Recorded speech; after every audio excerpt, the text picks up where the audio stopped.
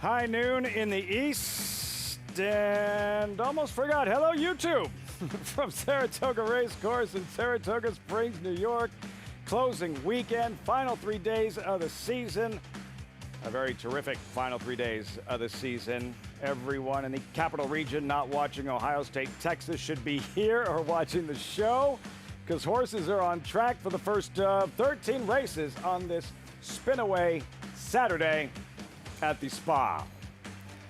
And just outside the paddock, alongside four-time Major League All-Star Paul LaDuca, he's a champion jockey. Richie Migliore, I'm Lafitte Pinkai, getting closer to post time for the opener, guys, on this 13-race Saturday, the final of the season, Richie. And the highlight, the Spinaway 2-year-old fillies, is Saratoga's most prestigious race for freshman fillies. Yeah, I mean, this is a barometer of things to come, right? A harbinger of things to come, I should say.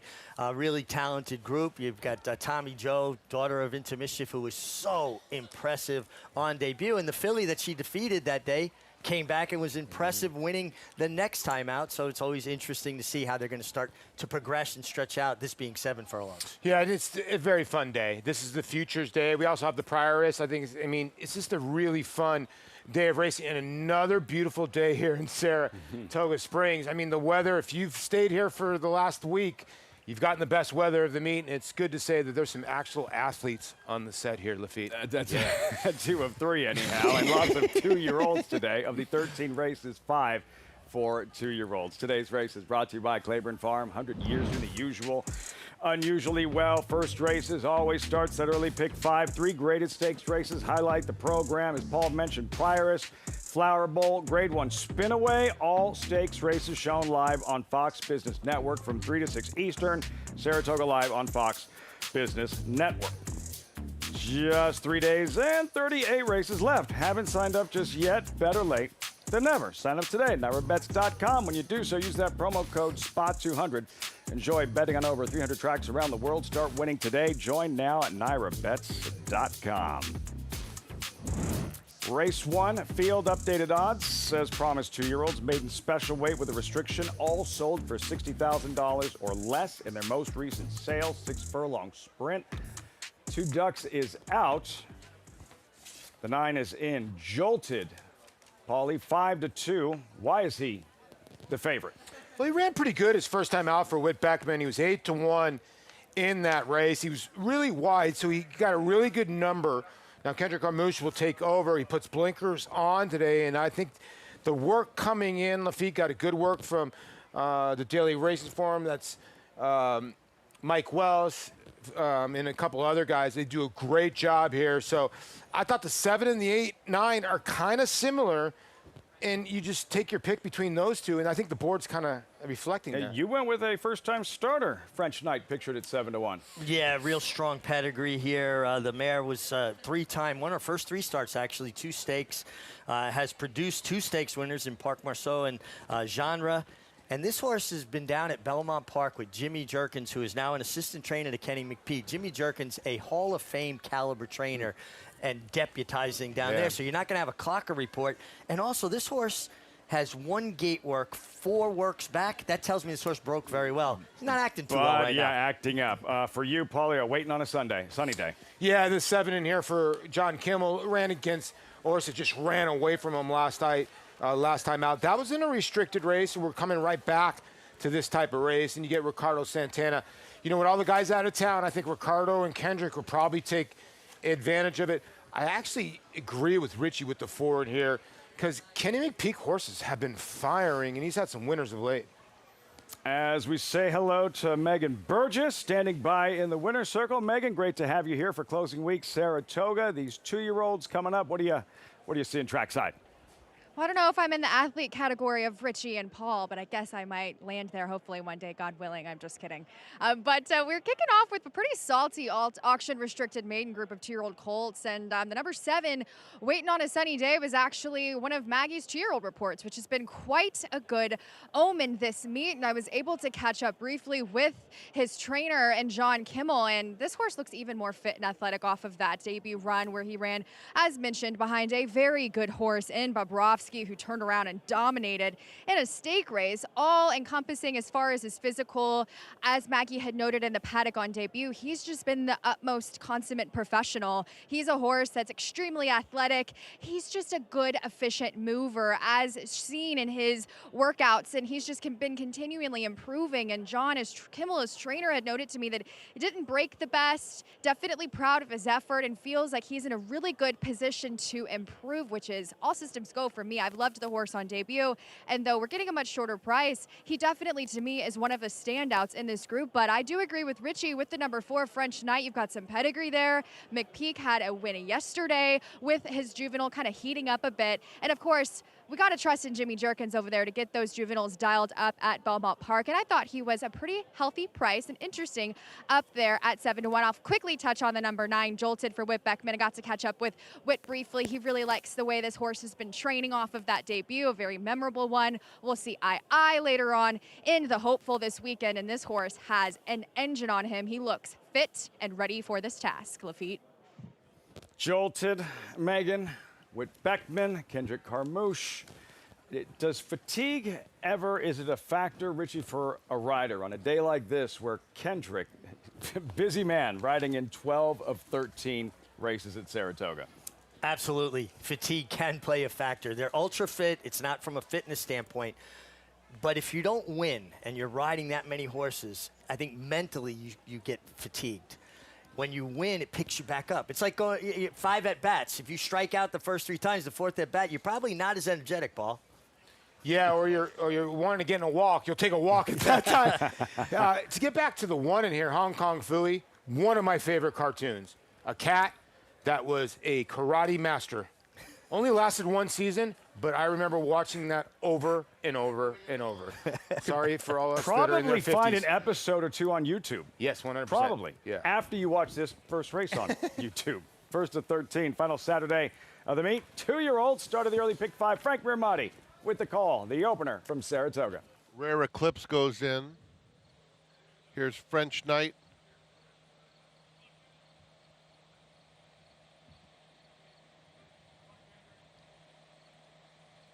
French Knight a little hesitant.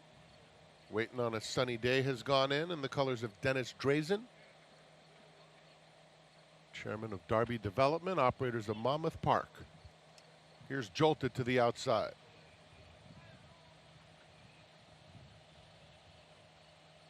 They're in the gate. And they're off. Rare Eclipse, very fast, but Waiting on a Sunny Day is quicker and takes command. Jolted on the far outside is up close, moving into 2nd. And Hong Kong Phooey is tugging along the rail in 3rd. Rare Eclipse now 4th as they head to the half-mile pole. Then Imagine John, followed by Nay Baby, the 2 trailers, French Knight, and Same Old Story at the back. Waiting on a Sunny Day shows the way through a quarter that went in 22 and 2/5 seconds. Pressed now by Jolted, and Jolted on even terms puts his nostrils in front with less than 3 furlongs to travel. Imagine John is on the outside of them 3rd. Hong Kong Phooey a close-up 4th. 3 lengths clear of Nay Baby. It's another 4 to French Knight with a quarter of a mile to go. 3 of them line up top of the lane, Waiting on a Sunny Day. Jolted and Imagine John. Imagine John to the front. Out in the center, here's Nay Baby. And Nay Baby's coming fast with Hong Kong Phooey. They're inside the 16th pole. Imagine John on the outside, Hong Kong Phooey and Nay Baby. They come to the wire. Imagine John wins a thriller. Nay Baby 2nd, Hong Kong Phooey. And then a battle for 4th between Waiting on a Sunny Day and Jolted. Wild, wild finish. In the end, Imagine John, pickup mount Dylan Davis, who won the co-feature yesterday, the perfect sting. Imagine John, fastest of all, even though he didn't run straight for much of the stretch. No, but he was ultra game, and I guess, you know, if you dig a little deeper, look at the company lines he's kept. Obliteration, Bobrovsky. I mean, some seriously talented colts there, and I guess there weren't any of those in there. You see, he went to lug in there. He added blinkers for the first time. Dylan would add him with a left-handed crop. And now here comes Hong Kong Phooey in a cavalry charge, and he kept finding. Yeah, Hong Kong Phooey, he was giving MSL Haramia a ton of problems. He was wanting to lean into as well. He looked like he was loaded at the top of the stretch. And then Nay Baby in the middle of the racetrack, and there is Jen Antonucci. She's had a really good meet. Really good meet. She really has. 6-1 on this horse. And Dylan, like you said, with the pickup mount, a lot of green horses in stretch, but this horse got it done. How many different 2-year-olds look like they had a chance to win, Richie, from the top of the stretch to the wire? I think about 6 of this field of 9, or 8 actually, with the scratch of 2 ducks, looked like they could get it done. And Hong Kong Fooey put his nose in front for like a jump. did this remind you of like Affirmed and Aladar? It's exciting, Richie. It's not go completely insane. Imagine John. Dylan Davis, 3-2-1-7. Another look, deep stretch, goes to the left hand. Hong Kong Fooey, big effort right there, but his presence and the competitive nature, even of a young developing 2-year-old who had an edge and experience, yes, Imagine John, but when headed to dig in and find a little more. Yeah, and you can see Dylan kind of turned his horse's head out into that horse a little bit to meet the challenge. Yeah. That's race riding, all clean within the boundaries of the rules. You want a horse to engage. You want him to hit, meet the challenge, and this horse really met it. And he was the horse with the most experience, this being his 4th start and having faced much better rivals in the past. And we have to say, our hearts go out to Jose Lascano, who suffered a fractured collarbone yesterday in an incident, communicated with his agent, PJ Campo, last night, and they were just kind of waiting on to see what the game plan will be as far as his healing up time. It's insult to injury, sidelined and watching another rider ride horses and winning races at Saratoga. Imagine John, Dylan Davis in the opener. Plus, how good is she? Tommy Joe. 1 start, and she's favored in the Spinaway. As for the competition, legit, mythical, fast, more experienced, undefeated. That's next, just getting started on Saratoga Live. You bet with Naira Bets. Bet any track, anywhere, anytime. Download the Naira Bets app to play today and get a $200 deposit bonus. Watch live horse racing, get expert picks, boost your bankroll with weekly promotions, and hone your handicapping skills with exclusive tips and tutorials. Download the Naira Bets app now. Sign up now to claim your $200 deposit match bonus. You bet with Naira Bets.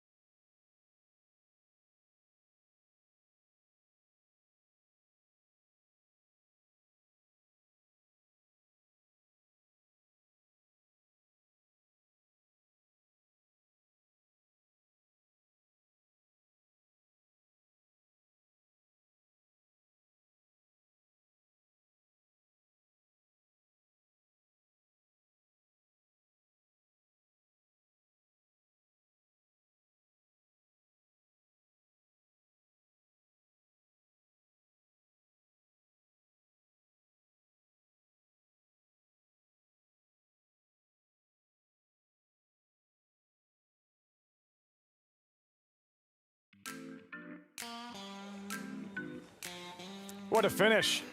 Imagine John digs deep, finds more, and breaks through in his 4th career start.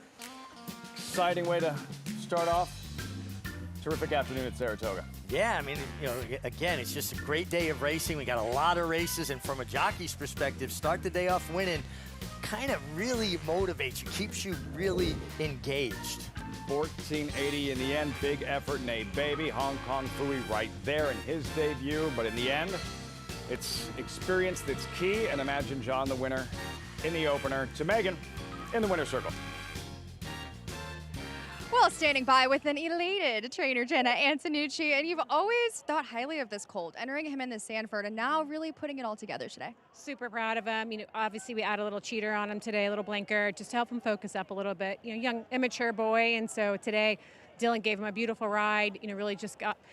Honestly, I just give Dylan a ton of credit. He really gave him a smart ride, threw him up in the bridle, let him get to the outside a little bit. He kind of threw him up in the bridle nicely, and then just watching him battle late that's all horse and all rider right there.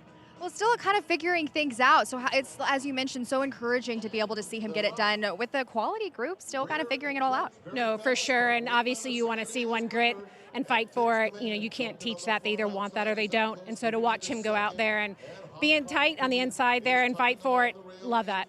Well, our thoughts are, of course, with Jose Lescano, who was as meant to ride here. But what was Dylan able to tell you about what he had under him here? He was just really pleased with, they got in a little tight on the backside too. And then, that actually helped throw him up the bridle a little bit, he was saying. And then coming home, he said they gave him a little bit of pressure, and then he just dug in and fought for it. And so just hearing that back about the colt, important things to hear when you're developing a young horse. Well, everything you could hope for. Congratulations on a great meet, Jenna. Thanks, really appreciate it. Lafitte? History-making trainer Jenna Antonucci with Wayne's kids there in the winner's circle.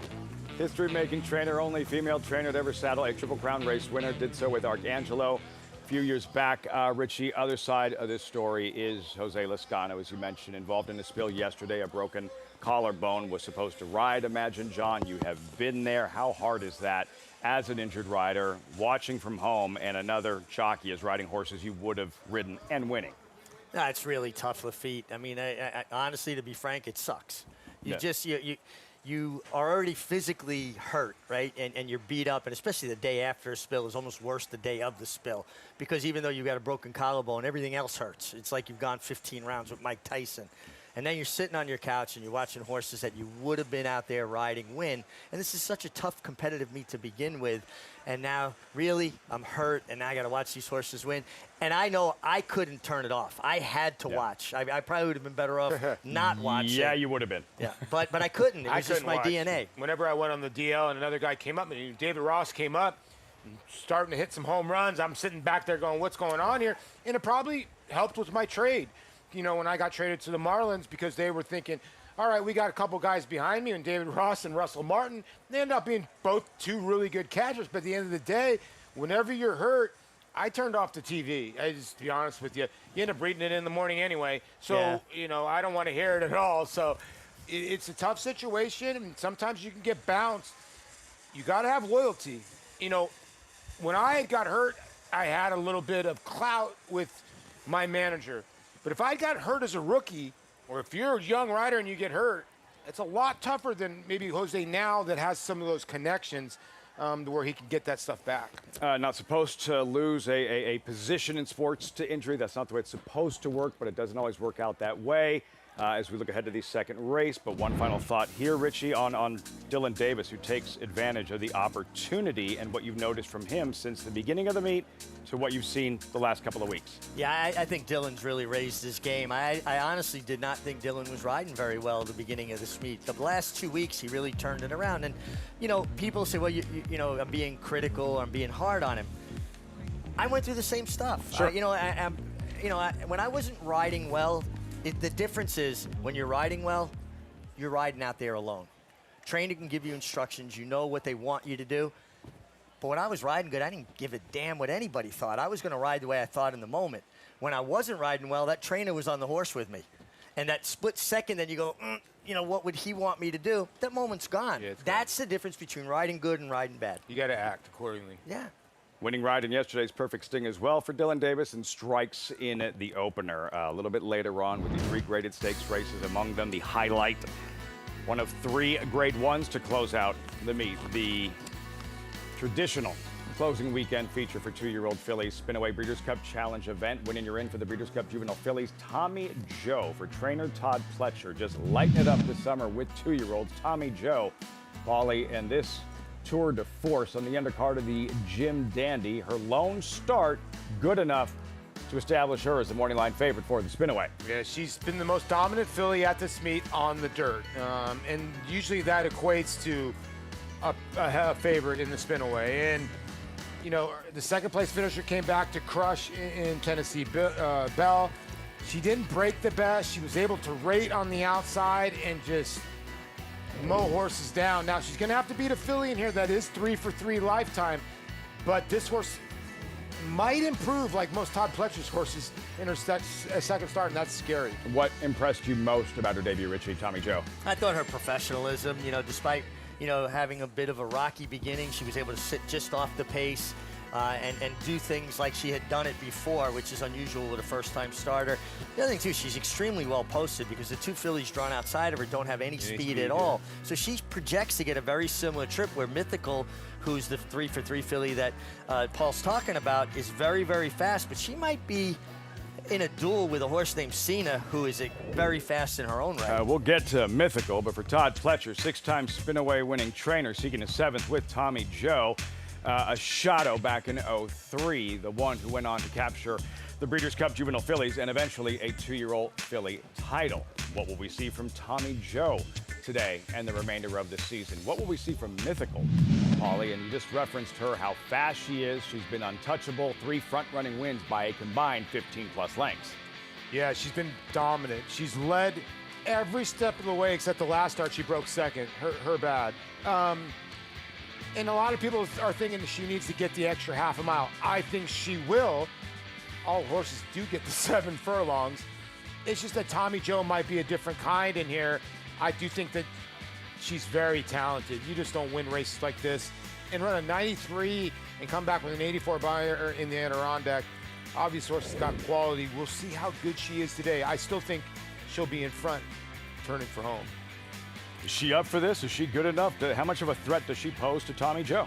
Well, I think you've got to respect her. She's 3 for 3. She's blazing fast. She's already beat the boys in the Tremont and come back and beat the girls in the Adirondack.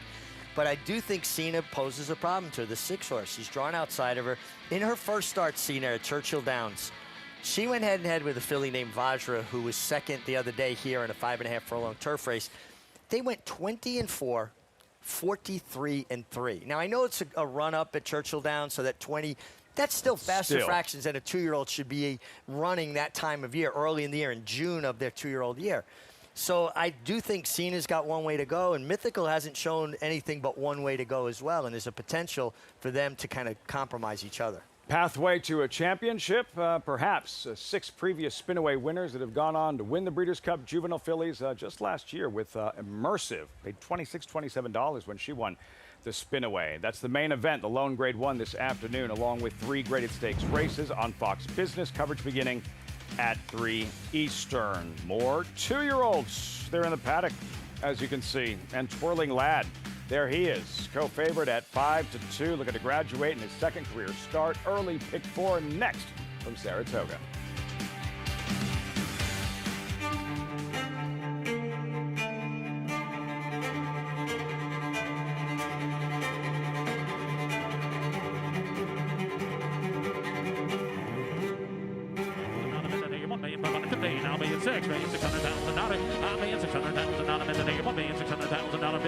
Now 650. I'm paying 650. I'm paying 650,000. Not anybody else.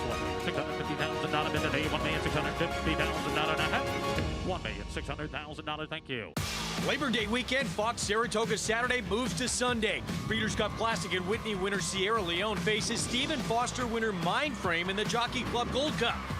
Special coverage presented by Caesars Sportsbook. Sunday, 1 Eastern. RaceLens is the most in-depth product in horse racing with unique features found nowhere else. True odds, predictive analysis, and pace projection. RaceLens. It will change the way you follow horse racing and take your game to the next level. And they're off in the Grade 1 4-go. And it's going to be Yopon who gets to the wire first. The 7 furlongs in 1:21.3.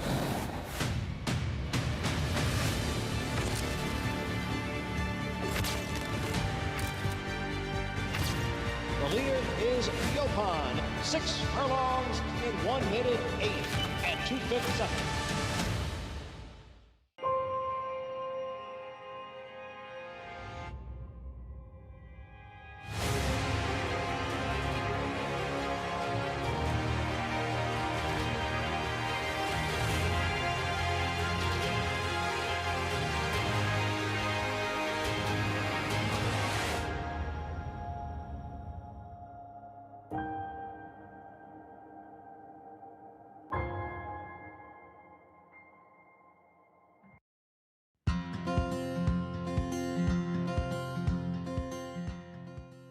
We are here with Time to Roll.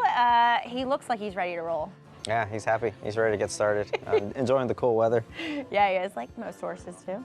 Talk a little bit about Not This Time. Obviously a good sire, especially a precocious sire, but he also has precocity on the bottom side. The dam won first time out, lone sibling won first time out, so what are we expecting from him? A lot of pressure for us, huh? Yeah, sorry. Yeah. No, I mean, I think he's going to debut very well. He's done everything, very well leading up to this race. I think he's a horse that wants to go farther. So, going 3/4, actually Kendrick worked him from the gate, and he's felt that if we sprint him, he's going to use himself too much. And to stay with the field, it would be a harder race on him. So we opted to go to the turf with him and, give him the experience. And it wouldn't surprise me if he won. It wouldn't surprise me if, he needed the race. When you work him with older horses, is that to kind of figure out where they stand, or is it to test them a little bit? What's the mindset? A little bit of both, kind of test him. He was doing everything very easy, and actually Kendrick was on him, and he said that was the first time that he felt them at the quarter pole, like kind of take a deep blow, like okay, this horse isn't, just, the time wasn't like anything super fast or anything, but it was just a mental strain on him a little bit. So, and as we get closer, I'll typically like to do that, try to test them and see how, how they'll handle it. And now moving forward, he's been, everything's been coming to play pretty good. Maggie's 2-year-old report brought to you by Spendthrift. Maggie pays you a visit usually means good things. Time to Roll, one of 2 trained by Horacio De Paz, the other Twirling Lad. Favorite currently, Coach Ryan, New York bred 2-year-olds going a mile and a 16th on the inner turf course. To Megan right behind us in the paddock. I know, I see you over there. I'm a little jealous, but actually I'm not jealous. This is pretty fun to be here in the paddock, and you're right.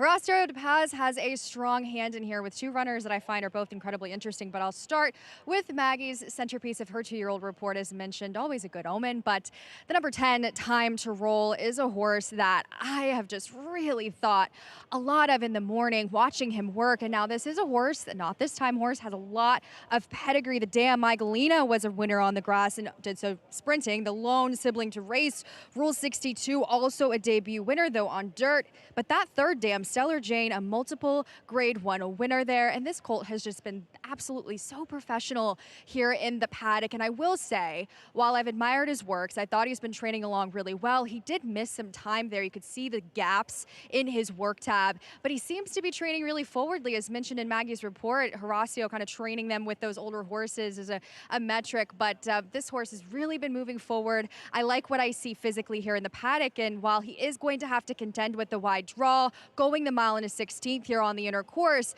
I think he's going to hopefully have a positive experience here on debut, but he is going to have to contend with his stablemate in the number 8, Twirling Lad. Now, this is a horse that I really like as well. He just looks so athletic and fit here in the paddock, and again, taking everything in, inquisitive. You can see him there with the hood, and it looks like he's got blinkers on as well. But this is a horse that I love his sire, Twirling Candy. So versatile, solid 14% overall when it comes to his turf starters. And his second dam, Caroline Thomas, was actually a multiple graded stakes placed runner going long on grass. But the really interesting thing to me about this horse is he's been working in company with a filly by the name of Awesome Check, who we saw win the Auto Stakes a week or so ago. So that horse was right there with that stakes caliber filly, and he has just been training so forwardly. I think he's going to hold his own here as well. But I want to quickly touch on the number 1 here. We can't leave Chad Brown out, I guess, can we? With the first-time starter, Ever So Dangerous Barn, bred by, I believe here, by Michael Dubb, who they teamed up with a win earlier in the week with Catherine Marissa. But Sire Slumber, 4 for 23 with those first-time starters on turf, and a strong 25% with 2-year-olds. And he's also one that's been super professional here in the paddock, athletic. Looks like he should be in the mix here on debut.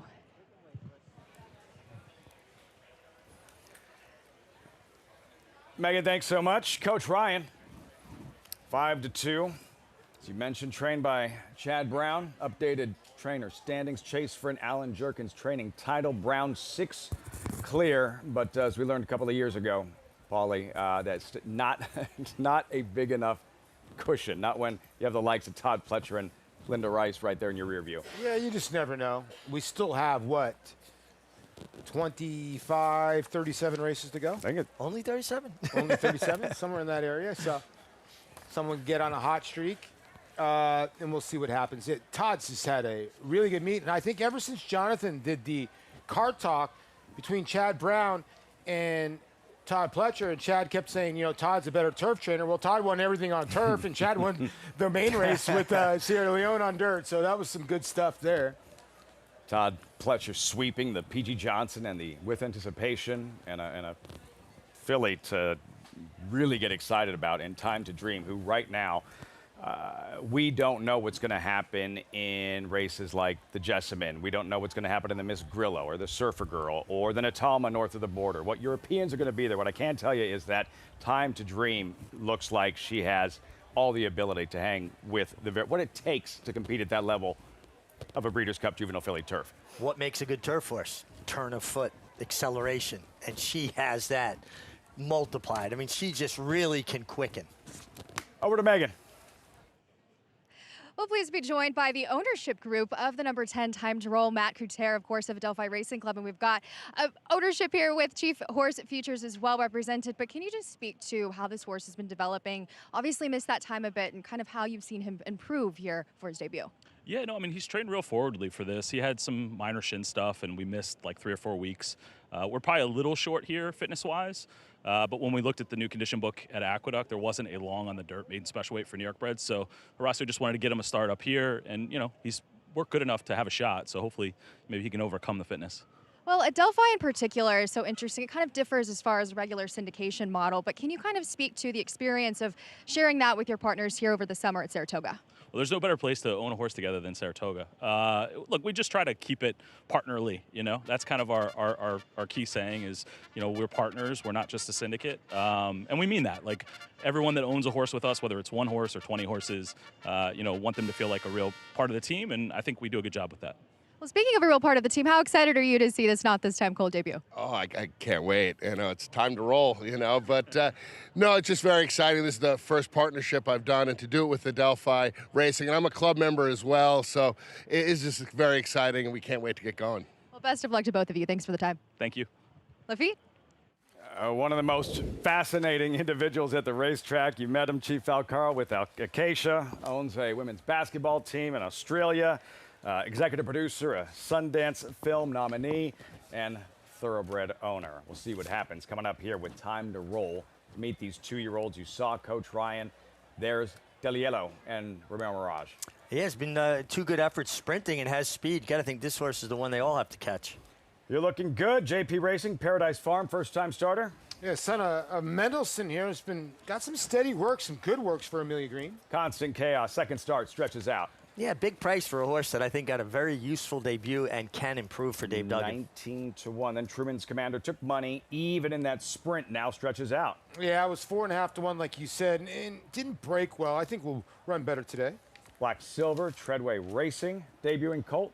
By Slumber, who is really quietly developing into a top stallion here in New York. He's got the benefit of all that good Juddmonte blood behind him. Twirling Lad, second start, was bet, tries turf, now favored. Yeah, blinkers go on here, and Sire's 14% is Twirling Candy.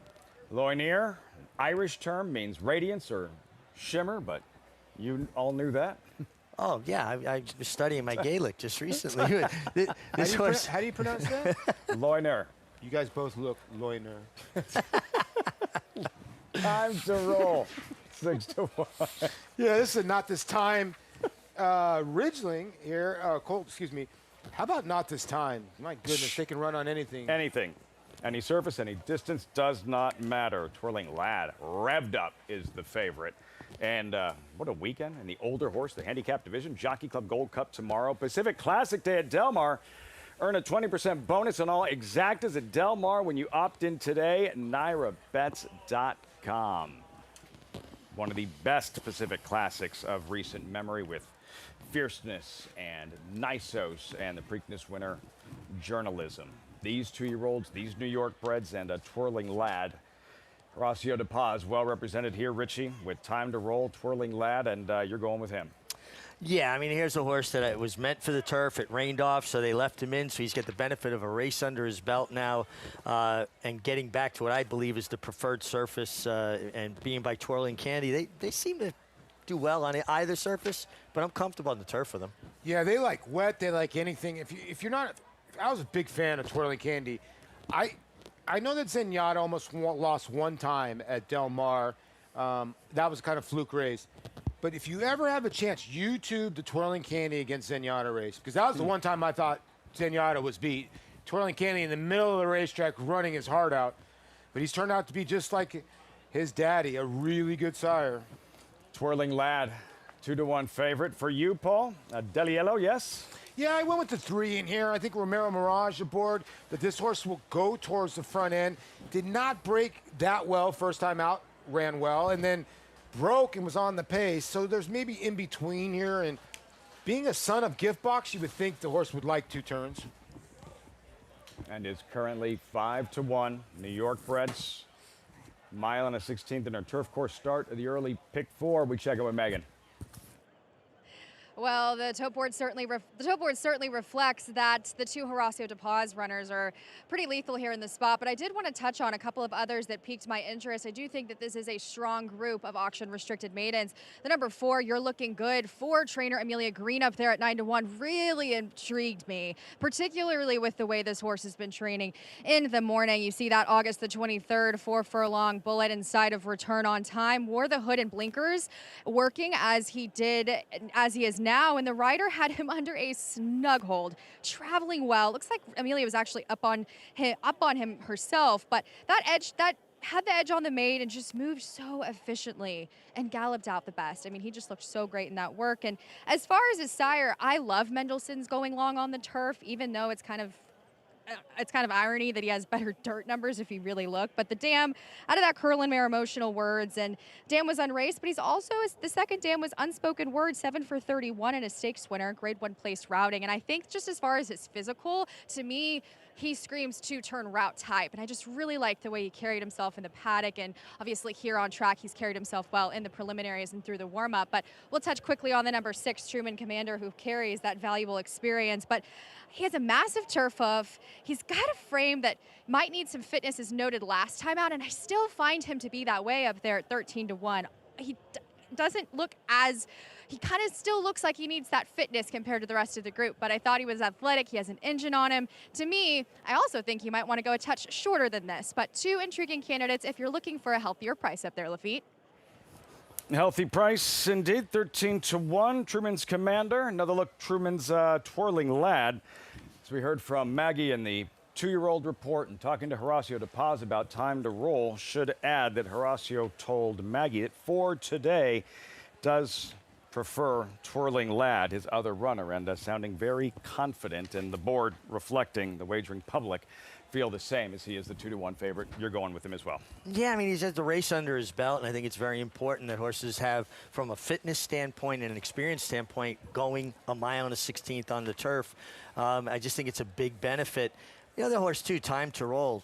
Tough post for a young horse. Post 10, all that empty space to his outside, and he's got to get into that first turn without being caught too wide. I'm expecting somewhat of an adventure with this bigger field and inexperienced and 2-year-olds on the inner turf course and jockeys trying to establish position. Oh, absolutely. And just because a rider knows where he wants to go doesn't mean the horse is going to completely cooperate. Yeah, this is kind of like, I always wonder what it is getting on these horses. I know they do well in the morning, but getting on them in the afternoon, Richie's got to be a box of chocolates. Yeah, well, they're seeing a bunch of new stuff that they've never experienced before.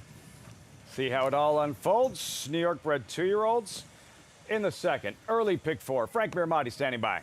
Constant Chaos going in.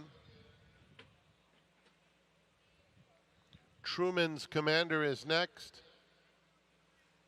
And the last one is Time to Roll. Goes in. They're in the gate. And they're off. Gaming Wizard was off a step slowly. It's a quick start for Truman's Commander, and Twirling Lad came away in good order second. They're followed by Deliello, who's headstrong along the inside third. Constant Chaos is fourth, followed by You're Looking Good, who races right on the inside of Time to Roll into the first turn. Then Black Silver, Coach Ryan, is toward the back of the field, more than a dozen off the pace, and 5 lengths in front of Loner and Gaming Wizard. The opening quarter mile went in 24 and 4. And so it's Truman's Commander who takes them onto the backstretch, pressed by Twirling Lad, who's just a head away second. 2 more lengths, Diliello, Constant Chaos in between. Time to roll 3 deep, 4 lengths off the lead. Another 2 back to You're Looking Good. Black Silver is next, followed by Coach Ryan coming to the half-mile pole. Still a half dozen back to Gaming Wizard and Loner. 50 and 3 for Truman's Commander, who's been there throughout. Puts a length now on Twirling Lad, who's coming back for more now, within a half length once again, rounding the far turn. Time to roll. Diliello are right together, 3rd and 4th. It's another 3 lengths back. You're Looking Good. Constant Chaos is next. Coach Ryan in the aqua colors still 9 lengths off the lead as they come to the furlong pole. And Truman's Commander has shaken loose in a big way. 4 lengths on Twirling Lad now. And it's Truman's Commander well on his way. Truman's Commander, sharp in victory, scores by 3.5. Twirling Lad was 2nd. Diliello 3rd, and Gaming Wizard with a nice rally up for 4th. With Gulfstream's Royal Palm Meat leading jockey Edgar Zayas strikes in the second. Truman's Commander breaks through in his 2nd career try. Pace makes the race, Paul. I mean, he just got to gallop to the lead and set pedestrian fractions. And when he shakes him up right in here, you see this horse drop down and quick, and he had a lot left in the tank. He did 12 to 1. And, you know, you're mentioning Edgar Zayas. Very experienced, very good jockey, and he's a forward jockey for a lot of people out there. And put this horse right on the front end. And, you know, I think Kendrick thought, okay, let's play a 2-horse race down the backside. Let's go 114. It'll be just us 2. The six just kicked clear. Became a 1-horse race. Yeah, it became a 1-horse race, yeah. A theft at 12 to 1, and it's not like he's, where's the wire, reaching for the wire. He was finishing with something left, finishing strong. Well, when you get to go that comfortable, right? Basically 25, 50 and change. School's out if you've got any horse under you whatsoever. And when he set him down, this little horse pinned his ears, dropped his head, and went for home. And they would have had to sprout wings to catch him. Yeah. You know, I had said at the top of the lane that maybe the 3 would kick home because he's a sprinter. When you're going that slow, the 6 is in a gallop. So now he's coming out of a sprint race where he was favorite and he got left, or 4 to 1 he got left from Mark Casse, and he was able just to sprint home, able to do his thing, and the race was over. Several jockeys out of town. Kentucky Downs riding opportunity. We told you how busy Kendrick Carmouche is today, riding in 12 of 13 for Edgar Zayas. 9-time leading rider at Gulfstream Park, and he has a full slate, a full menu of mounts for him today. And South Florida has always been a proving ground for riders coming, particularly from Latin American countries. They get there, they all stylish, all strong, all fearless, and you've seen over the years, historically, they become champions. Yeah. And, you know, Todd Pletcher's used Edgar a lot on his horses when they ship down to Florida. But you're right, Lafitte. He's the creme de la creme when it comes to the jockeys there at Gulfstream Park, and he can hang with the big boys, and he's just proved that in that last race. But a lot of these guys can ride, you just don't get to see it on a daily basis. 12 to 1 in the end, 6-8, 3-2. Zayas for trainer Mark Casse, Harry Rosenblum's Truman's Commander in race 2. When we come back, Louisiana most definitely in the house. And in the winner's circle a lot this summer, Kendrick Carmouche, that infectious energy, just a guy who loves his job and does it very, very well. That's next. Say hello to Move. It's a 1-horse race, very professional and very fast. Move, rolling home by 4 in fine style. Muth, the son of good magic, coming down the stretch in Hot Springs to win it.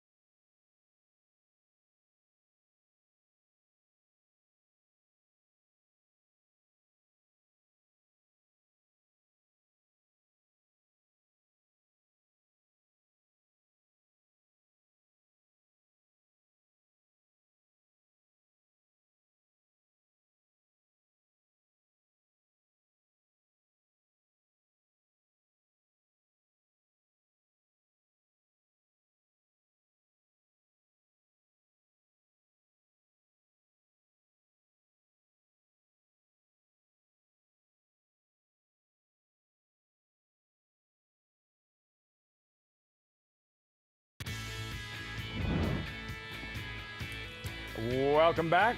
Saratoga Live. As always, brought to you in part by Naira Bets. Bet any track, anywhere, anytime. Visit NairaBets.com or download the Naira Bets app to get started. Lots of Godolphin blue around here, especially on the statues. Last year, immersive Spinaway winner, eventual Breeders' Cup Juvenile Filly winner, and reigning 2-year-old filly champion. Truman's Commander in the second, winning rider Edgar Zayas with Megan in the winner's circle. Well, as you mentioned, here with winning rider Edgar Zayas, and just here for a quick pit stop. As you mentioned, Edgar, you head out tomorrow here to ride some stakes horses we'll get to, but how confident is it to get a horse on the front end so easily and comfortably as you did? I didn't know him that much, but I got on him, and he was pretty sharp as soon as I got him in. I had in my mind already, if he breaks sharp out of there, I'm just going to let him roll to the lead, and hopefully they let me put easy fractions. And, once I took the lead, I was able to get him comfortable, and he was really galloping all around. Well, you don't typically ride here in New York regularly. You've been riding so well in Florida, but can you kind of just speak to how that business has kind of led you here to one of the toughest meets of the entire game? I gotta give thanks, to be honest, to Safi and all the trainers that really give me the support. Cassie always supports me down there in Florida. Pletcher, when he goes down there, he ride a lot for him, bunch of for him too. And but my main barn, Safi, normally he takes me all around and give me opportunity to travel all around, and I'm thankful for it. We have to touch on Be Your Best later on, coming up in the Flower Bowl. You mentioned you haven't been on her, but could you just speak to how you've gotten to develop a relationship with this mare? I got to ride her at Gulfstream when she came down for the winter last year, and we got 2 greatest stakes back to back. The biggest one was the Pegasus, and after that she went and won another Grade 1, and I was thankful that I got the opportunity again to get back on her, and hopefully she brings her A game today. Well, best of luck there. Good job here. Thank you. Lafitte? Megan, thanks so much. Edgar Zayas, an opportunity, Paul, with so many riders that are at Kentucky Downs, and to be able to come here, ride live horses on a big day here, closing weekend at Saratoga. There's a lot of guys in town. This guy can flat out ride. There's just no doubt about it. When you're 25 or 30%, I don't care what league you hit in or where you ride at, you can ride. And you're at a meet where guys do ship in horses. Hopefully you had that superfecta, my goodness. But Truman's Commander will get the job done. You're going to see, Rajiv's going to be riding here tomorrow. Yep. I think Louis Rivera is an underrated rider. I think we've seen him. You see on the thing it's 1 for 50, and you look at Louis Rivera, he can ride. And he just hasn't had the mounts. Edgar can ride, and I think you're going to see Jaramillo can ride too as well. Those are the 2 best jockeys right now in Florida that are coming up here. Angel Cordero would have left closing weekend. That one of those years you were here at Saratoga, you would have won that riding title that you wound up, I think, tied with him. Well, listen, Angel's story to me is the most remarkable story. He came here several times, didn't win a race, was living in his car, and it became such an important part of his career, winning Saratoga, to kind of erase the bad memories. He was leaving here a few times. Eddie Belmonte interceded and took him from the airport. No, you belong here. You need opportunity, just what you're saying. There's one winner every race. There's several losers every race, and there's only so many good mounts to go around. In a place like this, it's that competitive. King of Saratoga, Angel Cordero. 2 races down, 11 left. 3 stakes races. Later on, coverage moves to Fox Business at 3 Eastern, and we push forward. Race 3, beginning the mandatory pay pick 5 New York bred sprinters. And while What's Up Bro is the current 2-1 favorite, co-favored, Kendrick Carmouche on Trust Fund, also 2-1. If you've followed this sport long enough, if you've watched the show long enough, Kendrick Carmouche, he does leave an impression. His personality, his energy, his vibe, all of it. Kendrick Carmouche is who he is, simply a person who believes in positivity and a horseman who simply loves his job. Yeah. I love the morning work. The morning is something that brings peace to my day when I can wake up and say good morning to everybody and just get on horses, in the morning. It's fun that us jocks get to go out and get on these horses because it builds a relationship for the afternoon where we can be even better. Yo, what's up, brother? Every morning I wake up, I gotta go talk to everyone to let them know how much I want it, how much I want to be successful to their team, want to be on their team. I love riding for everybody. I want to ride for everybody. I feel like I can do good for everybody if I only can put the work in to be successful at the end of the day. Mama Linda, how are you, hon? I'm good. I like to always check with the people that I ride for, so, you know, we can have a good vibe going into the afternoon where we can win some races.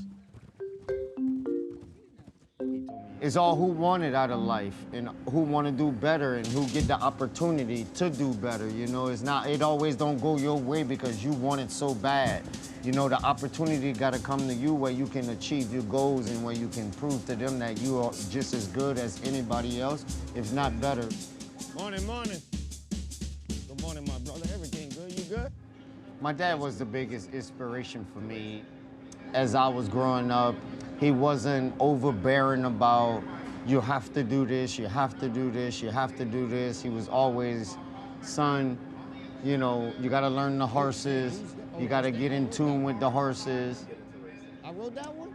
After that, I just started building from there. Morning. Me, all day. I ride 2 for Linda, se fue adios. My dad always told me if you can't be good at it, you know? So, you know, anytime I lose, I'll be like, man, if I can't be good, I gotta be good at it, you know? If I can't win, I gotta be even better at it, you know? That's some of the things I think about that my dad always used to tell me, you know? And he used to always tell me, never walk with your head down, always keep your head level, because if you keep your head level, you can see what's in front of you. And I can see everything what's in front of me, Dad. You was right, man.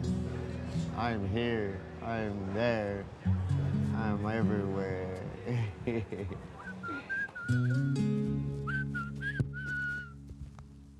I was brought in the game. I was pretty much raised in the game, you know, so I just can't speak so highly of how much I love my sport. I think my sport is wonderful. I think these horses are wonderful. I think these horses do stuff for people across the world that humans can't do for other humans, you know. That's how I feel about horses, and I'm just blessed.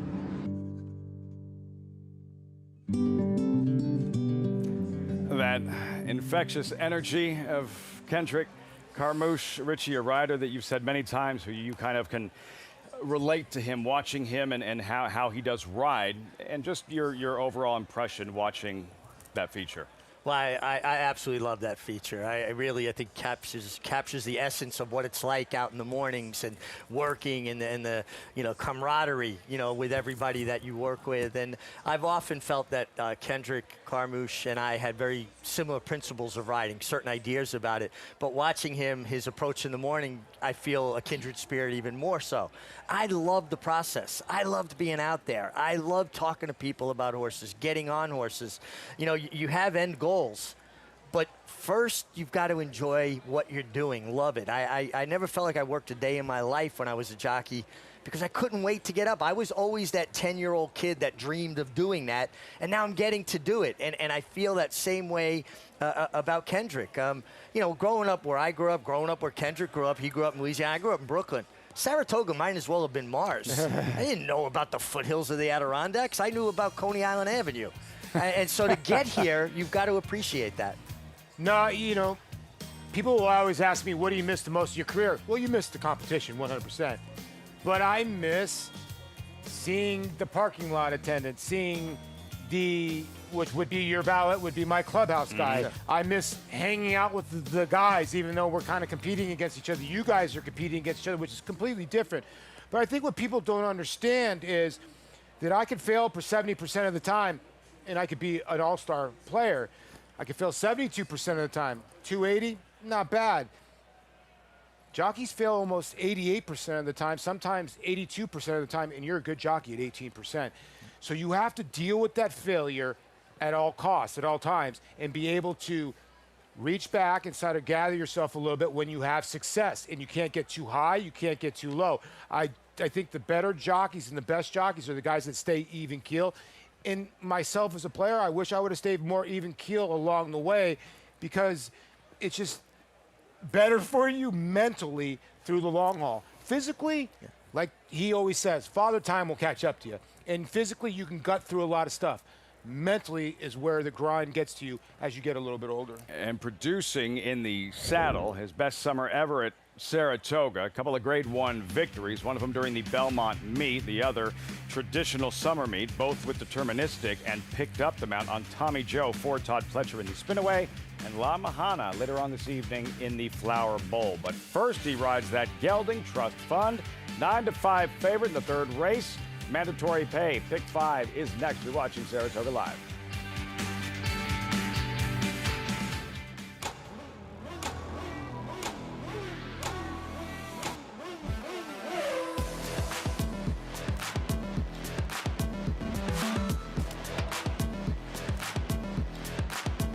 Prince of Monaco's Too Good for Moose, an impressive winner of the Best Pal. Miramondi's All Hot, but Prince of Monaco Too Good. Prince of Monaco, standing at Claiborne Farm. You bet with Naira Bets. Bet any track, anywhere, anytime. Download the Naira Bets app to play today and get a $200 deposit bonus. Watch live horse racing. Get expert picks. Boost your bankroll with weekly promotions and hone your handicapping skills with exclusive tips and tutorials. Download the Naira Bets app now. Sign up now to claim your $200 deposit match bonus. You bet with Naira Bets. 4 years now, Monmouth Park's 50-cent Win Early Pick 5 has helped players win early and often. This year, we're adding more. Monmouth Park's new Middle Pick 5 boasts a player-friendly 15% takeout and more opportunity to score. Start your day winning early. Continue to winning more. Play Monmouth Park's Win Early and Middle Pick 5s. First post 12:50 weekends, 2 p.m. Fridays. Racetrack Television Network brings you every race, from every track, on every screen, every day. With monthly packages starting as low as $5, RTN gives you great value and access to more live HD streaming and race replays than anyone. Visit RTN.tv today to sign up and watch on almost any device, including Roku and Amazon Fire. RTN has packages that start at $5 per month.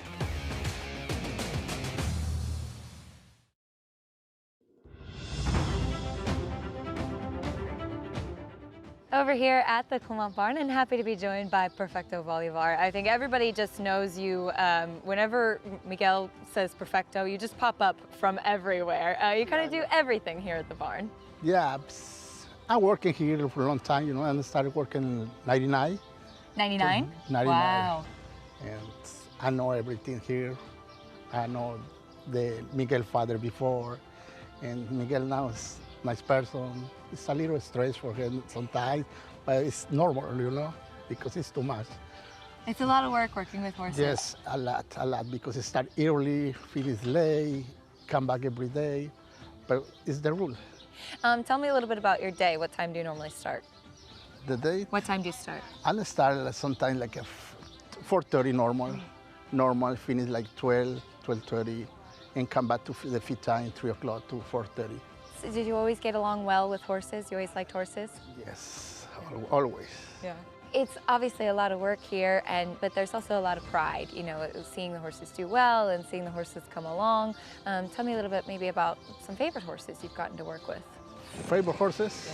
Yeah. When I'm grooming, I love Voodoo Dancer. Voodoo Dancer wins it by a nose. Gio Ponti. Here's Gio Ponti on the outside, and Gio Ponti did it like a champion that he is. Tonalist, you know.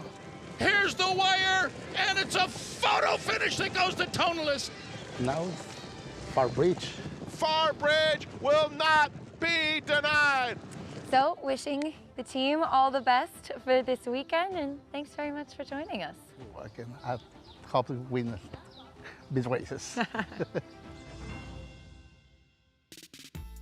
Backstretch heroes. Keisha says when they play backstretch soccer, Team CC Perfecto plays goalie, and then he's deceptively quick, deceptively fast. He's going to be busy a little bit later on this evening because of the Flower Bowl Breeders' Cup Challenge event. Winning you're in for the Breeders' Cup Filly Mare Turf. Miguel Clement trains the morning line favorite, La Mahana. And what she did in this Glens Falls unyielding ground, Richie. Some handled it, some didn't. La Mejana loved it. Yeah, I think you could say with clarity that she relished the going. She's talented besides, but she took her game to another level in this soft ground. And it's always interesting to me, the ones that can quicken in it. You know, a lot of times it's more just a pure test of stamina. Who can kind of see it out? She actually finished the deal. You can see her. She's just, I don't know if she's a tiny little thing, but she curls herself up like a ball of just fire at the end of that race. And how about it? She just jumping around at the end of that race and her ears started flicking back. Looked like she wanted to jump in the pool of water. Yeah, she's tough. I do think Beliza, how you pronounce that on the outside, the other Miguel Clement runner, I like a little bit better. I think La Mejana, a lot of people are thinking, is she going to regress from that effort? Miguel said that La Mejana, that she just dazzled that race, as you just saw in the Glens Falls. He also said she's never been better, that she's improving at the age of 6 without any real explanation. How rare is that for a racehorse at that age?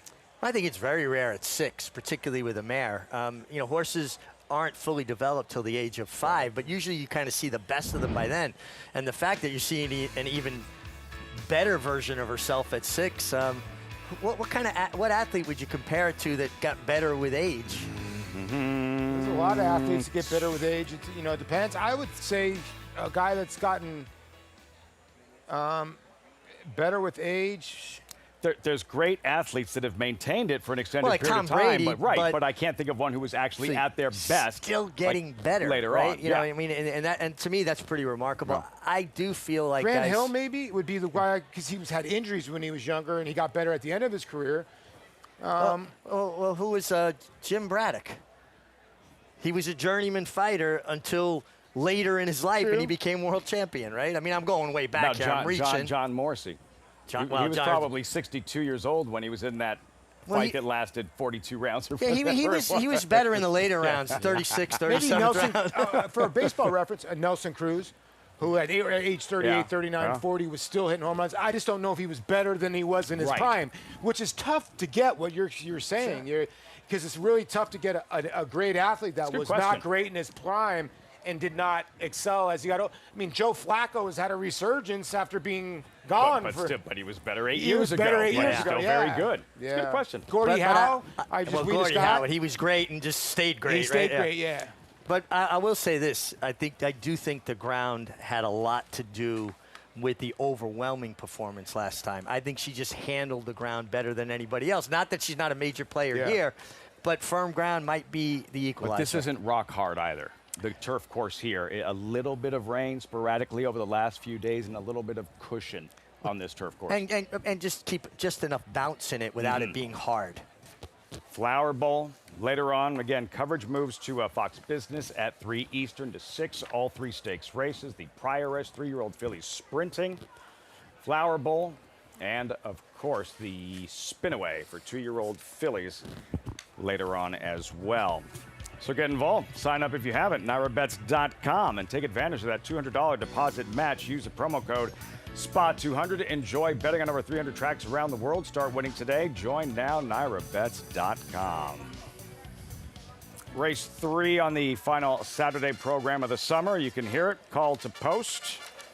We'll meet the field, New York bred sprinters, 6.5 furlongs, and we start with Runaway Joke. Picture the fast colt, 7 straight wins, 6 at Finger Lakes.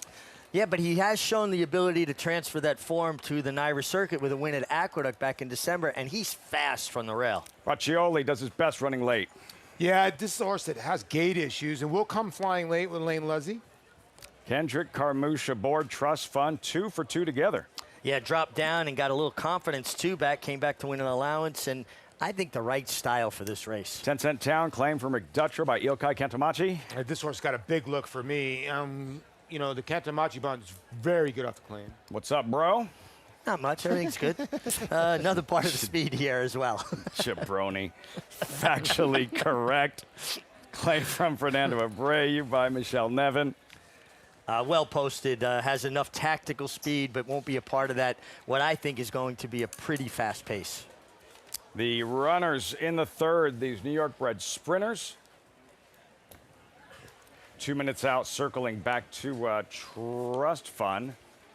This is his latest appearance. Late June downstate, favored with Kendrick, Paul, and Factual Trust Fund here, who was chasing a hot pace, and it is going to cost him late.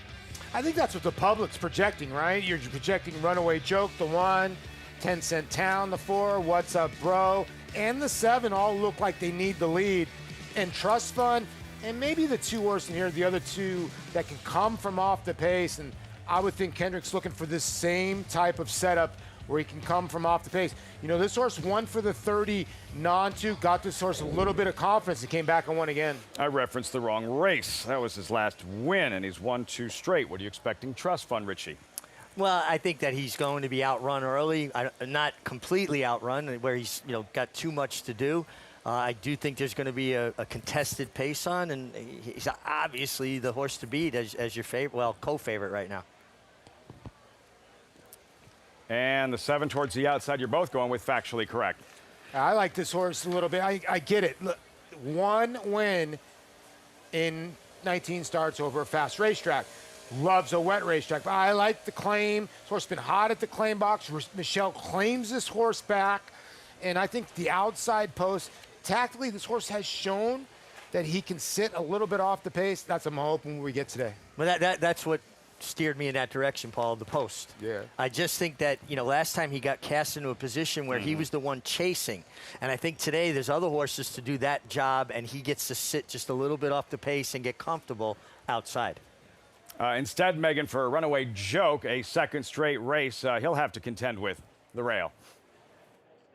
He will have to contend with the rail of feet, and he's also a horse that, as mentioned on set, he needs to break, and he needs to break sharply. He's kind of got a quirk about that, and obviously breaking from the inside might not be the best place to not break cleanly from the rail. But I did like him here in this race, and while he does take a big step up in class, he just has been working so well out of that effort, and he's one that his trainer, the Alessandro Barn, doesn't necessarily send horses here very often, just 5 total career starts, and shipped into tougher company last fall at Aqueduct and won. And as I mentioned, yes, there's class questions, but if you're just looking at figures and abilities alone, I do think that this horse does stand tall in this group, in a group that I thought you could go a lot of different ways here, depending on your opinion. I went against the number 5, What's Up Bro, but I also I can't argue with you if you don't agree with me, but he's a horse that's just so athletic. I've never really been his biggest fan. He has the speed here, but we mentioned this pace could get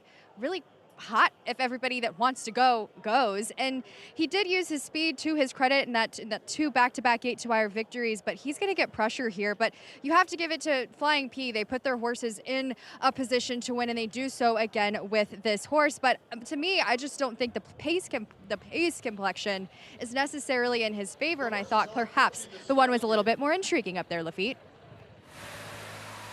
As the 2-1 favorite, What's Up Bro, in front of this energetic, enthusiastic crowd, Saratoga, final weekend, final Saturday of the meet.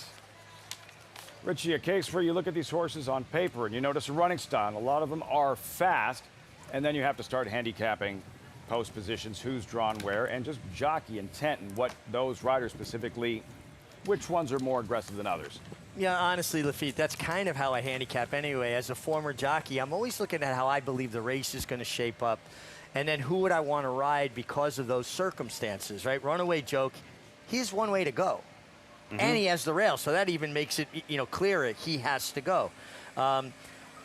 Brajol is, I believe that's how you say it. I mean, I like a good Brajol. In Frankie, I trust. Yeah, he may not be good enough, and he's too slow. Trust Fund is a closer that is good enough, so he's a major player. 10 Cent Town, he does his best running when he's on the lead. I don't see him making the lead here. What's Up Bro does his best running when he's on the lead. He's going to have to fight for it. Then who's the next logical closer? It's Factually Correct. So the race, to me, runs through the 3 Trust Fund and the 7 Factually Correct. And if I was riding the race, I think I would want to ride Factually Correct because I think he gets the right trip from the outside. Okay. Well, I do think the 1, even though people think it's a bad draw, I don't think it's a bad draw because the 2 and 3 are the slowest horses in here. So I think the 1 can kind of slip away from there. It doesn't have to break too sharply, and we'll still get to the front end. We'll just see how good he is. Similar scenario for Dylan Davis as we saw in the first race, of which he wound up in the winner's circle. Yeah, his horse scratched, and he picked up Jose Lezcano's mount and won.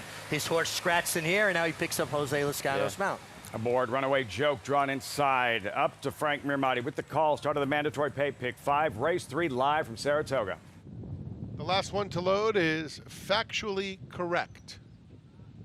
Going up. Factually Correct goes in. They're in the gate. And they're off.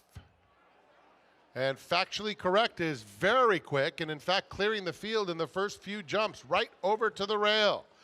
On the inside, Runaway Joke had a very slight bobble, but recovered immediately and moves to engage Factually Correct. What's Up Bro in the pink silks gets a good trip, 3 off them in third. They're followed by Trust Fund and 10 Cent Town right together, and it is a huge, huge gap to Brajol. They come to the half-mile pole. The opening quarter went in 22 1/5 seconds. Factually Correct, dictating terms. 3/4 of a length. What's Up Bro looming up alongside, coming to the 3/8 pole. Those two are 1-2, and just behind them, it's Runaway Joke in the green silks, a joint third, with less than 3 furlongs to run now. Factually Correct goes through a half in 44 4. Runaway Joke angles out to try and take a crack at him. On the inside, 10 Cent Town is coming alive in a big way. Angling out now after Factually Correct. And here comes 10 Cent Town with a 1/16 of a mile to go. It's Factually Correct. 10 Cent Town on the outside. Trust Fund driving finish. Here is the line. Photo finish. It is very, very close between Factually Correct and an oncoming Trust Fund. And in between those two was 10 Cent Town finishing third. Slugfest to the wire. 3 of them battling to the wire. Factually Correct. Trust Fund, 10 Cent Town, noses bobbing. Who got there, Paulie? I think the 3 won the race, and it runs 3, Wow. 7, 4. If you had the 4 in here, wow, that's a hurting. And we had the 7 here, but the 3 come rolling down the center of the racetrack. This is a heck of a run by Trust Fund. Off the layoff, and didn't get a ton of pace to run into. I understand it says 45, but the 1 tried to get underneath the 7 to make this a really fast-paced MIG. And I thought this was comfortable. 110 flat for these horses. How good was this race, though? Oh, 3 race. horses, noses up and down on the wire. They put on quite a show. Didn't deserve a loser, honestly. Trust Fund over Factually Correct, 10 Cent Town. Just absolutely thrilling, and just the way I thought it would run. Factually Correct from just off the base. He goes right Hey, to the listen, lead. it don't matter how you got there. You said the race goes between the 3 and 7. I don't care if the 4 is 10 lengths back or a nose back. It's a winner. Eclipse, Thoroughbred Colors, Kendrick, Carmouche teaming up with Todd Pletcher. Another look, pick up the action, turning for home. Factually Correct on the lead.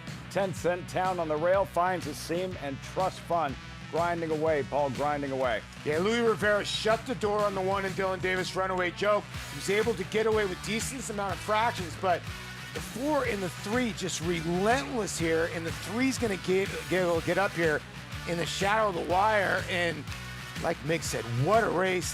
What a race. The 4 really was trying hard in the middle, too, for Jaime Rodriguez.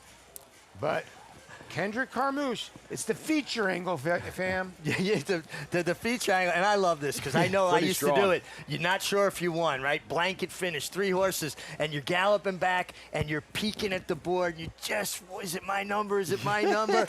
and a lot of times, I would see my number, but then I have to check my arm number to make sure I got it right.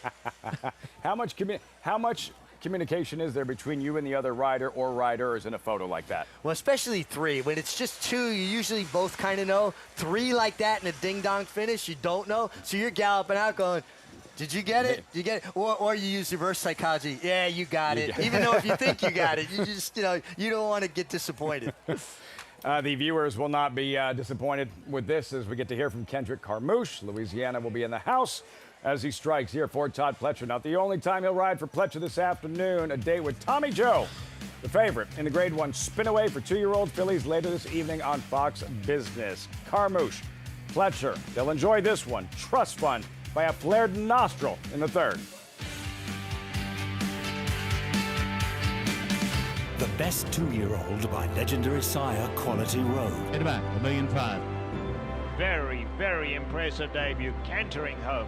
Could not have been more impressive. Coast to coast in the American Pharaoh. He's the real deal. Undefeated and unchallenged at 2. He's just too good. He wins the Breeders' Cup Juvenile. Corniche.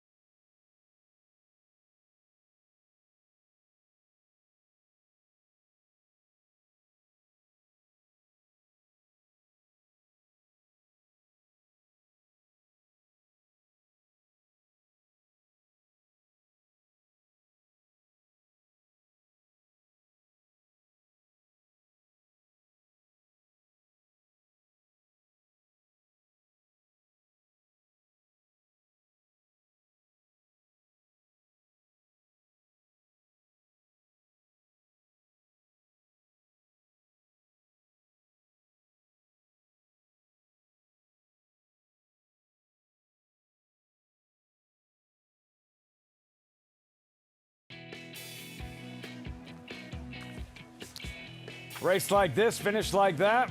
We'll get the blood pumping.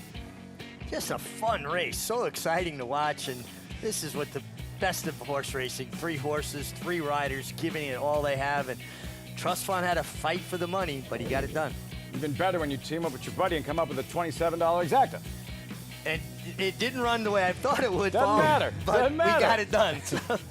Putting trainer Todd Fletcher with Megan in the winner's circle.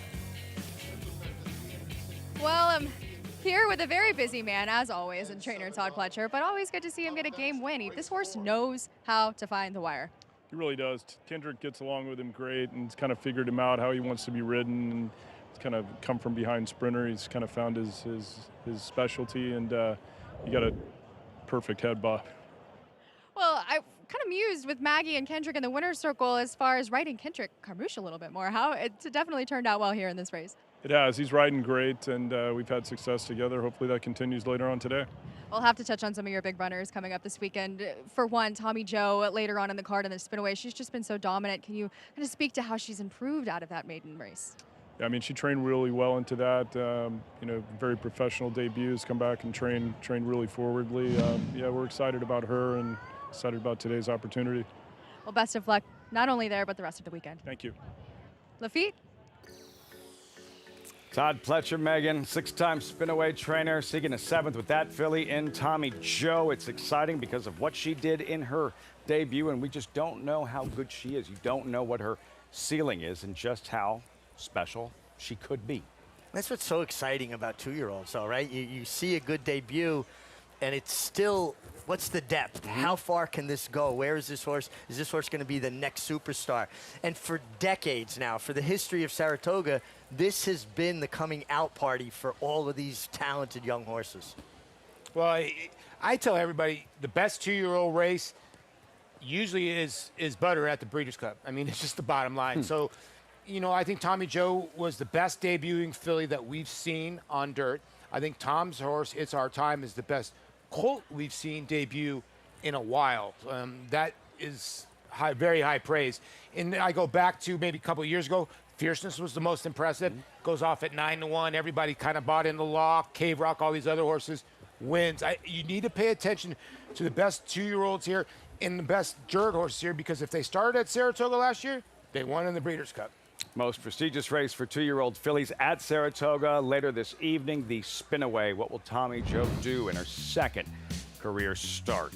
We turn the page. Race 4, solid allowance turf sprint. Number 8, Crushed It, is out. Competitive race here, Paul. Would you come up with this final verdict, the early favorite at 8-5? Yeah, this is a really tough race. I thought Set was going to be tough in here. Dylan Davis and Mark Cassidy, a horse that really ran well last time out in 102, stopped the clock in 102 and change. But there's a couple New York breds that can run there. Twisted Filigree is very fast. I understand where the public is going with final verdict, but it's tough for me to take that horse at that price. I think that will come up a little bit. That's next. Horses will be in the paddock shortly. Much more on this 4th race on this final Saturday at Saratoga. Plus, he is highly decorated. Sierra Leone Breeders' Cup Classic winner, 3-year-old champion, Whitney winner.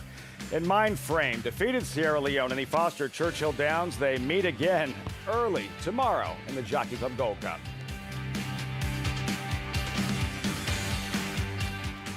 Twirling Candy, proven Lane's End's stallion-making tradition.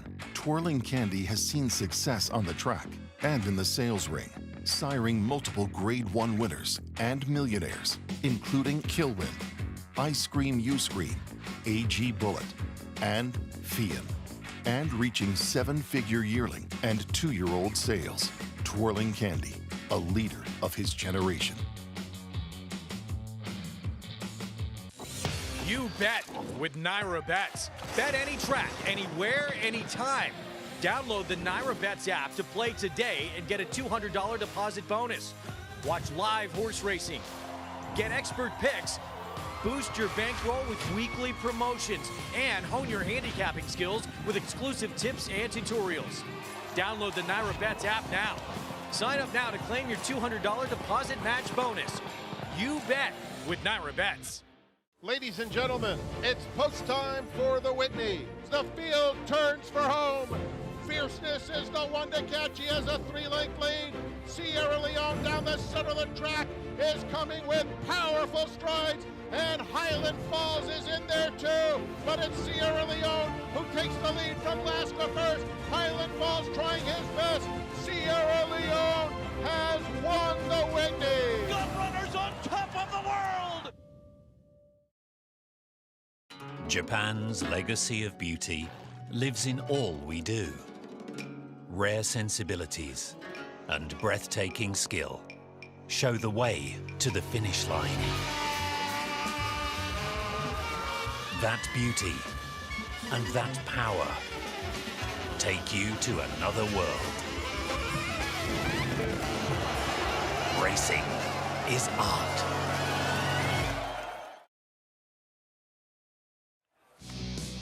Great racing today, great racing tomorrow. Fox Saratoga Sunday, a little different. Fox Saratoga Saturday, Sunday version. Jockey Club Gold Cup defending champ, Highland Falls, Foster winner, Mind Frame, Whitney winner. Sierra Leone as the road to the Breeders' Cup Classic continues. It's early. Coverage begins 1 Eastern, the Jockey Club Gold Cup only on Fox. The field, Grade 1, $1.25 million purse. Breeders' Cup Challenge event. Win and you're in for the Breeders' Cup Classic. Let's revisit the Grade 1 Stephen Fox. Check that, the Whitney. First weekend in August. Breakout performance here, Richie, from Sierra Leone. Turning for home, finding his best stride. We can close with the best of them. Yeah, and he got pace. They had purchased a pacemaker or a rabbit in contrary thinking to keep things honest. I don't think they need the rabbit tomorrow because there's ample pace on. And when he gets pace, he closes. He's a good closer that with the right scenarios is capable of getting this done. Yeah, it was a really, this horse is a good horse. Let's be honest. A lot of people, knock him a lot saying, well, he needs to have everything right. Well, to be honest with you, the horse hasn't missed a try. So he's a pretty good horse. He just, to win races, he needs a little bit to go his way. He's going to get a lot of pace in here, but what's going to happen with contrary thinking? And then Mind Frame, we'll go back to Stephen Foster, where Mind Frame got the best of Sierra Leone. But like I said yesterday, Lafitte, when it's a slow pace race, Mind Frame will beat him every time because tactical wise, he just can win in a mile, he can win in a mile and a quarter. Sierra Leone needs a little bit else to happen where Mindframe can make his own race. Sierra Leone, who thrives at a 1.25 mile that won in the Breeders' Cup Classic, but Mindframe right here at Saratoga in a 1.25 mile race ran pretty good in the Belmont Stakes. And what, his third career start? His third career start ran Dornoch, who is a known fighter, a horse that loves a brawl, to a half a length. Yeah. And he was still green. He got to wandering from the crop. I don't think the 1.25 mile is any problem for Mindframe at all. And I think because of his versatility and how tactical he is, he's the horse I want. See the tail of the tape. These two going head-to-head in Mindframe and Sierra Leone. They will meet once again tomorrow in the Jockey Club Gold Cup. But it's not just a two-horse race. You have a horse on the improve like Phileas Fogg here for Gustavo Rodriguez. This was a suburban, same distance as the Jockey Club Gold Cup, 1.25 miles. Phileas Fogg in front, and Paul, things are going to get very interesting late with Antiquarian diving at him late. Yeah, this is such a cool horse. 9 for 18 lifetime, and you know what? He earns this spot. They claim this horse for $62,000, and Kendrick Carmouche sees the opportunity when everybody got a little bit tangled at the gate. And, you know, I think the other part of this race, as you see, Antiquarian ran a great race, is that a lot of horses love this racetrack. You can argue that Highland Falls' best races have been here. You can't argue that. That's true. You can argue that Sierra Leone likes this racetrack because he's run well in all 4 starts. Phileas Fogg loves this racetrack, 2 for 2 over it. That's the greatest part about Saratoga. Some of these horses thrive up here, and you never know. That's why it's the graveyard of favorites. And the Breeders' Cup Classic picture coming into focus based on what Sovereignty did last week. Pacific Classic later today out west. We have learned that Nysos is out. Nysos out of the Pacific Classic. You still have Fierceness. You still have the Preakness winner, Journalism.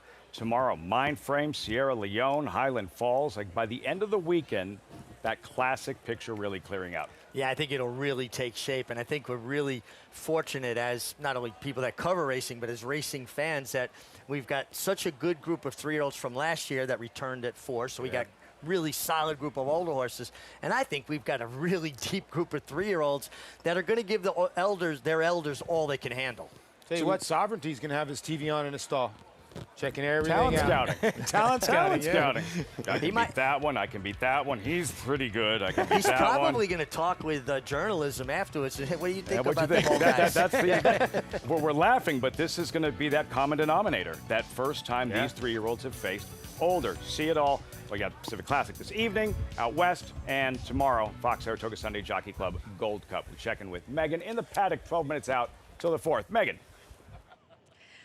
Yeah, guys, I kind of thought this was a wide open affair here, sprinting on the turf, and the public has landed on the #1 final verdict as of now for trainer Eddie Barker. And this horse is one that is ultra logical, always shows up. He's 5 for 20 lifetime, and he's really been knocking on the door at this condition. I actually got a chance to catch up with his trainer, Eddie Barker, in July, and he's really been working with him as far as his paddock behavior. He's definitely one that can get a little ahead of himself. He gets energetic. You can see the Outrider pony here as they put the tack on him, and he's definitely been sharp and certainly, as I mentioned, energetic here in the paddock. He walked in on his toes. He is a sharp customer, as Acacia also commented in the paddock on the 2nd of this month, but typically a horse that will come out behind the rest of the field as we approach the preliminaries and into the warm-up, but he's always real revved up. He can kind of get a little bit high-headed in the stretch, as Acacia also commented, so he's just a cool customer. He's one that he's run a couple strong races, but he's just seemingly one that doesn't quite close the deal,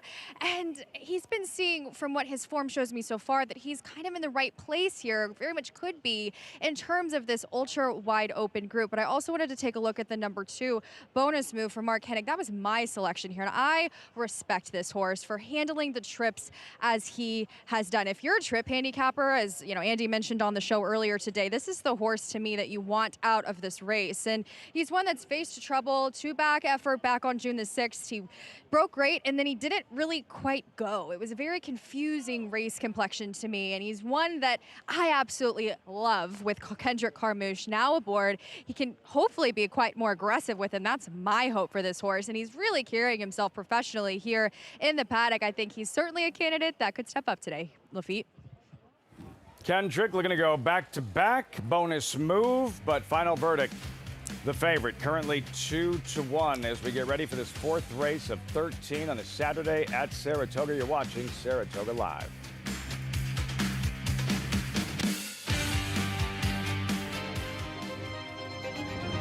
Spine-tingling,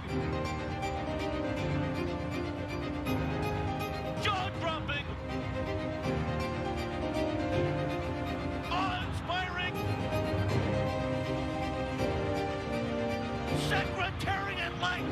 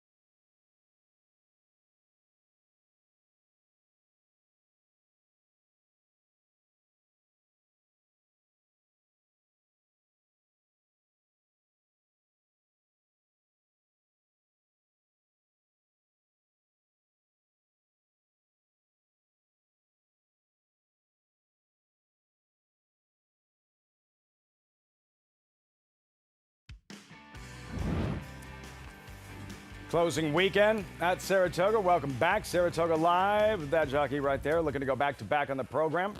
Kendrick Carmouche riding Bonus Move. 5-2 favorite. Final verdict. Good allowance sprint. 5.5 furlongs on grass. $115,000 purse. 3 stakes races still ahead. All on Fox Business. Coverage begins 3 Eastern. Spinaway, Prius, and the Grade 2 Flower Bowl. First things first, this 4th race, the call to post, and we start with the favorite in final verdict, the 11 straight turf sprints, 5th straight at the level. Yeah, he's in good form, should get a really good trip to save ground right in behind the pace. Number 2 is Bonus Moving Kendrick Carmouche, who rides for the first time. Needs to break a little bit better. Has had issues in both the last 2 starts. Taurus Edgar Zaya is looking for a second win. Claim back for Mike Maker. I always like to see that. Shows you that the trainer had some confidence in a horse. Urban Legend back to grass after a synthetic spin. Presque Isle Downs. It was a good race after being left in the gate. That's been the issue for this 4-year-old gelding, at least this year. Credit Worthy, lightly raced 4-year-old, back to grass. Back to grass, and you get Jose Gomez filling in for Jose Lascano. Set, the favorite here, currently 5-2. Yeah, I like this horse. I think this horse can lay off the pace, doesn't really need the lead either. Confidence builder against softer last month, then Twisted Filigree, fast gelding, the one to catch. Yeah, I definitely think he plays out to be the speed of the speed here under Eric Cancel. George Weaver has done so well traditionally, but especially this meet with turf sprinters. That's the field. Race 4, 3 minutes out. Another look at Set. You're both in his corner. And for Set, this was late July, right here. Made the lead, never looked back. Yeah, and I think his versatility is one of the reasons that I gravitated to him. He went gate to wire here, but for a turf sprint, 45-1 was not particularly fast. I think he winds up sitting just off the pace, but he's been successful doing that, Paul. Yeah, I think he can sit off the pace. If you look at his first race ever, he kind of just broke bad, rushed to the lead, and he's been able to do that. But his second race, going around 2 turns at Gulfstream Park, he actually rated going long. So I think he can rate in this race. I think the 7 goes to the front end and clears some space to him on the outside. You know, the 5 is another horse that I think he can outbreak, and the 4 goes to his lead. So I'm like kind of with Miggs thinking the 6 can get a good trip. Yeah, you guys are with Set. Megan's with number 2, Bonus Move. There he is. This was his most recent Whitney Day, same level. Johnny Velasquez aboard, Richie. Bonus Move from the 3 post. What happens at the start? Yeah, I mean, he got bumped around pretty good at the break and just cost himself position, right? He's a horse that could have laid up much closer. He's shown better speed in the past, but I think the bumpy beginning cost him. Bonus Move. And in the stretch here, give it up after what was a poor start. So what would theoretically, what does it look like for him to maximize his potential today? I think breaking clean, and you saw Johnny Velasquez was trying to get outside there. He had to angle back in. His horse has got some run, but he doesn't have as much room as he has run. And then late, I mean, he wasn't going to challenge the winner regardless, but late when he found the seam, at least he was going in the right direction. I prefer others, but I could see the point for this horse. Megan, you're hoping for a cleaner start today. Bonus Move? Certainly, Lafitte, and he's one that he just hasn't found himself in the greatest of trips. And we saw back on the second, as far as, you know, you cannot break anything but clean when you're sprinting on the turf. That's just, you cannot take yourself out of position. That's not how these races are won. But his 2-back effort, as we had mentioned in the paddock, he didn't go. It was quite confusing to me, and then he just found trouble. He tried coming through an opening to make his run. He was bumped hard by a horse that did run and was just totally taken out of his momentum, and then again found trouble trying to find space to run back in August. So he is just one of those candidates that I really think he's going to be prominently placed. He's going to get a target to chase here, which this horse enjoys. And as far as his paddock behavior, he was switched off. He was very professional out in the paddock, and he kind of just woke up when he got back. We got on the track. Kendrick kind of has that effect on horses. Really kind of just looked like he was more on business and a little bit more revved up on his toes, which I like to see. And as I mentioned in the paddock, Kendrick is, to me, the perfect rider for this horse, to get him out, get him into a good position. He's just been riding so well, and for a horse that's had trip trouble, he's the man for the job, especially as I mentioned with the way he has been riding. But I want to take a look at the number 6 Set, who is your current 2-to-1 favorite, and this horse is built like a turf sprinter. This horse is, if you pull it up in the dictionary, this is what a turf sprinter looks like. He's got that big wide chest, just strong in his hip, and he is one that has been sharp but settled at the same time. His assistant trainer for Mark Cassey, Shane, kind of handled him with kid gloves a bit, but I think he is one that is going to definitely not get things easy on the front end, as mentioned on set, Lafitte, and is one that's definitely going to get some challenges for that comfortable front end position. Yeah, Set, who is favored, Megan, and trying to go back-to-back as they file into the gate. We hand things over to Frank Miramati with the load and call post time, the 4th from Saratoga live.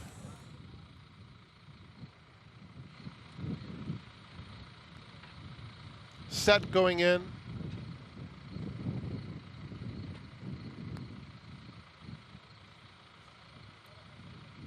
Twisted Filigree will be the last one to load.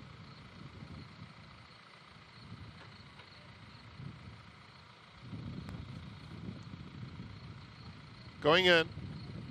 They're in the gate.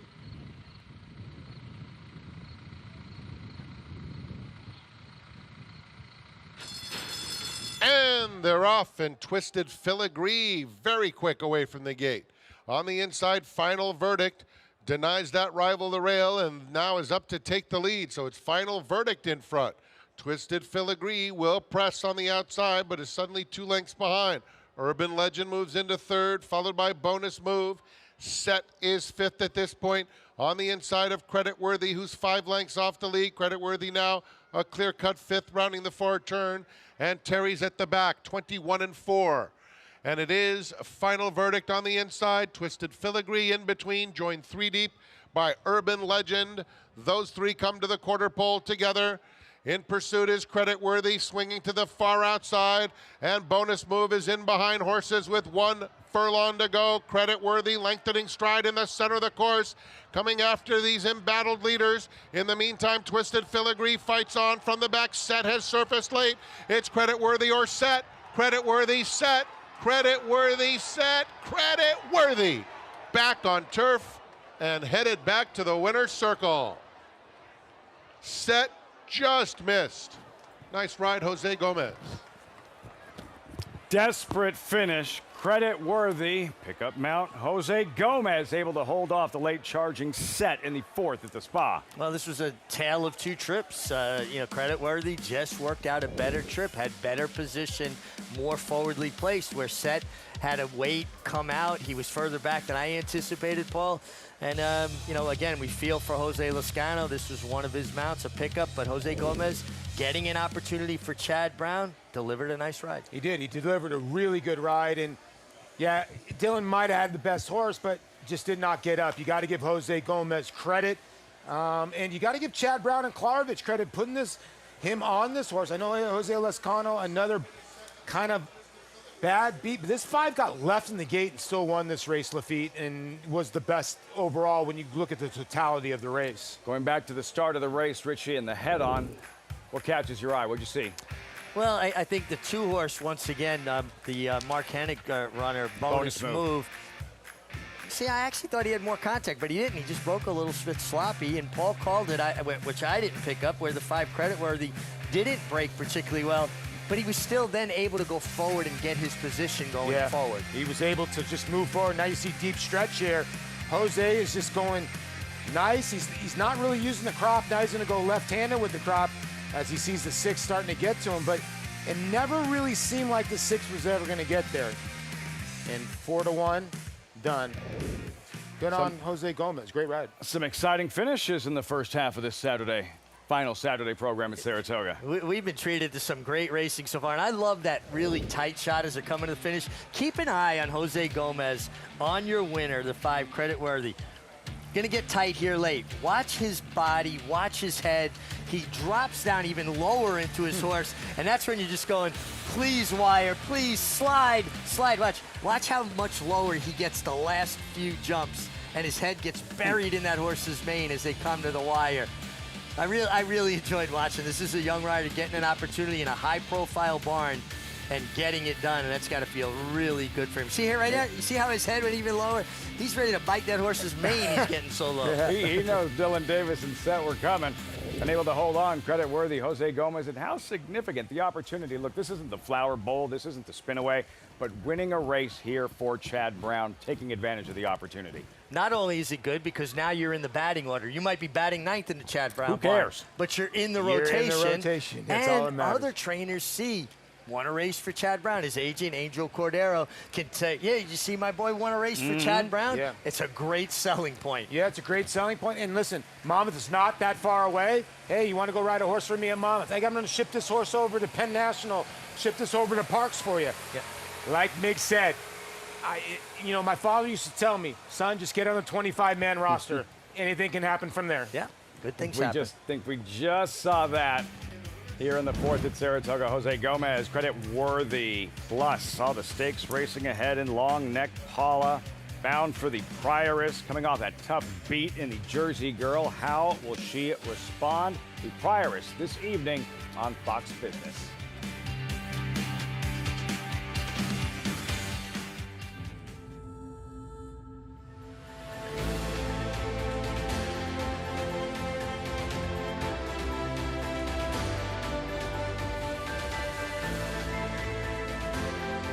Olympiad gets the gold in the Jockey Club Gold Cup. 375, 400, and 400. $400,000 in the back.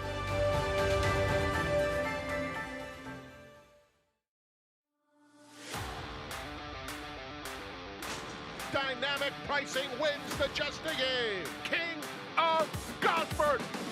Sel Cordovet will win the Sword Dancer. Program trading and naval power. What a thriller. Mona In Italian to win it. Starlust! Domestic spending. Ocean Road. Big M's. Victoria Road. It will be McCulloch.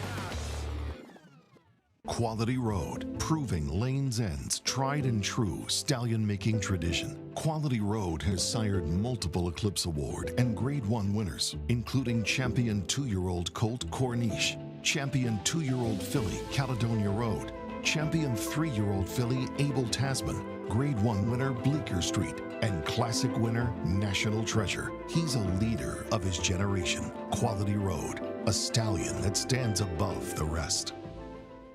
Racetrack Television Network brings you every race, from every track, on every screen, every day. With monthly packages starting as low as $5, RTN gives you great value and access to more live HD streaming and race replays than anyone. Visit RTN.tv today to sign up and watch on almost any device, including Roku and Amazon Fire. RTN has packages that start at $5 per month.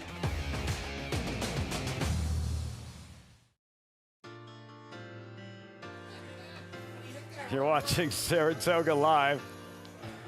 Coverage is always brought to you in part by Naira Bets. Bet any track, anywhere, anytime. Visit NairaBets.com or download the Naira Bets app to get started. To Megan with winning pilot Jose Gomez in the winner's circle. Well, me and Jose have been having some fun here in the winner's circle, kind of musing on his journey here as a bug boy back in 2022 to now wearing the silks of Claridge Stables for Chad Brown. That was a tale of a trip, Jose. Just how confident were you in being able to execute there? Well, I had a lot of confidence in Chad. You know, he has a lot of good horses. Claridge have good horses, and it was my first time riding for him. So, you know, I just try to be relaxed, you know, let the horse do his thing, you know, put himself in a good spot, and, you know, we got it done today. You mentioned Chad isn't typically a turf sprint type trainer. What was his instructions before the race? Well, yeah, all he told me was, you know, you never really know what happens on these short races, especially on the grass. Ultimately, it came down to just play the break, let him put himself in a good spot, and go from there. Well, congratulations here. Really, really good ride. No, thank you very much. Lafitte? Big moment, Jose Gomez. Seeing those silks, wearing them for the first time, winning for the first time, riding for Seth Klarman in an exciting finish.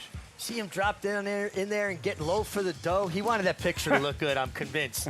It does. You know, I'm looking at the picture below. We'll see it, but credit where he gets the job done. He looked good in the picture. If you reminded me of JV Torres. If you see the result of the photo by that much. Gomez able to hold on with credit worthy. He was trying to do his best Angel Cordero Jr. impersonation. He was buried into that horse's mane. You remember when Jamie Torres told us that the night before he found out he was going to ride for Dwayne Lucas for the first time, like he didn't sleep a wink, and that horse, it turned out to be Seize the Gray when he was making his first career start, the same race Dornick did, Jim Dandy Day a couple of years ago, and that's what that kind of reminded me of there. Yeah, but here's the thing. Jose Gomez probably slept like a baby because he didn't know he was riding this horse until this morning, right? So at least he didn't have all night to think about it. It was just the last few hours, and he was already in the jocks room, I'm sure, getting ready and prepared to ride. And a lot of people don't know, these riders get here as soon as they're done working out horse in the morning. 90% of them are right in the room preparing. You know, you have to make sure your weight's good. You have to be loose, limber, work out a little bit, maybe get a massage, do your homework. There's a replay center right in the jockey's room that they could watch it. A little different back in the old days. You'd have to go to the steward. Sir, could I see a replay from last month? And if they had time, they'd let you. And if they didn't, you were on your own. Taking advantage of that opportunity, and you could tell how excited he was. No, it's awesome. It's good to see a rider like Jose, who's been a main fixture here on the New York circuit, and don't let that baby face confuse you. He can ride, and I just think when he gets a little bit better, mounts a little bit stronger, which he has gotten stronger in the last couple of years, and it's an opportunity. These couple of days are an opportunity with guys out of town to show their stuff, and a lot of these guys, too, their timing is going to be the key for them because a lot of them have it ridden and they're going to ride over and over in fitness too. So the guys that are fit and got their timing and prepared, you got to be prepared because when you get called in from the bullpen, like Jose did, you got to deliver. Fourth race in the books, we march forward, and New York Bred's coming up next. Allowance, mile, out of that Wilson chute. There's the field and updated odds with Scythian, the 9-5 current favorite. What'd you think here, Paul? Well, I mean, Cynthia's obviously making a comeback after a good 2-year-old season where she was 16-1 in the Breeders' Cup Juvenile Philly Turf. She got eliminated in that race, but she won the Miss Griot, and she won her debut here at Saratoga. I would treat this kind of like her debut again, just against winners. She should be tough. Interesting race. And I think you really got to look at the condition of the race, right? It's an allowance optional claimer. So you've got horses here that have won 2 races in their life. They can run for the allowance condition. Then you get a horse like Kali Magic, 11 wins. So she's in for a claiming tag. And I always kind of lean towards horses that have multiple wins. They've shown they can get it done consistently. Yeah. Much more on this 5th race coming up, 19 minutes out. As for the highlights, the stakes races this afternoon, we have 3 of them. With the Prius 3-year-old fillies, a Grade 2 Flower Bowl, and the Grade 1 Spinaway, Saratoga's most important race for 2-year-old fillies. Coverage beginning Fox Business from 3 to 6. You don't have to give out your portfolio on Fox Business. Prior is these 3-year-old fillies, Scratch or Rojo Rita, 5 strong. Delightful Claire is the 6-5 morning line favorite, but we start with Long Neck Paula, Jersey Girl. This was Belmont Week, Richie, and you'll see Long Neck Paula, who is broken sharp, using speed. She was in front every step until the very end. Run down late. Brutal beating the Jersey Girl. Yeah, I mean, she did all the heavy lifting. She battled the early pacemakers, and, fought them off, only to just be nipped at the wire. But this was a huge effort here, Paul. It was a huge effort. She got beat by Indy Bay, who's a nice sort. I think she's a good filly. This was a pretty good effort, but it seems like a couple of her efforts have been like, where she goes to the front end. She's going to be the horse to catch in there. Now, Praying on the outside, Doves has some speed. There's horses, everybody in here has a little lick in here. I would think the one flat out time, but Long Neck Paula, I think, gets to the front end and is the speed of the speed. We'll see if she can get the distance today, the 6 furlongs. I have a feeling she's going to be tough today. Exciting sprint for those sophomore fillies, the Prioress, along with the Flower Bowl, and of course the Grade 1 Spinaway later on Fox Business Plus. With trainer David Duggan, who has Bobby Ems coming up in the 5th race. His story, it's a family affair with he and his wife Laura, born in Ireland, grew up around horses, terrific trainer, trying to spring an upset in the upcoming 5th at the Spa. You bet with Naira Bets. Bet any track, anywhere, anytime. Download the Naira Bets app to play today and get a $200 deposit bonus. Watch live horse racing. Get expert picks. Boost your bankroll with weekly promotions and hone your handicapping skills with exclusive tips and tutorials. Download the Naira Bets app now. Sign up now to claim your $200 deposit match bonus. You bet with Naira Bets.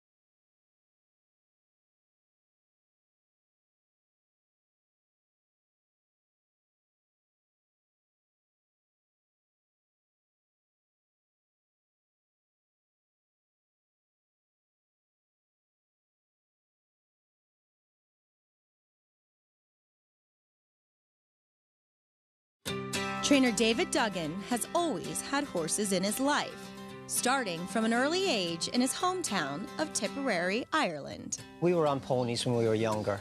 We grew up as farmers now. My uncle Matt had a couple of horses. He was a permit trainer and there was always ponies around. I went to the apprentice school in Ireland. Some gravitated towards being jump jockeys or flat jockeys. We got into a good yard and they got us on horses and had like a mini career as a jockey for a while. An injury ended his career as a jockey before he arrived in the United States, but that did not derail his dream of working with racehorses.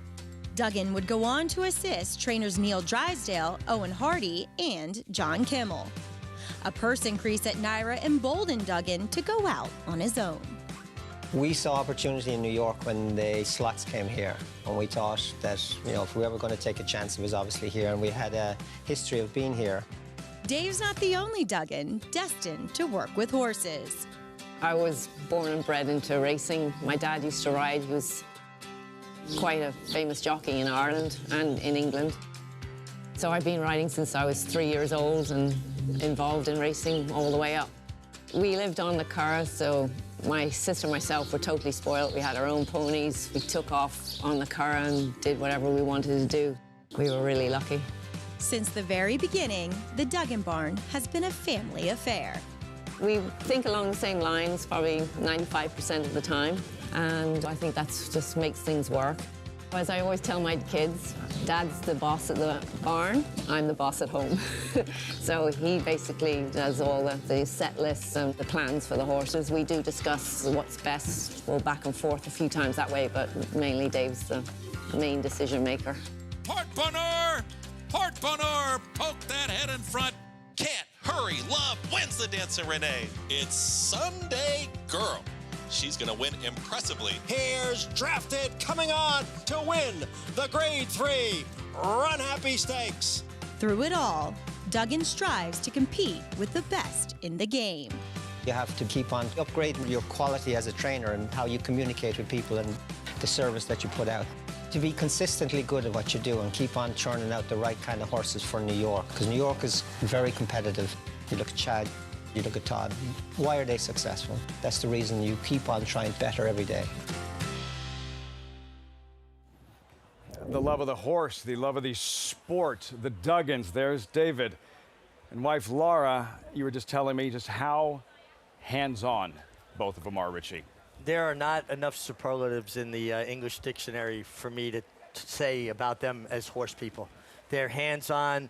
Larry gets on so many of the horses. Dave gets on the horses. They're constantly in the barn. Their care is impeccable for the horses. And I worked very closely with them when Dave was one of the assistants for John Kimmel. Lara was galloping Hidden Lake, Katinka. She could gallop basically the toughest horses. And wow. You know, there's not a lot to her, but it shows you that it's about hands. It's not about brute strength. And on top of that, as good a people as you're ever going to meet. Easy to root for. And here with Bobby M's girl, there's David. 14-1 on paper. Can you make a case for her in this one, Paul? Bobby M's girl for the Duggans. Yeah, listen, I'm a David Duggan fan too as well. This horse has had some good races to go back to, and I think gets a complete outside post, which you don't love. You know, I owned a horse with Kenny Mayne, and David Duggan was our trainer. And it was a while ago at Aqueduct we won, but exactly what Mig said. David was one of the most honest guys I ever had horses with. Very, very good on the pulse of different horses too as well. Just a pleasure. It's a pleasure to train my horses. See what Bobby M's girl does in this fifth race. 9 minutes out, we check in with Megan.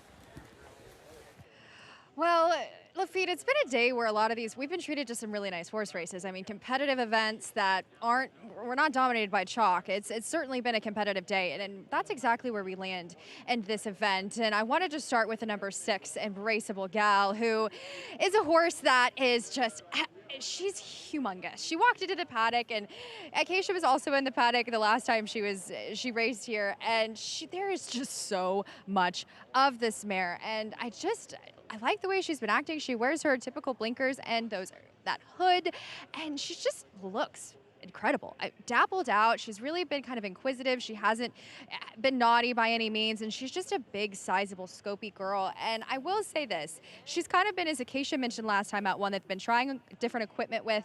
They kind of had her, she's kind of quirky. And now she's kind of been getting back to where she's not as over the top, and she's not the easiest to ride either. I will say that. Christopher Elliott now aboard, but I will speak to her last effort here on July 30th at the 7 furlong. She was the favorite in that 4-horse field, and she broke a step slow, which certainly isn't out of the ordinary for her. She tracked off the pace, and then she kind of looked in the stretch like she could win, but that race kind of just fell apart on her. I will say this. The case I make for her here is there's not a tremendous amount of speed signed on. The number 7, Callie's Magic, looks to be doing the work there, and I think that she could find herself a bit more tactical, which is why I was very much intrigued by her. But I want to speak, of course, to the number 3, Scythian. This is the filly that's coming off of the layoff, 10 months nearly, and a very memorable winner on the grass of last year's Grade 2 Miss Grillo, where she kind of, I don't want to say won by default, but she was certainly helped when Marvelous Madison took a lot of those contenders out as far as wiping the field there. I like her on dirt, but maybe she just wanted some more ground. They decided to take her to turf. As far as her pedigree is concerned, she's a filly by Tis the Law. She does get Lasix here for the first time. Her sire is a very strong 26% overall in those dirt routes and 17% with his 3-year-olds. And she's been working really solidly off of the return. The DRF Clocker report has her ranked pretty highly there. Her August the 24th half-mile move was just continuously impressive. But I will say, Lafitte, she's one. I wish there was a little bit more of her as far as her flesh and condition, but she does look athletic. She looks like a 2-turn type.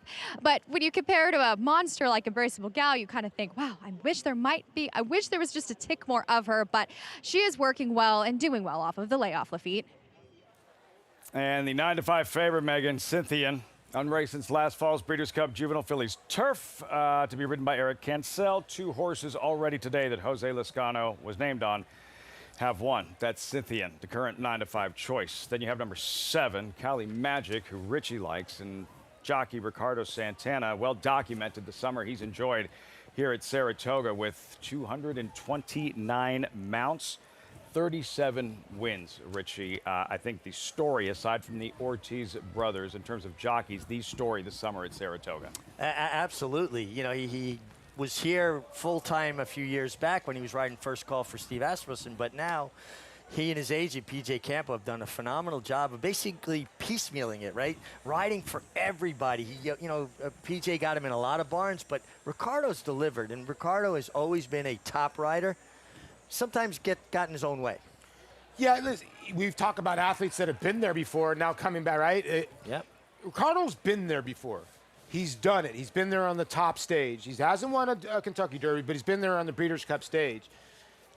You know, sometimes talented athletes, we go through a struggle in our head. It's just the bottom line. Tiger Woods went through it. We all have gone through it. And I think mentally it went through a little bit of Ricardo's head. Now Ricardo is laser focused, and he's showing you that he can just ride. He always could ride.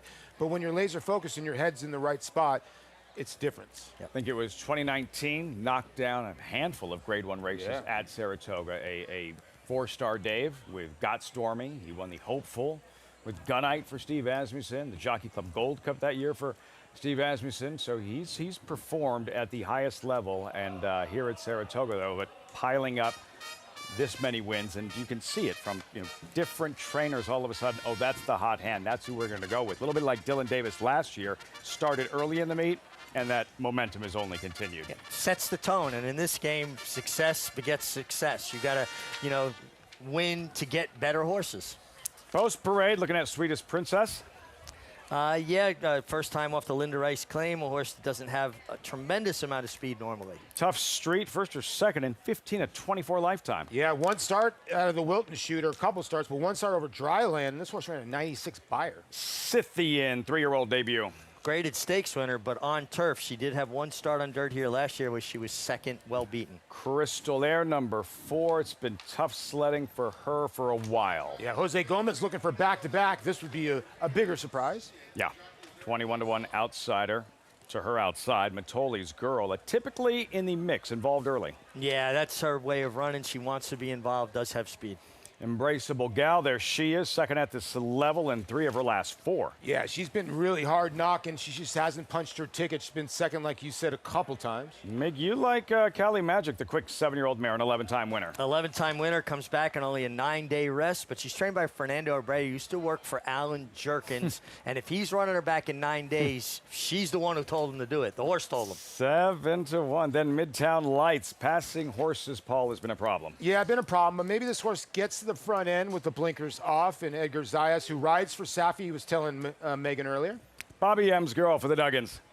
Well, she's consistent. She runs basically the same buyer figures every single time, and the feature angle. Every time we do a feature about somebody, seems like they have success, and she's going to have to improve a little bit, but the last time seen on dirt, she did win. The deep dive in the analytics to find that handicapping angle as our coverage continues, and that picnic area, and fans enjoying their last few days of the summer here at Saratoga, winding down the 162nd season, but still not too late to sign up, get involved. Sign up today at NyraBets.com. When you do so, use that promo code SPOT200. Enjoy betting on over 300 tracks around the world and start winning today. Join now, NyraBets.com. Gorgeous Saturday afternoon, late summer in upstate New York. And the 5th race in a couple of minutes. What will Tough Street do? Breaking from the rail. This was her latest victory in July of 24, 5 starts ago, right here, Paul, and it was from the Wilson chute. You'll see Tough Street, who broke sharp, made the lead, and goes wire to wire. Yeah, this was the race I was referring to. The time before that, it was a muddy racetrack in the Mount Vernon, but then, she came back and just destroyed a field. And this, didn't destroy a field, she beat the field by a length and a quarter, but it came back a really fast time. Now she draws the rail. That's kind of why I like the 7 with Richie in here.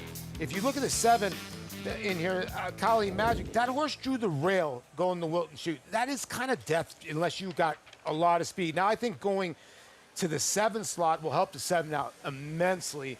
and can rate a little bit more. I just think getting that inside slot, you got to be much the best. A tough street having to deal with the rail and the Wilson chute today. Megan, what is she showing you pre-race as we get closer to post time? I think she's carried herself well, Lafitte. She's definitely a mare that I'm not sure who she is at this moment in time. I mean, the tote board, I think, obviously reflects that, with the Chad Brown runner up there at 7-2 in this spot. And as far as the Wilson chute's concerned, Richie, Mick, you're exactly right.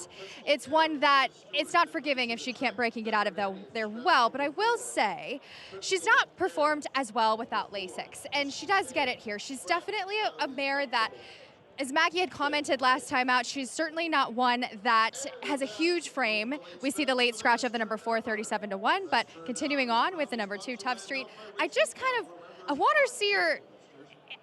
You see up there the number 4, Crystal Air, late scratch of the number 4. But we'll go back to the 2, Tough Street. And as I mentioned before, she's one of those horses, I just am trying to see her wake up a bit for trainer Chad Brown, who does extremely well as far as second off of this time away. She looks good. I think this is the right group for her in terms of her competition, and hopefully she's able to track that day. I do feel as if some of her efforts are certainly a bit dressed up, though. I do want to take a look at, let's see here, at the number, let's get organized here, the number 8, Midtown Lights there for Safi Joseph, who's very dangerous here at Saratoga. This was a stakes filly last year when was with Safi Joseph, and I just want to comment on the post position. We didn't have a winner out of the 8 hole from the Wilson chute until this summer, so it's definitely not impossible. It is one that I was inquisitive as the decision to take the blinkers off, because typically that's a sign of rating a horse, and I certainly want to see her be a little bit more forwardly placed up there, Lafitte. Midtown Lights, 5-1, Richie, and Edgar Zayas here already with 1 win on the afternoon. What do you make of her chances? Yeah, I mean, she just sprinting last time, just really outrun, gets into much easier company today than what she faced there. Just feel like she's going to have to reach back and find races that we haven't seen most recently.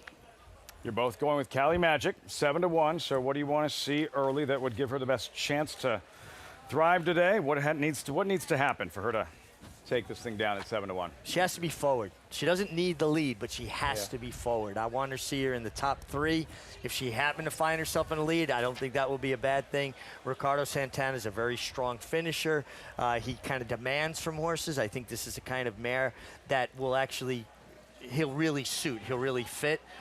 I love the way she warmed up. For a horse to come back in 9 days, Fernando Abreu, like I said, worked for the late, great Alan Jerkins, and he saw something in this filly to put her right back in the entry box. He was probably saying, wow, she's, came out of it better than she went into it. I got to run her back. That was Alan's philosophy, strike when the iron's hot, and the way she warmed up, I think she's sitting on an A effort.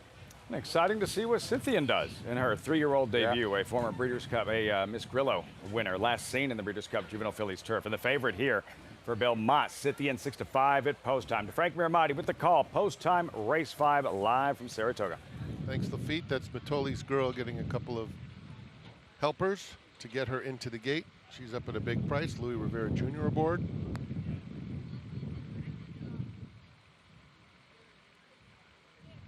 Speaking of Breeders' Cups, of course, the devastatingly easy winner of the Breeders' Cup Sprint in 2019, her daddy Matoli at the Great Race Place.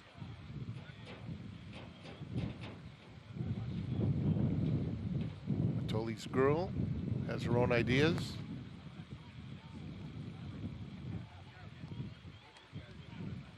And then we will be waiting for the last one to load, Bobby M's Girl.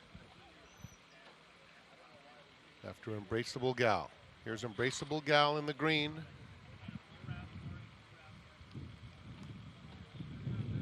And Bobby M's Girl completes the line in the chute.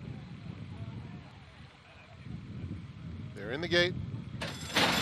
And they're off. It's a fast start for Tough Street. Scythian came away in good order too. And those two are part of the early pace. Here's Kali Magic with the orange colors. But it's Midtown Lights who's faster than all of them. And so Midnight Lights clears the field. Kali Magic will track from second. And then it's Scythian, part of a battle for third as they swing onto the Saratoga backstretch. Down at the rail, Tough Street, Matoli's Girl is just outside of that pair, which means Embraceable Gal has to go 4 wide, 4 lengths off the lead, 2 clear of Sweetest Princess. Bobby M's Girl is the distant trailer. 24-3, Midtown Lights. Edgard Zayas showing the way, leading it by almost 2 lengths. Over Kali Magic in second, heading to the half-mile pole. It's another length and a half back to Scythian. Tough Street fourth, half and 48 flat. Matoli's Girl gets a nudge fifth. Another length and a half to Sweetest Princess, racing on the inside of Embraceable Gal, who has lost some ground now. And 4 more, Bobby M's Girl, being motivated at the back of the field. They're coming to the quarter pole. And a 3-wide bid from the favorite Scythian coming after Midtown Lights now at the top of the stretch. Midtown Lights hanging tough. Scythian on the outside. Kali Magic is back to third. Then Tough Street angling to the outside for the final 1/8 of a mile. Midtown Lights clinging to the lead. Scythian within a length and a half. And Tough Street on the outside is trying her best in third. 16th pole. Midtown Lights holding on. Here's the line. Midtown Lights got there. Tough Street closed into the exacta. Scythian was third. Kali Magic finished fourth. When you have trouble passing horses, put yourself in a position where you don't have to pass any horses. Midtown Lights just hasn't been a finisher. Not the case today. Winning trainer Safi Joseph, second on the program for jockey Edgard Zayas. Paul, once she made the lead as comfortably as she did, and Edgard Zayas laid down basically every 1/8 of a mile in 12 seconds, 24, 48, 3/4 in 12, 7/8 in 24. Then he slowed down a little less, but that was as well executed a front-running ride as you can see. And Edgard Zayas says, step aside, guys. Hold my beer. He's put on 2 excellent rides on the front end, and you know, when he did the interview with Megan, he said, you know, I'm stringing along with Safi here. Well, he strung along on a nice horse that took the blinkers off. And whenever you have the blinkers off and you get onto the front end and you're comfortable, you're usually pretty, you know, tough to beat. It looked like the 7 was going to, you know, apply a lot of pressure, and Kali Magic came up empty. The 3, I thought, ran a good race off the layoff, and Tough Street as well, but no doubt about your winner, Midtown Lights. Noticed a common trait in those types of horses that seem one-geared, that seem one-paced, like pack animals that don't pass other horses. Midtown Lights has been one-geared for a handful of horses. When you get them in front, that many of them get that much more determined or competitive. If they don't like to pass with that, they don't like horses passing them either. Well, horses come to them, and it kind of forces them to go forward. And you've already broken through that plane, and when they're one-paced, you got to rely on their stamina. You don't want to try to out-quicken anybody. Tough Street, too far behind, you know, came with a belated rally. She had turn of foot. She had acceleration. Midtown Lights doesn't possess that, and Edgard Zayas, he executed a perfect front-running ride. Yeah, it did. At 5-1, Midtown Lights in the 5th at Saratoga. Zayas just won a riding title at Gulfstream Park. I believe now a 9-time riding champ at Gulfstream, and making an impression at Saratoga. All smiles, Edgard Zayas. 2 wins on the afternoon. This one for Safi Joseph. Midtown Lights in the 5th.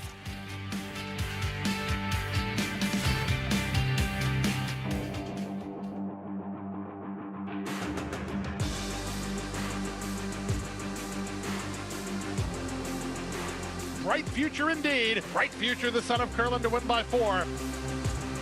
Bright Future Proxy, here's the line. Photo finish, Bright Future. Bright Future, look at that. Bright Future, the class prevails. Bright Future, standing at Claiborne Farm.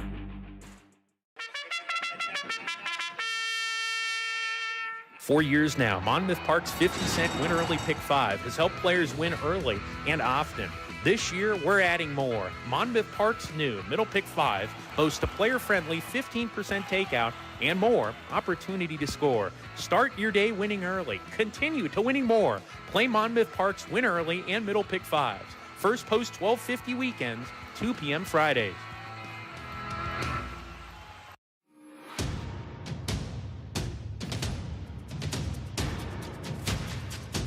Drain the Clock will win and win by as much as he wants. Drain the Clock will bound home the winner. Drain the Clock, Jockey's Warrior, Drain the Clock by a head. And 70, I'd had to get down 270, $270,000. In this country, we believe in what we're made of. Grit. Drive. The will it takes to be different. We've been called to serve this great land. Because we were made for this.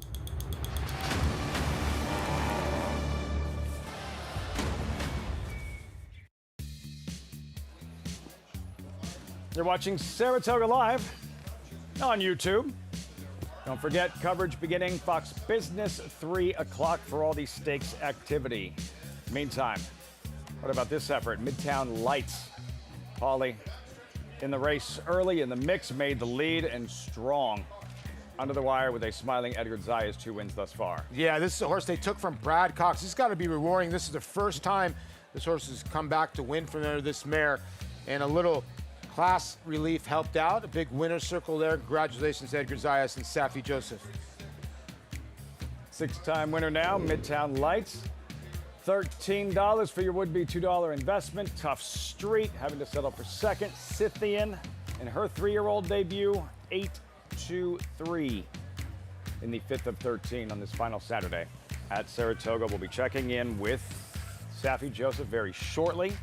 Tomorrow, of course, White Abarrio, and the fact that, Paul, would anything surprise you in terms of White Abarrio's performance at the Jockey Club Gold Cup? Like, would anything surprise you? No, it wouldn't. Not especially here at Saratoga. I just think that, you know, Sierra Leone's the horse to beat. I get that 100%, or mind frame, whichever way you want to look at it. But a lot of things can happen in a horse race, and White Abarrio has shown up before and has the numbers that he can show up and win the race. Do I think it's going to happen tomorrow?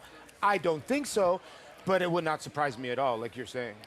We didn't give him a puncher's chance when he was taking on Cody's Wish, when White Abarrio was getting ready for the Forgo, but there were only 3 horses in the Whitney, and then he wound up in the Whitney, and he beat the eventual Horse of the Year and an eventual Breeders' Cup Classic winner. Like, he has that kind of potential, that kind of ability when he brings his A-plus game. His trainer, Safi Joseph, is with Megan in the winner's circle. Here with winning trainer Safi Joseph Jr. And Safi, you have to be so happy with the way not only Edgar is riding, but the way he played that one as well. Yeah, most definitely. From that shoot, speed is normally pretty good. It's a sharp bend, and he was very aggressive for leaving there, and I thought that was a winning move. As far as Be Your Best later on in the Grade 2 Flower Bowl, how does she turn the tables coming out of that Beverly D? Yeah, we feel like she's come on the race well, and we're going to utilize her speed today. I think last time we kind of played it cautious, and we gave away, we took back, and the leader kept going. So we feel like she stays, we feel like she's fast, and we're going to ride her as the best. Well, the Breeders' Cup Classic winner in White Abarrio coming up tomorrow in the Jockey Club Gold Cup, and he's won that over $7 million. Doesn't owe us necessarily anything, but can you speak to how he's been training and coming along out of that Whitney effort? Correct. He doesn't owe us anything. He's accomplished so much in his career. I'm forever grateful to the horse, and I feel like he's coming in to give us one big one again. And that's the signs he's showing us, and we just want him to get the right kind of trip. If he gets the trip, I think you're going to see one of his best. Well, that's, I think, all you need to know, Lafitte, as far as Safi. Every time he speaks to White Abarrio in that way, he's always sitting on a big effort. So really encouraging there for tomorrow's Grade 1 Jockey Club Gold Cup. Such an exciting Jockey Club Gold Cup. Like 2 Breeders' Cup Classic winners, Sierra Leone, White Abarrio. More on that later in the broadcast. Another look here in Midtown Lights. Paul Strong on the lead. For Safi, Edgar Zayas doing his thing. I love me some Safi Joseph. I'll tell you what, he's like got to be one of the first guys. He's figured it out up here. Bringing horses from Gulfstream Park used to be the recipe. Now the last 3, 4, 5 years, it really hasn't, where that winter meet hasn't been kind of the same. But Safi's brought the right horses down here and he's brought the same horses from here that he's had in New York. He's done a tremendous job. I just love the way he is. He's always positive about his horses, and he takes accountability. He always said it was trainer error when it came to his big boy, the big white horse. And listen, if he says the horse is live, I would see White Abarrio is going to run his best race. He referenced the trip at the end of the interview with Megan. If he gets the right trip, to you, what does the right trip look like with White Abarrio tomorrow? I don't think he's a horse that wants to overcome adversity. I don't think he needs the lead, but I think he wants to be forward. He wants to be in the clear. I think if he gets too much kickback, he gets discouraged. If he has to stop, he can't get started again. I think there has to be continuity to his run. No stops and starts. Can he do it one more time? Does he have one more day in the sun? Can he reach back and find his best fastball one more time, White Barrio? Well, he is a 6-year-old, and we talk about it a lot. Father Time is undefeated, but it would not surprise me if he won. And I don't know that we've made enough of the fact that we have 2 Breeders' Cup Classic winners here. It speaks to the depth of this race. Tomorrow's Jockey Club Gold Cup on Fox. Coverage begins 1 Eastern, Fox Saratoga Sunday. We still have so much coming up on this Saturday program, including 3 stakes races, Fox Business in 33 minutes. And this 6th race for 2-year-olds, 7/8 of a mile, 9 strong. That's coming up next as our coverage continues. Closing weekend. And trainer Todd Fletcher, the 6-time Spinaway winning trainer, the 14 training titles here at Saratoga, looking for a 7th Spinaway with Tommy Joe, the 1 start. And she's the favorite in the Grade 1 Spinaway later on here at the Spa. A dynasty in motion, reshaping the sport's greatest tradition, channeling the legends of his line and surpassing them. 4 of the last 6 Derby winners carry his genes. A Golden Son, a Horse of the Year. Another chapter written beneath those iconic spires. Derby dreams fulfilled for the titans of our industry. From authentic to sovereignty, a legacy both real and supreme. Into mischief.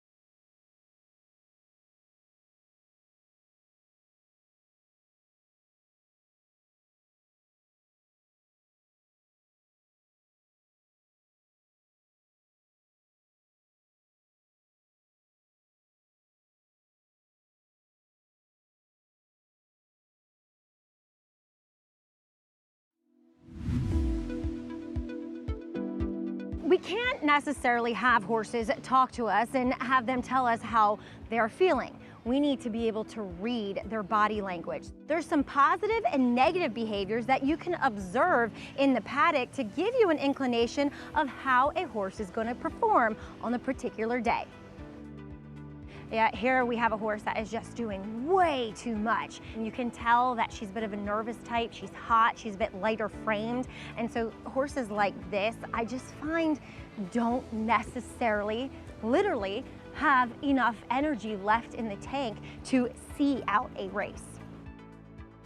So as you take a look at the 4, you can tell that he is tugging at his groom. And just that forward posture, that forward demeanor is something I like to look for with horses, especially ones that on form have shown speed, because that generally translates to gait speed. Here we have an example of a young horse who is green. He is overreacting to his surroundings in the paddock, meaning that he's not focused and not used to the proceedings that happen before a race. He's going to need to start to learn to relax and harness his focus. Okay, taking a look at this horse, this is really good behavior, and this is a young horse. She is nicely on the bridle. She's accepting that contact. So in tune with her handlers, well behaved, just doing everything like a professional athlete.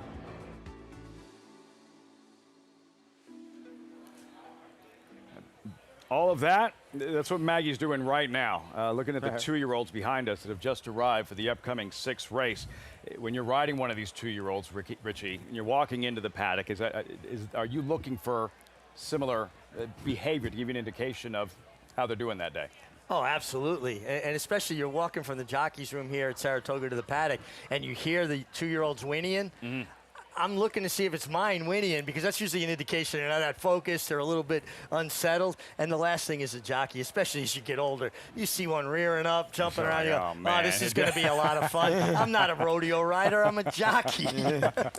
We'll be checking in with Maggie very shortly for this paddock report. These 2-year-olds, exciting freshman event coming up, 7/8 of a mile.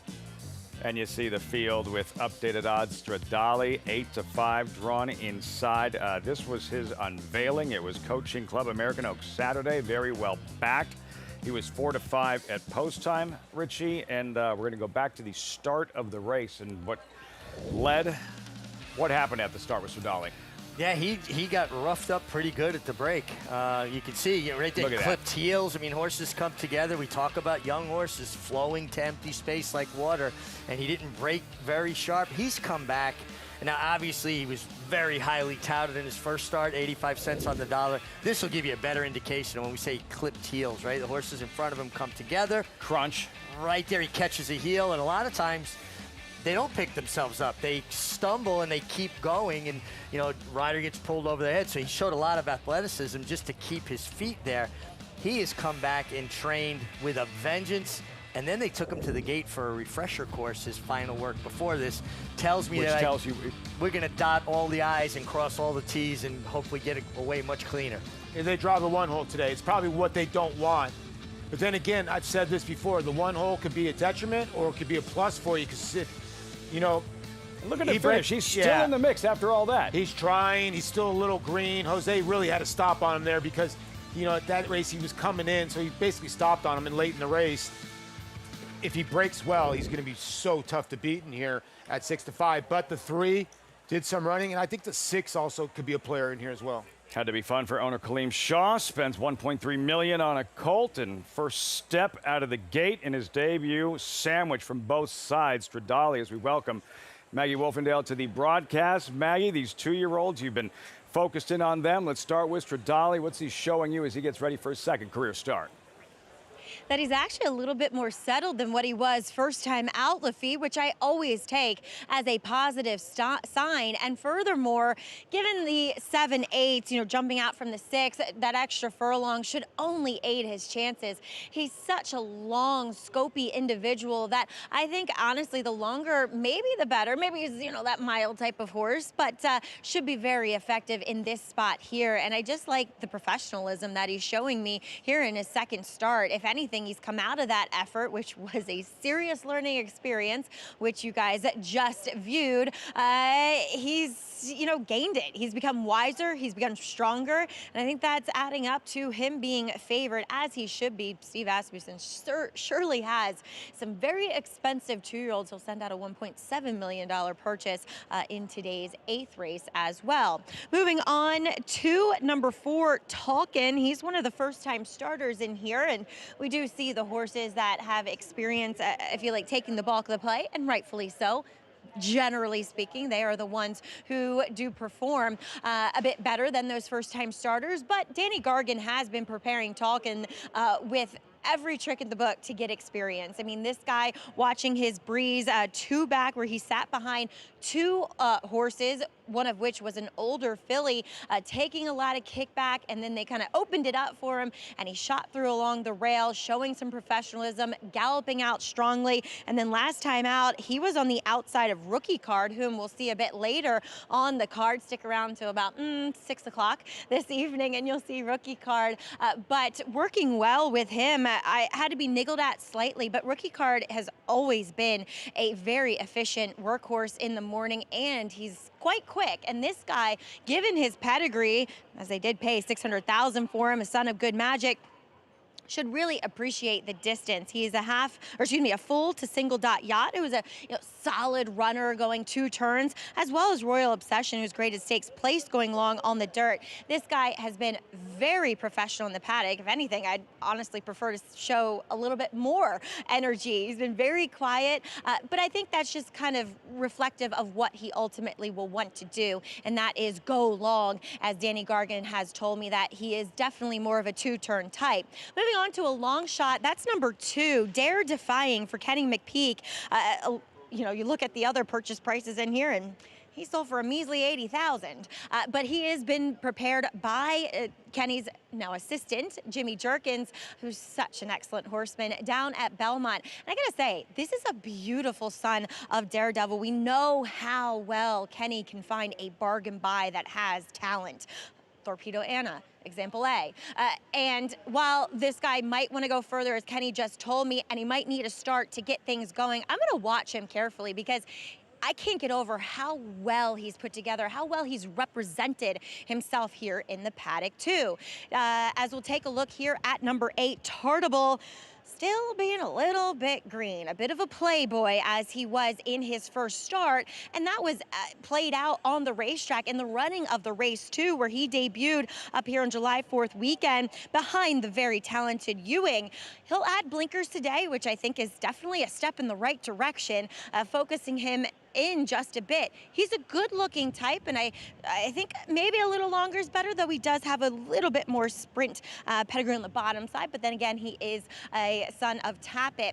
We'll see if those blinkers have any effect on him and how he performs on the racetrack. Hopefully, he's not as silly in the warm-up, in the prelims, as he's been here in the paddock / in his first race, Lafitte. See if he gets more focused as we get closer to post time, game time for him. Tartable, did your paths ever cross, Paulie, with Danny? No, Tartable, but this is I'll before tell you your time a great story. When I grew up in Arizona, a lot of people don't know that, but Peoria Complex in Tempe was where Ken Griffey Jr. and the Seattle Mariners trained. I remember I was a young kid. I bought a bunch of Danny Tartable rookie cards along with Ken Griffey Jr. One turned out great. One was on a Seinfeld episode. But Danny was a good player. He could hit. Power hitting outfielder. outfielder. After George Brett, I think the Royals is where he started. I tell you, George Brett's son hit like a 475-foot foul ball off me. Did he really? That kid. At least it was a foul ball, Lafitte. Swing. That was my thoughts exactly. Post parade, $1.3 million for Dolly. Troubled beginning and a highly touted debut, working well. Where's Dare Defying going out there, 31-1? Tell you what, the Kenny McPeak runners and Louis Rivera have been striking at a price here of late. Maggie liked what she saw. Then you have a Cost and Dylan Davis. Yeah, nice debut. Finished with interest. Gets another furlong. Talking, expensive, debuting Good Magic Colt. Well, Mig, you were talking about this one. This horse has been working well in the morning, just 7 furlongs, tough difference to debut, and some other horses here running for the second time, but I would think the four's got talent. Swiss Army knife pictured the Calumet, first time starting homebred. It comes in off consecutive gate works, and sometimes I'm leery of that because maybe they're not getting out of there as quick as they need to. Further ado, took money, even effort, first out. This is where I land a little bit. It's big, long-legged colt I think will get better with racing. Super Caliber, $500,000 colt, tries dirt, tries sprinting. I like him getting onto the dirt. He's a half horse named Dennis's Moment, who is a very talented dirt runner. Tartable, nothing else, no Ewing to contend with today. Yeah, that's true. He did run into a monster in Ewing, and he gets the blinkers on. I'm surprised he's 18-1. Silent Scheme, make the ride, Aurelio Gutierrez. There he is, $375,000 Charlatan debuting colt. Yeah, a horse that, we try to let the board help us in these situations with the first-time starters, not taking much money, but well posted. Exciting race. Some well-bred 2-year-olds, expensive prospects. Freshman next at Saratoga. And there's a cost. Dylan Davis currently 2-1. This was his career debut. Jim Dandy Day, 6 furlong sprint. He was 6-1. Richie, a cost. This rangy colt, relentless pursuit, eventually running second. Yeah, I mean, he just looked like he was getting his legs untangled as they came into the stretch and finding his best stride under strong and insistent urging from Manny Franco. But this was a really nice effort, and he certainly looks like the 7 furlongs is going to help him. Yeah, I love this effort. I mean, it was a very good effort. He's just come up a little bit short. You can see that other horse kind of came out on him a little bit late in the game, but now Dylan Davis will get aboard and warming up really good on the racetrack. Cost. And then Swiss Army knife. Go ahead. He's taking a strong hold there, isn't he? He's a big, rangy, strong colt. A cost. Swiss Army knife. Edgar Zaya seeking a third on the afternoon, trained by Todd Pletcher, and this feels like a vintage Todd Pletcher meet at Saratoga for the Hall of Famer who's captured 14 Saratoga training titles and the damage specifically that he's done, Richie, with 2-year-olds this meet. Yeah, Todd's always been so proficient with 2-year-olds, schooling his horses. Obviously he worked for Wayne Lucas out of that Wayne Lucas training tree, but also Todd's father, JJ, has been breaking and training horses his entire life, and Todd learned a great deal from JJ as well. 15 with 2-year-olds so far. Has a runner here, has the favorite in Tommy Joe a little bit later on in the Spinaway. Live look, Todd Pletcher. Also had Time to Dream, the sweep for Pletcher Rapoli and the P.G. Johnson, and with anticipation, lots to be excited about with these young developing prospects. Maggie, the first-time starter for Pletcher here, Swiss Army Knife. What's he showing you? He's a hunk. This guy, he's big, he's strapping. He definitely wants all the distance he can handle. As we say, this is as far as the dirt races will be written this early on in these 2-year-olds' career. So this is as far as he can go without being on the turf. But he is big. This is a heavy body, bigger boned. I appreciate that. I love the name. And that's kind of counterintuitive to his pedigree, because honestly, there's several in here that have pretty attractive dam side, bottom side pedigrees. Their mothers who have produced nice horses or, related somehow to some nice ones. There's nothing to report home on this guy's bottom. And of the first-time starters between the 4 and the 5 here, talking as well, they're taking the most play. He's gotten a lovely warm-up with Edgar Zayas aboard. The thing I will say, though, is watching his latest workout, in which, Richie referenced the 2 back-to-back gate drills. He's pretty slow out of there. He was slow in the second one too, which I watched on First TV. He couldn't keep up. And then finally, literally, as they completed the half mile is when he got going, and he went on to gallop out in front. Now, you do see him being kept moving throughout. So that's always an indicator to me that, well, the rider knows that he's a little slow, that Todd, put a little word in his ear that keep him moving, try to get his blood up so he breaks alertly.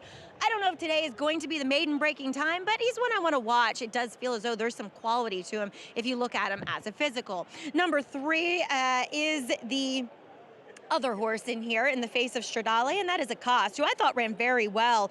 And, he broke well, and then he settled behind the pace while outside. And I just thought that Manny Franco, because it was 6 furlongs, had to ask him a little bit sooner, make him use his stride quicker than probably what is comfortable for a cost, because he's definitely one that will thrive as the distances get longer. It's his demeanor as well. He's incredibly laid back. Yet again here in his second start, he's a tall, leggy sort, which you can see in his stride. If you watch that replay back, he really kind of throws his legs out there, and it was getting to the eventual winner, Soldier and Diplomat. Also took a little bit of a bump late. Just a very classic looking thoroughbred that does paint a lovely picture. It's going to be tough to take down the top 2 in here, but we'll take a look here at number 7, Super Caliber, who as Richie said, there's pedigree for him to much prefer the dirt, as he's a son of gun runner with being a half to Dennis's Moment. I just think it was more of a distance play, an entry first time out for Mark Casse. He was sharp first time out. He didn't quite, go forward. He had some horses that came over on him a bit, and then he had to be steady back at the start of that race, as we do have a late scratch in here. Whoop. Number 2, Dare Defying. Looked good in the paddock, but didn't look quite good going any faster. So Dare Defying will be a late scratch here today, and it is to protect the horse and the bettors here. As getting back to number 7, Super Caliber, look for him to show more speed. Getting to the dirt, a little bit more of an outside post with the experience. I think he will be part of those early runners. Lafitte? A Super Caliber, Maggie, at 11-1. You wound up going with him, the $500,000 Colt. Yeah, I landed there. I was interested in the 4. I was interested in the 3. Obviously, the favorite down on the inside, everybody's on. But I thought this horse actually got a useful debut. I think he's getting to a surface that he's going to appreciate more. And he is a half to Dennis's moment. And I like his works coming into this on the dirt. And he's a good price. So I took a little bit of a stand there. It's a loaded race. I just think, I know there's only 8 horses in here now. The 1, the 3, the 4, the 6, the 7, all have been noted runners. I think the 8 at 23-1 just tells you how tough this field is. This horse did not run bad against Ewing last time, and it's 23-1. I just think you're running into 3 really nice horses here in the 1-3, and maybe the 6. The you 4 wound up could with be any Further kind. Ado. I went with the 6, but I think the 4 and the 7 could be any kind in here as well. Trainer Brad Cox with Further Ado on this day last year. Won the Spinaway with Immersive. We didn't know what kind of potential she had just yet. 12-1 when she won the Spinaway. Another Grade 1 win, and then a win in the Breeders' Cup Juvenile Fillies, a championship. And I guess that's the point with these 2-year-olds, whether it's right now or a little bit later on in the Spinaway. With so little experience, you learn so much changes. You learn so much just race to race. Yeah, they're changing, they're developing, they're learning their lessons. And, sometimes they're just green and they need a race or two for that light bulb to go on and understand their job. I agree with Paul. I think this is one of these 2-year-old races in Saratoga we're going to look back on and go, wow, we really had a lot of good horses come out of it. Kaleem Shaw, Steve Asmussen, just thinking like, just give him a chance. Give him a chance where he got crunched in his debut. Still ran well Stradale. What will he do in his second career start? Draws the rail going 7/8. Never an easy bargain. Ricardo Santana aboard 6-5 at post time. Frank Miramati with the call. Post time at the 6 live from Saratoga. Tartable and Silent Scheme will complete the line. Swiss Army Knife.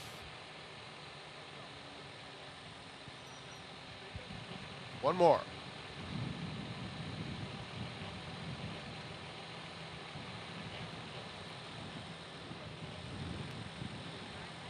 They're in the gate. And they're off. Stradale broke well. Talkin broke in front, but not for long. Stradale is able to make the lead pretty easily. Acosta comes away a joint third, and Further Ado is just outside of him. Swiss Army Knife moves up inside that pair, 3 lengths off Stradale. Then comes Tartable, who has 6 lengths to make up. It's another 2 to Super Caliber, and Silent Scheme is at the back of the field. 22-1 for the favorite. Stradale with a cost 3/4 of a length back second. The 2 favorites past the half-mile pole, 1-2. Then comes Talkin in third. Further Ado on the outside, 4th. Tartable is down at the rail. He's 5th and 5 lengths off the lead. Another 2 back to Swiss Army Knife, losing ground, while Super Caliber picking it up a bit. And Silent Scheme is at the back, 44-3. Stradale doing it easily. Turns for home and expands that margin at the top of the stretch as Talkin angles off the rail to try and chase. They're followed by Acosta in third. Stradale 3-length lead inside the final 1/8 of a mile. Talkin doing a good job closing that gap steadily. Here's Talkin after Stradale. Stradale trying to hold off Talkin. Stradale keeps going. Talkin with a surge at him. Stradale, Talkin! Talkin got up to beat Stradale. Then it was Further Ado and Acosta. Thrilling finish in the 6th at Saratoga. These 2-year-olds with Talkin grinding away, picks off the favorite Stradale in the shadow of the wire. What an effort. I mean, Stradale looked like he was galloping into the stretch, even though he set fast fractions. And here's a first-time starter. Broke alertly, was right in behind him, angled out, and got up in the shadow of the wire under a strong ride by Kendrick Carmouche. He carried this horse home. He really did. You could see Ricardo Santana on the one. He was begging for the wire. And watch how Kendrick kind of goes left-handed right here. And then we'll get to the top of the stretch. Watch right here. He actually has the inside, but he's pushing this horse all the way around. The 3 and the 6 are in chase. The 6 was wide most of the way. Now he gets to run outside of the 1 in here, and you're thinking, okay, the horse leaned in, he carried that horse, got him back. Then he hit him left-handed, straightened him out, and this horse was game. Wow. Really He made a few mistakes and still got up. Yeah. He jumped back to his left lead right there in mid-stretch, and now Kendrick's getting after him. Now actually jumped back to his right lead, shifted in. You don't want to make contact. And second photo finish that Kendrick won today. Unreal. Talking runs down Stradale, winning trainer Danny Gargan with Maggie. And Danny, we met earlier this week, and you told me that you had really high hopes for Talkin, and he certainly delivered today. You also said more ground better. He still got the job done at 7 furlongs. That speaks to quality. Well, you know, he's a really well-bred horse, really classy horse. And, you know, like I said, he's the one that I know will keep going and get the mile and an eighth, mile and a quarter distance. So it's pretty exciting when they can still win going 7/8. Absolutely, and a son of good magic. Dornick obviously comes straight to mind for me. Is this kind of like deja vu? Well, you know, they're a little bit different, but they both have a lot of heart. So no one's like Dornick. No, that's true. Dornick's such a fighter, but I think we got a little bit of fight here in Talkin as he makes his debut, a winning one, Lafitte. No questioning his fight. He just kept digging and digging and digging. There's corner Dean Reeves. And even while making mistakes, which to me is always more impressive because it tells you there's a higher ceiling, more potential once he figures out how to do everything else to go along with the God-given ability. Yeah, absolutely. Making mistakes and still able to run down a very well-met and game Stradale who just got nailed at the wire, but a nice effort from him. Kind of as well. reminded me yesterday of Schwarzenegger. Looked like the yes, horse was completely home and gets run down by a horse that just won on talent alone. We saw the Morley horse win yesterday. That was obviously just an unbelievable ending to a great day for the Morleys with that horse Hatfield getting it done, but running down Schwarzenegger. Kind of similar. Everybody probably had their money on Stradale, but Talkin came a running. Kendrick Carmouche has it working. Pick up mounts. Of course, Tommy Joe in the Spinaway. La Mahana in the Flower Bowl later on this evening. So a big afternoon that could get that much bigger for Kendrick Carmouche. And for you, my friend, you have your bankroll. Yeah, I'm gonna play a pick 3 in the middle of this card. Races 9, 10, and 11. Listen, it's a $100 pick 3 for $200, but you can punch it for whatever you want. Shoot It True in race number 9 is going to be a heavy favorite. Race number 11, I think Tommy Joe's going to be your favorite. Where I think you need to get your value is in the Flower Bowl in race number 10. I'm going to use the 2 Amber Cascade in the 8 Beliza. I'm going to try to beat La Mahana. That's the only way you can get a price on this pick 3. We are stepping aside. We're going to get you paid for this 6th race. Before we say goodbye, what will the headline be? Once the sun sets this evening and we look back at the Spinaway, Richie, what will the headline be about today's Spinaway? I think it'll be about Tommy Joe. I just think she's going to sit the right trip. The Philly Mythical? Yes. Yeah. I think it'll say Tommy Joe runs down Mythical in a stellar renewal of the Spinaway. Love it. Love it. Paulie? Todd Pletcher's going to have multiple horses and multiple favorites going into the Breeders' Cup on turf and dirt after this race. Time to dream. We saw her in the P.G. Johnson. Tommy Joe, Todd Pletcher seeking a 7th overall win in the Spinaway. Of course, he had a Shadow win the Spinaway, go on to capture a Breeders' Cup Juvenile Fillies. Coverage continues over on Fox Business, where you'll see that filly a little bit later on. Tommy Joe for Todd Pletcher, the favorite in the Spinaway. Mythical. Can she keep her undefeated record intact? Come and catch me if you can. Spinaway, Flower Bowl, Pryor is coming your way. Fox Business in just a few moments.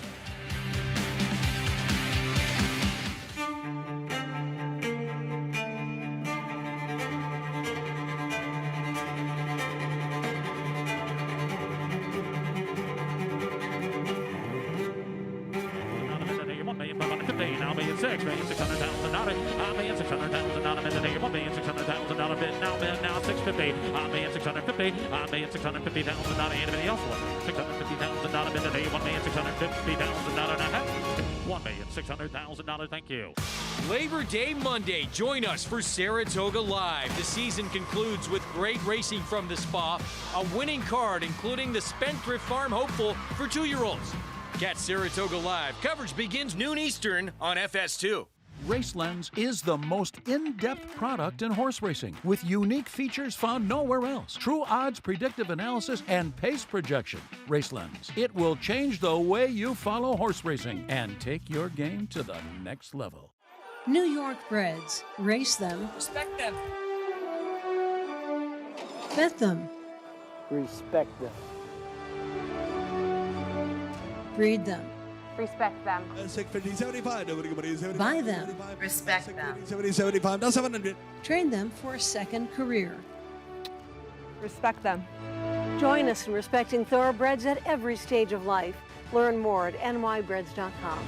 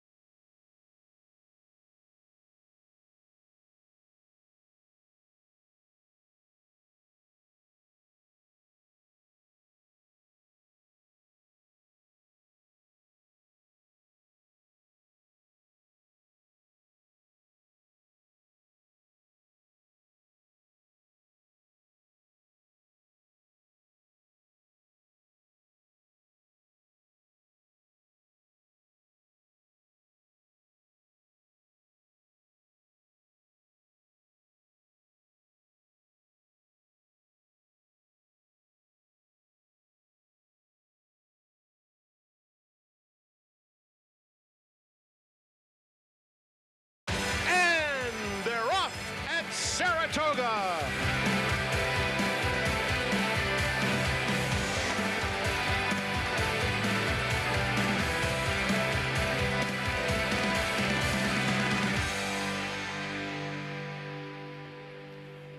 Welcome to the final Saturday of the meet from Saratoga, with 2-year-old filly set to shine in the Spinaway. But first up, the Flower Bowl, where La Mejana looks to build off her breakout win in the Glens Falls. There was another zip code back to the competition. Hall of Fame trainer Todd Pletcher loaded for the final 3 days of the meet with major players in the meet's 3 final Grade 1s. His filly, Tommy Joe, professional in her debut. Can she step forward as the likely favorite in the Spinaway? And Pletcher believes Mindframe is the leader of this older horse division. Can he stay there after Sunday's rematch with Classic and Whitney winner Mindframe? We'll preview that showdown in the Jockey Club Gold Cup, that and more on this Saturday edition of Saratoga Live here on Fox Business. Good to be with you. Terrific weather and a packed crowd for the final Saturday of the meet, with a Pick 5 coming up. Grade 1 Spinaway on the docket in race 11. Greg Wolf, one of the top trainers in the country. Tom Amos, champion handicapper. Jonathan Kinchin, New York Racing Association handicapper. Andy Serling, good to see you all. We love the Spinaway. Future 2-year-old filly stars in this sport. Mythical She comes in unbeaten, and she is fast early. She's fast early, and I mean, really, she's untested. I mean, here's a horse that's 3 in a row, wins, has won here at Saratoga, and has never been tried early, and no one can get to her late. She just scoots home. Is there speed? It looks like there is potentially to pressure her, JK, and make her life difficult. She's never done anything wrong. I don't want to assume that she can't handle that type of pressure. The one thing I question, Andy, if she can handle is there seems to be a little bit of a monster to her outside in Tommy Joe, who is trained by a Hall of Famer in Todd Pletcher, who is predicted to take another step forward, and if she does that, Mythical could be in trouble. Well, I think if she even runs her last race, Mythical could be in trouble. And also, you mentioned other speed. The number 6, Cena, a bit of a long shot, maybe an interesting long shot, also has some speed as well. So we'll see. But, you know, something about a horse like Mythical, I don't think it's going to be 5-2 and 2-1. I think it's going to be even money or 4-5 and 3-1 and 7-2. And sometimes they forget about these horses and they run better than you expect. Spinaway, race 11 on this Saturday card. Look at the Skakes schedule coming up here. Prioress, 3:17. Flower Bowl, long on the lawn, 5:02. And then the Spinaway, of course, the boys get their shot closing day in the Hopeful. And then that big showdown on Sunday in the Jockey Club Gold Cup with 3 stakes to come on this Saturday card. We're 14 minutes away right now from race 7. You can play all the action, including a pick 6 still to come by getting signed up right there at NyraBet, SPA 200. Code to use at sign up, get that $200 deposit match new customer bonus right there at nyrabets.com.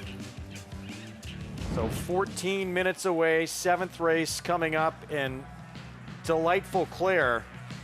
That was a huge performance to break her maiden. Phil Bauer, Rigney Racing last time out, but now, Tom, comes the first test against winners. Yeah, but that last race was really attractive, Greg. I mean, she sat outside the pace setters, took over at the 3/8 pole, was much the best. This is a jumping class, no question about it. She's coming out of a maiden race. I mean, none of those horses had ever won a race she competed against. Well, this is a different kettle of fish here. She's running against some experienced pace horses, including Long Neck Paula, the 5 horse, who's kind of sharing favoritism with her.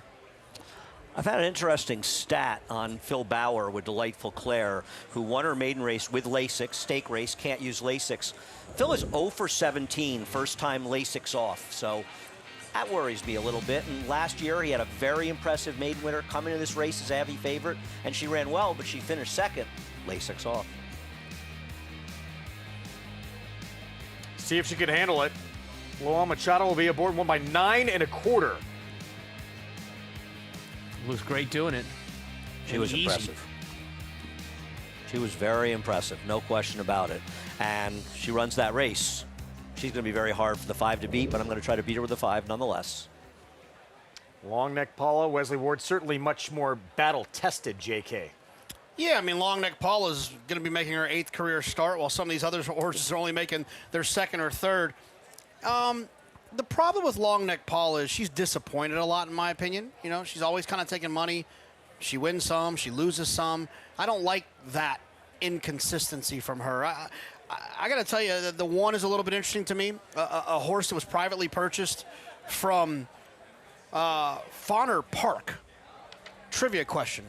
Fauner Park. And the other crazy part about that, not only is it in Grand Island, Nebraska, I've been there over 30 times. Well, I will tell you, this horse is in significantly deeper water than she was in last time. That field she met does not match up to the Beyer figure she ran, and she'd still have to improve off that. I think she's an underlay. 12 minutes to post, grade 3 Prioress. Let's bring in Maggie Wolfendale, see how they look in the paddock. Hi, Maggie. Hey, Greg, and what a glorious day we have on tap here for this Saturday. And taking a look at some for this Prioress field, we'll begin with number 5, Long Neck Paula. I've always been a fan of hers ever since I saw her showing up here for the Schuylerville. She is a bigger type. There's a lot of her, and I thought she ran incredibly well in defeat last time out in that Jersey Girl. But I think because, you know, she is such a bigger bodied filly that she has to take some time in between her races. But all things considered, she looks fit here. She is sharp. She is on her toes and bouncing. So I like what I'm seeing from her overall, especially with the 6 furlongs. I think that is definitely her sweet spot, as her record would suggest. Now, there is a horse coming back off of a layoff that is taking some money at 4-1 is Stone Smuggler. She's a New York bred that I guess a vote of confidence by her trainer, Jorge Abreu, that she goes straight in to graded stakes off the bench here. She was an impressive looking 2-year-old. She was massive. There was a lot of her. She was tall, she was big, but she was heavier boned and, you know, just a really mature looking juvenile, which you love to see, though it did take her a start to break her maiden. So that comes into play with her coming back here and making her 3-year-old debut. I think a start might be beneficial for her, as she is just ever so soft, but I still like her, and the fact that they're showing an aggressive spot, an aggressive nature in her placement, and the fact she's taking money, I'm not going to be surprised when she jumps up and runs very well here. It definitely exudes a lot of confidence and class. And then number 1, as you heard the guys talking about, Flat Out Time. I agree with Andy. On the surface of things, she looks incredibly overmatched here when taking down only 3 other foes last time out in that Delaware Park race. She broke a touch slow. She kind of rushed up in behind the pace under a strong hold. She never looked like a loser that day. But watching her work coming back here, she was very impressive here for George Weaver. Traveling over the Oklahoma training track in 47-3, which is lightning fast for that surface. She was by herself. She was kept in the middle of the racetrack, so therefore, giving up some ground, which ultimately could lead to a slower time. It didn't, and let me tell you, she did not look like she was going that fast. She walked into this paddock and commanded attention. She is dappled head to toe. She's incredibly strong here. I don't like her on form, but I like her on looks and preparation, Greg. She's 5-1 right now. Kendrick Carmouche will be aboard for George Weaver as we take a look at the 6-5 favorite. And Tom, pick 5. How are you going to play it? Well, I look at this first race, the Prior S, as a 2-horse race. I think the 2 favorites are the ones that have the best chance, and the most probable likely winners, the 3 and the 5. And if I can narrow it down in this field, then I can spread out in the next 3 legs of it, as you see I did, and keep the ticket fairly reasonable in the last leg, which is, of course, the Spinaway, the Grade 1 Spinaway. I thought Tommy Joe, the number 8 horse in that race, was very, very impressive first time out. I look for her to improve and to take over down the stretch, make that big move at the end, and that's going to round out my pick 5. So singled to Tommy Joe for Pletcher in that Spinaway. Good luck to everyone going after this pick 5. So many wagering options on this Saturday card. Can you pop that QR code? I'm having a tough day. I'm just going to ride with Tom here today. Pop that back up there for me. See if we can get it back up for you. Wait, how did I just get thrown under the bus? There it is. All right, there you go, JK. Play I'm going to away. take a picture of that with my phone and pop that thing in.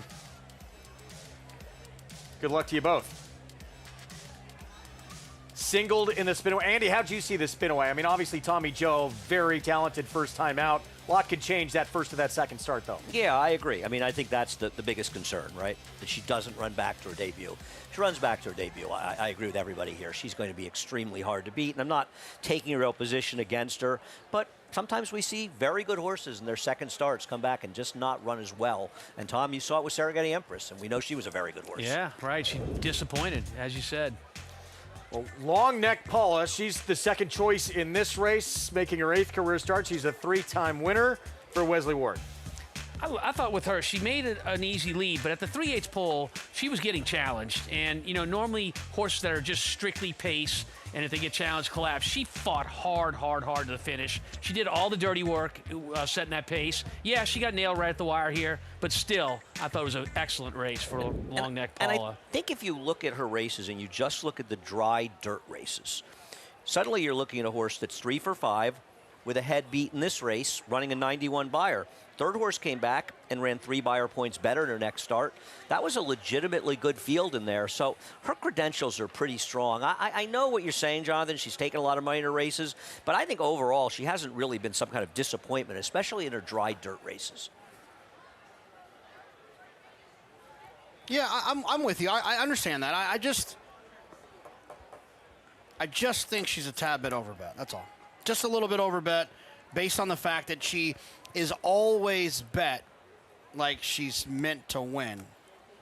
So I'll say this too.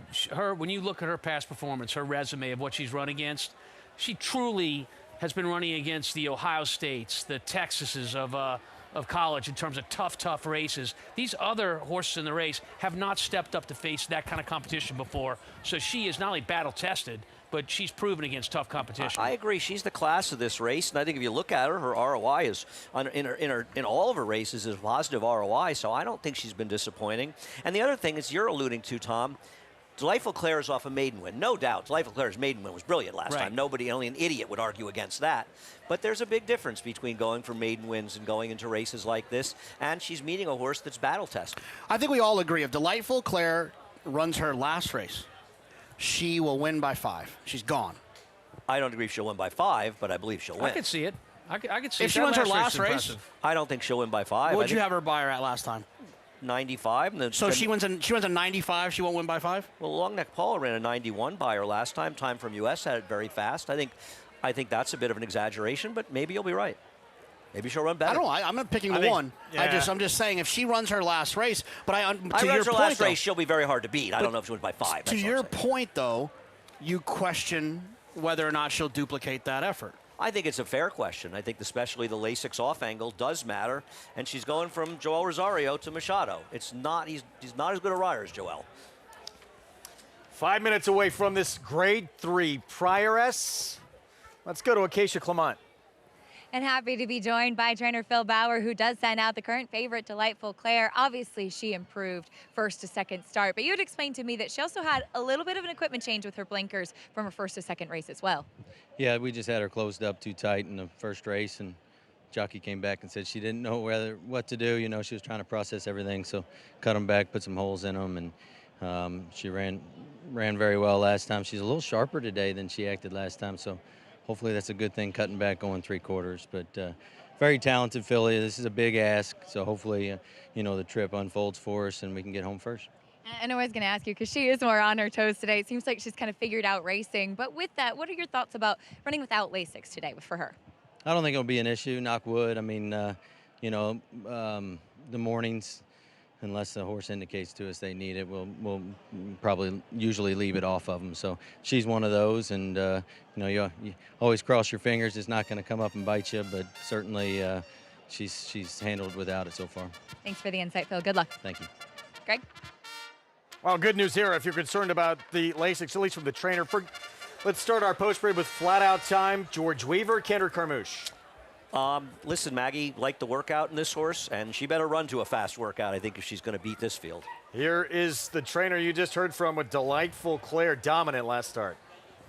Yeah, listen, I don't disagree with Jonathan. She's going to win here. I don't know about the margin, but whether or not she can run that race is really a question. Stone Smuggler, it's her 3-year-old debut. Yeah, hadn't been out since December, Greg. Has shown different styles in the past. She's going to need to show her best style today. Multiple stakes winner. Here's Long Neck Paula.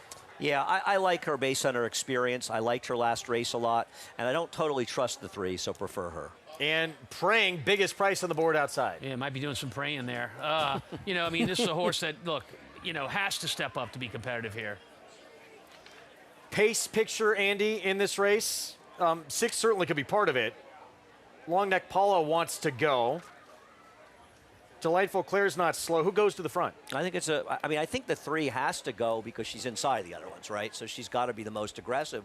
But I think your point is well taken that either the 5 or 6 could be breathing down her neck. And the 1 drawn down inside with Kendrick, he's not going to take back and try to make one run. He's going to try to hold position. And sometimes when horses on the inside try to hold position, it makes the horses outside of them work just a tad bit harder to make the front. You think she's fast enough to keep up with those other horses? I think they're a lot faster than she is early. Look, Wesley Ward, who has Long Neck Paula, the 5, that's how he gets paid.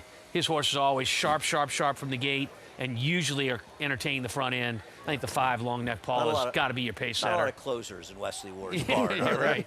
Not a lot of closing routers in that funny. barn. Nakatomi was one. Yeah, but then when he won the Grade 1, he was close. Yeah. Yeah, no, you're right. But it's rare. Yeah, very rare. It's about 95.5. 4-5 now.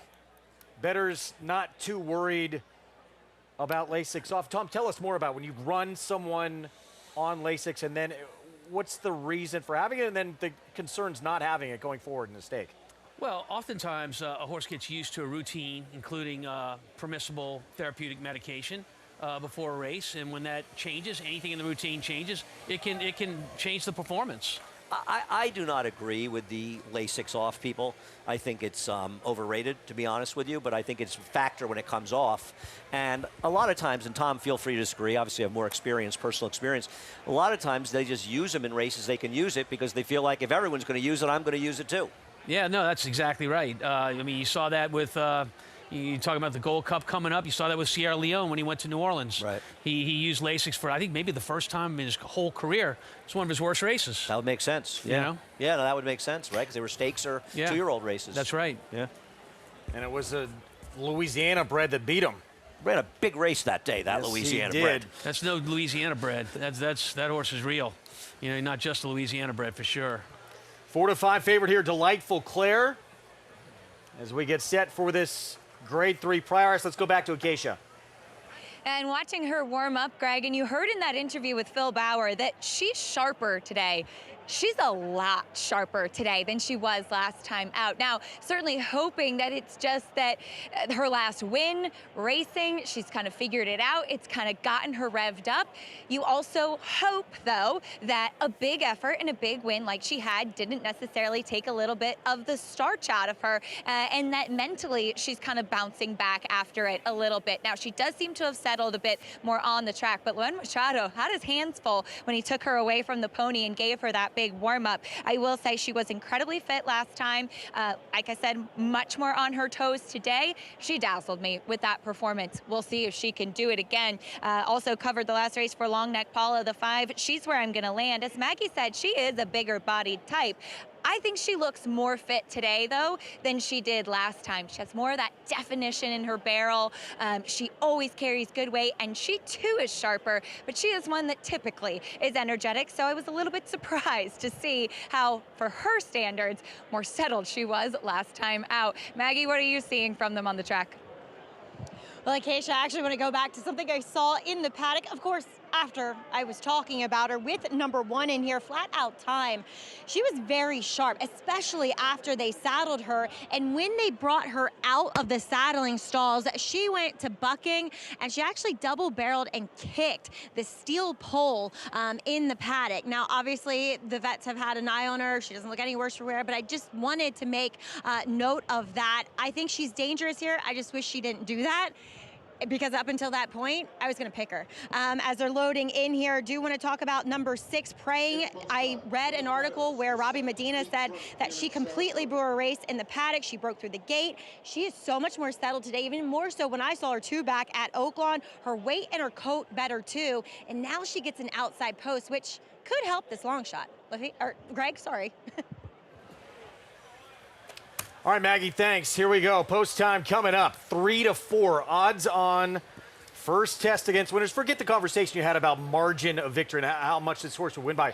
But Delightful Claire, if she runs back to the last race, it's impossible to beat her, isn't it? I think so. I think you're right there. I think she's the winner if she runs that back. Someone else will have to make a huge improvement. Grade 3 Prioress. Let's go to Frank Miramonti for the call. They're in the gate. And they're off in the Prioress. Long Neck Paula and Praying are both out very alertly. Here's Flat Out Time along the inside, moving right into contention, and Stone Smuggler there too. Delightful Claire is at the back of the field. And so Long Neck Paula, with the early edge, leads the way by a length and a half. Flat Out Time, Stone Smuggler. Stone Smuggler takes second. Praying is fourth through a quarter in 22 and 3. Heavily favored, Delightful Claire is asked to pick it up from behind. She's 5 lengths off Long Neck Paula, who will come to the quarter pole under Dylan Davis, leading by a length and a half. Praying moves into second with a threatening bid. On the inside, Flat Out Time looking for a spot in between rivals. They're followed by Stone Smuggler and Delightful Claire. 1 furlong left, Long Neck Paula and Praying. Praying on the outside. on even terms, and Praying is up to take the lead and quickly puts away Long Neck Paula. Praying, in a huge performance under Eric Consell, wins the Prioress in emphatic fashion. Photo for second, Delightful Claire, and Flat Out Time. What an upset. Praying in the grade 3 Prioress. Bobby Medina, Eric Cancel, 4 runner-ups, 7 starts, and we're going to go back to the start, obviously, with the favorite and what happened with Delightful Claire in a moment. Yeah, watch the 3. When we go to the start here, Delightful Claire, our favorite, is going to stumble from the gate. You'll see the 3 up above the starting gate there. You can see her stumble, and when she does, right there, she loses all positions. She has to come from last, and she's out the game. Meanwhile, the other favorite, Long Neck Paula, gets everything she wants, makes the lead, clears easily. She was bad. But you know what? Just has no finish whatsoever. And Praying never looked like anything other than the winner here. Andy turning for home. You know, I did a handicapping show with my friend Mike Beer from the Daily Racing Forum, and he made a huge case for this horse. I'll tell you a couple interesting things. First of all, this horse is a second last year to Echo Sound, who didn't win the test, but she was a heavy favorite in the test after an impressive win.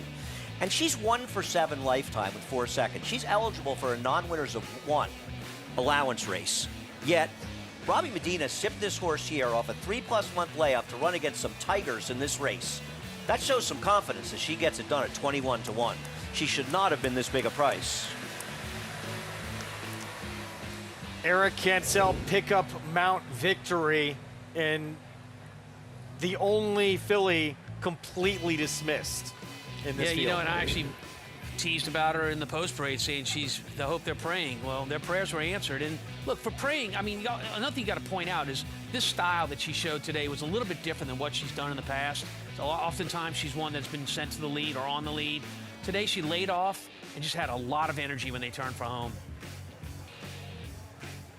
What an upset. The maiden win at Horseshoe Indy. But I mean, running against some really good horses last year and not running that badly, she was simply ignored. Huge number, 21-1. Robert Medina and Eric Cancel. And grade 3 Prioress. We talk about this racetrack all the time, known for huge upsets. We still have some big races left this final weekend of the meet, but we get a huge one here. Let's go to Maggie. And I'm here with Robbie Medina and Eric Cancel. And Eric, I was just talking with Robbie, and he said he felt as though you would fit Praying so well. Obviously, pickup mount here for Jose Lezcano, but because she likes to run into the bridle. Talk about your game plan from the gate. Look, to be honest, I had the perfect position with her just because of the style that they wanted me to ride her. You know, I could let her do her thing comfortably. That's what I did, never got on her way, and it just worked out very well. Eric, we've seen you roll in with some long shots. This one in the grade 3 Priors, this has got to feel good for you. Look, it feels great, you know. I've been shipping in and out this year a lot. You know, I'm grateful with everything. I want to thank everybody that has given me the hand, and Robbie for giving me the opportunity, and the owners as well. Thank you very much, and just let's keep it going. Amen, baby. Congratulations here with Praying. What a win. Good for Eric Cancel. Has not had a lot of opportunities at this meet. Fills in here for the injured Jose Lezcano and gets a grade 3 victory. Todd Pletcher. Start of his huge weekend still coming up. Tommy Joe is filly, should be favored in the Spinaway. And the horse he believes is the best older horse in the country. We'll see in the Jockey Club Gold Cup Sunday.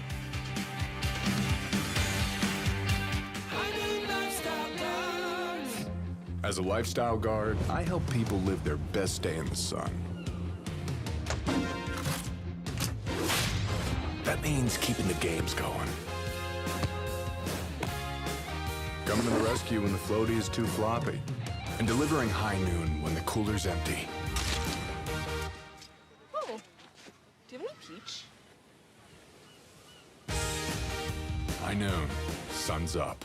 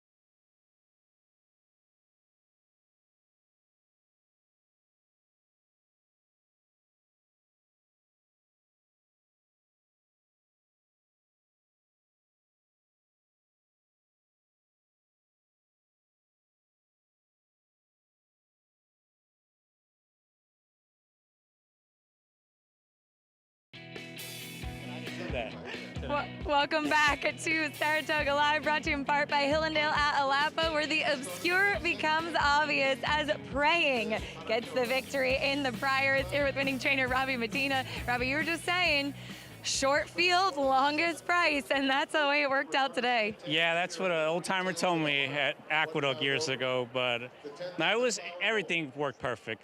She had a perfect post. She broke fast, and they kind of ran away from her, which I think was absolutely perfect. And I was pretty confident when she kind of ranged up on Wesley's filly, but still wasn't sure until she kind of pulled away inside the 8-pole. She broke through the gate last time. I read you saying that you felt she'd really run her race before it even started. Such a difference in her today. Yes, at Churchill, she acted about as bad as I've ever seen a horse act in the paddock. I mean, she was beat before I legged the rider up. Then she broke through the gate. And I had planned on running her to Ellis, an allowance race, to get to this point, but they canceled the races. So I just told Hunsley, the racing manager, I'm just going to train her up to this. And I got her here she got here on Tuesday, and she's just blossomed here. I've schooled her, never turned a hair. And my good friend Benji Perez ran her, and he's about as good with a horse as anyone I know. Not only a win, but by open lengths. That had to feel pretty good.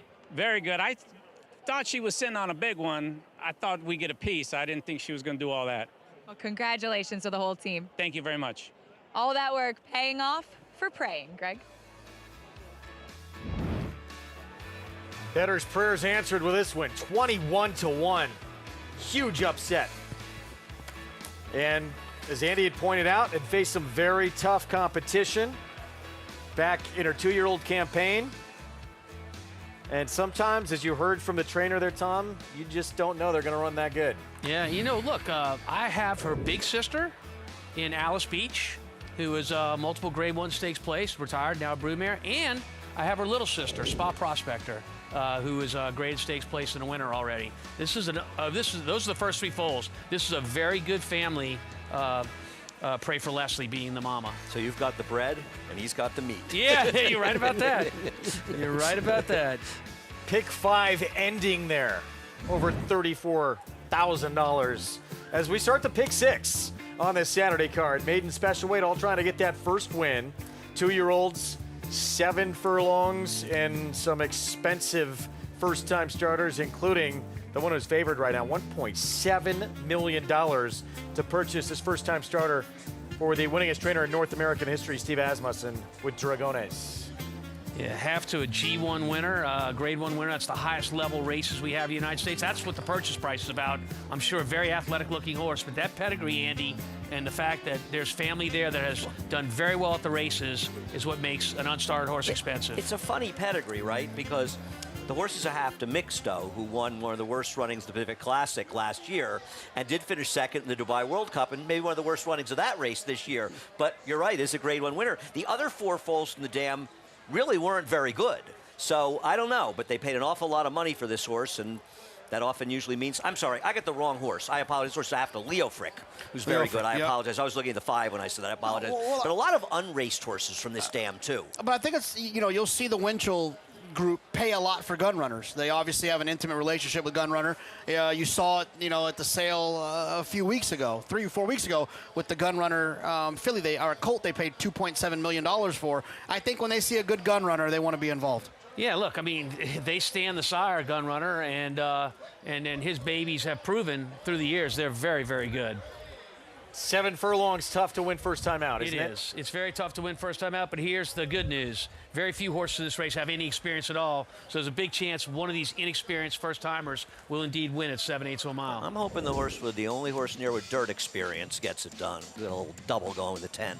Here's what's ahead for Hall of Famer Todd Pletcher. Spinaway, of course, Tommy Joe should be favored. Jockey Club Gold Cup, horse he's talked about, who he believes is the leader of this Holder Horse division. He'll also have Antiquarian in that race. Ted Noffey, be careful, don't mess that up. And emphasis on closing day in the hopeful. Let's start with Tommy Joe, and what a sensational debut, JK. Just looks so professional. Absolutely, and I've worked with Andy a lot over the last few weeks, and he made this point, so I don't want to steal it from him.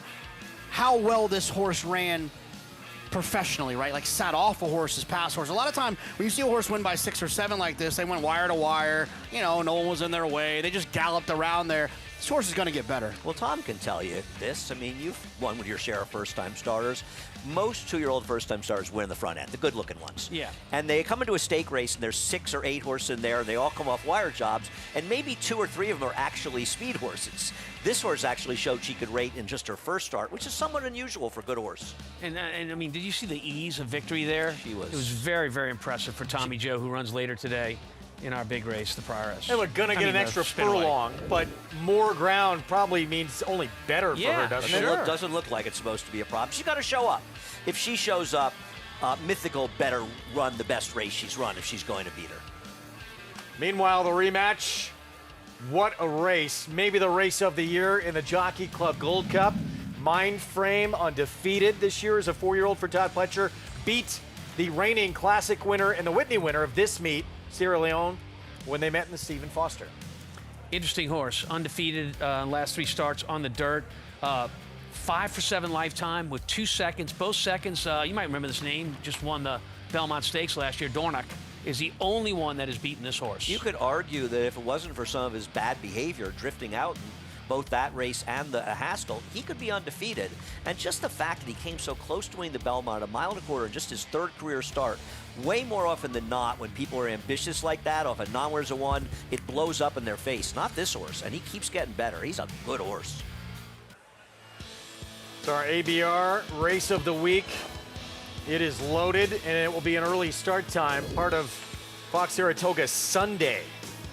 Post time 1:45 Eastern. Not just those two. I mean, this field is loaded with talent. We got last year's winner, Highland Falls, breaking from the 2-post position here.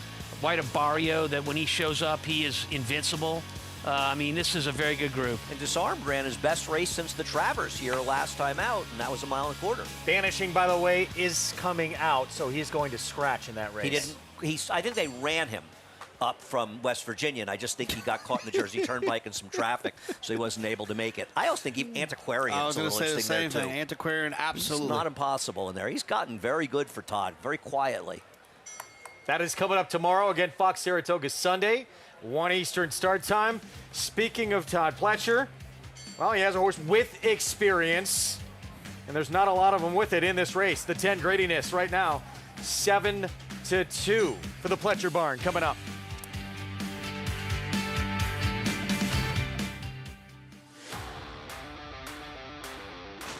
Dynamic pricing wins the Just a Game. King of Gosford. South Cordovan will win the Sword Dancer. Program trading and naval power. What a thriller. Moto. In Italian to win it. Starlust. Domestic spending. Ocean Road. Big M. Victoria Road. It will be McCulloch. You bet with Naira Bets. Bet any track, anywhere, anytime. Download the Naira Bets app to play today and get a $200 deposit bonus. Watch live horse racing. Get expert picks. Boost your bankroll with weekly promotions and hone your handicapping skills with exclusive tips and tutorials. Download the Naira Bets app now. Sign up now to claim your $200 deposit match bonus. You bet with Naira Bets. The rumblings started early and only intensified, with performances that sent shockwaves across the nation.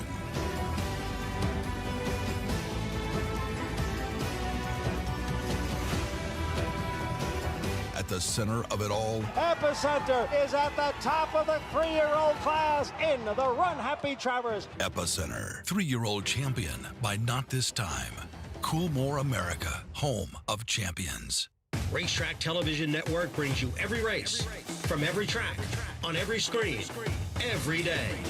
With monthly packages starting as low as $5, RTN gives you great value and access to more live HD streaming and race replays than anyone. Visit RTN.tv today to sign up and watch on almost any device, including Roku and Amazon Fire. RTN has packages that start at $5 per month.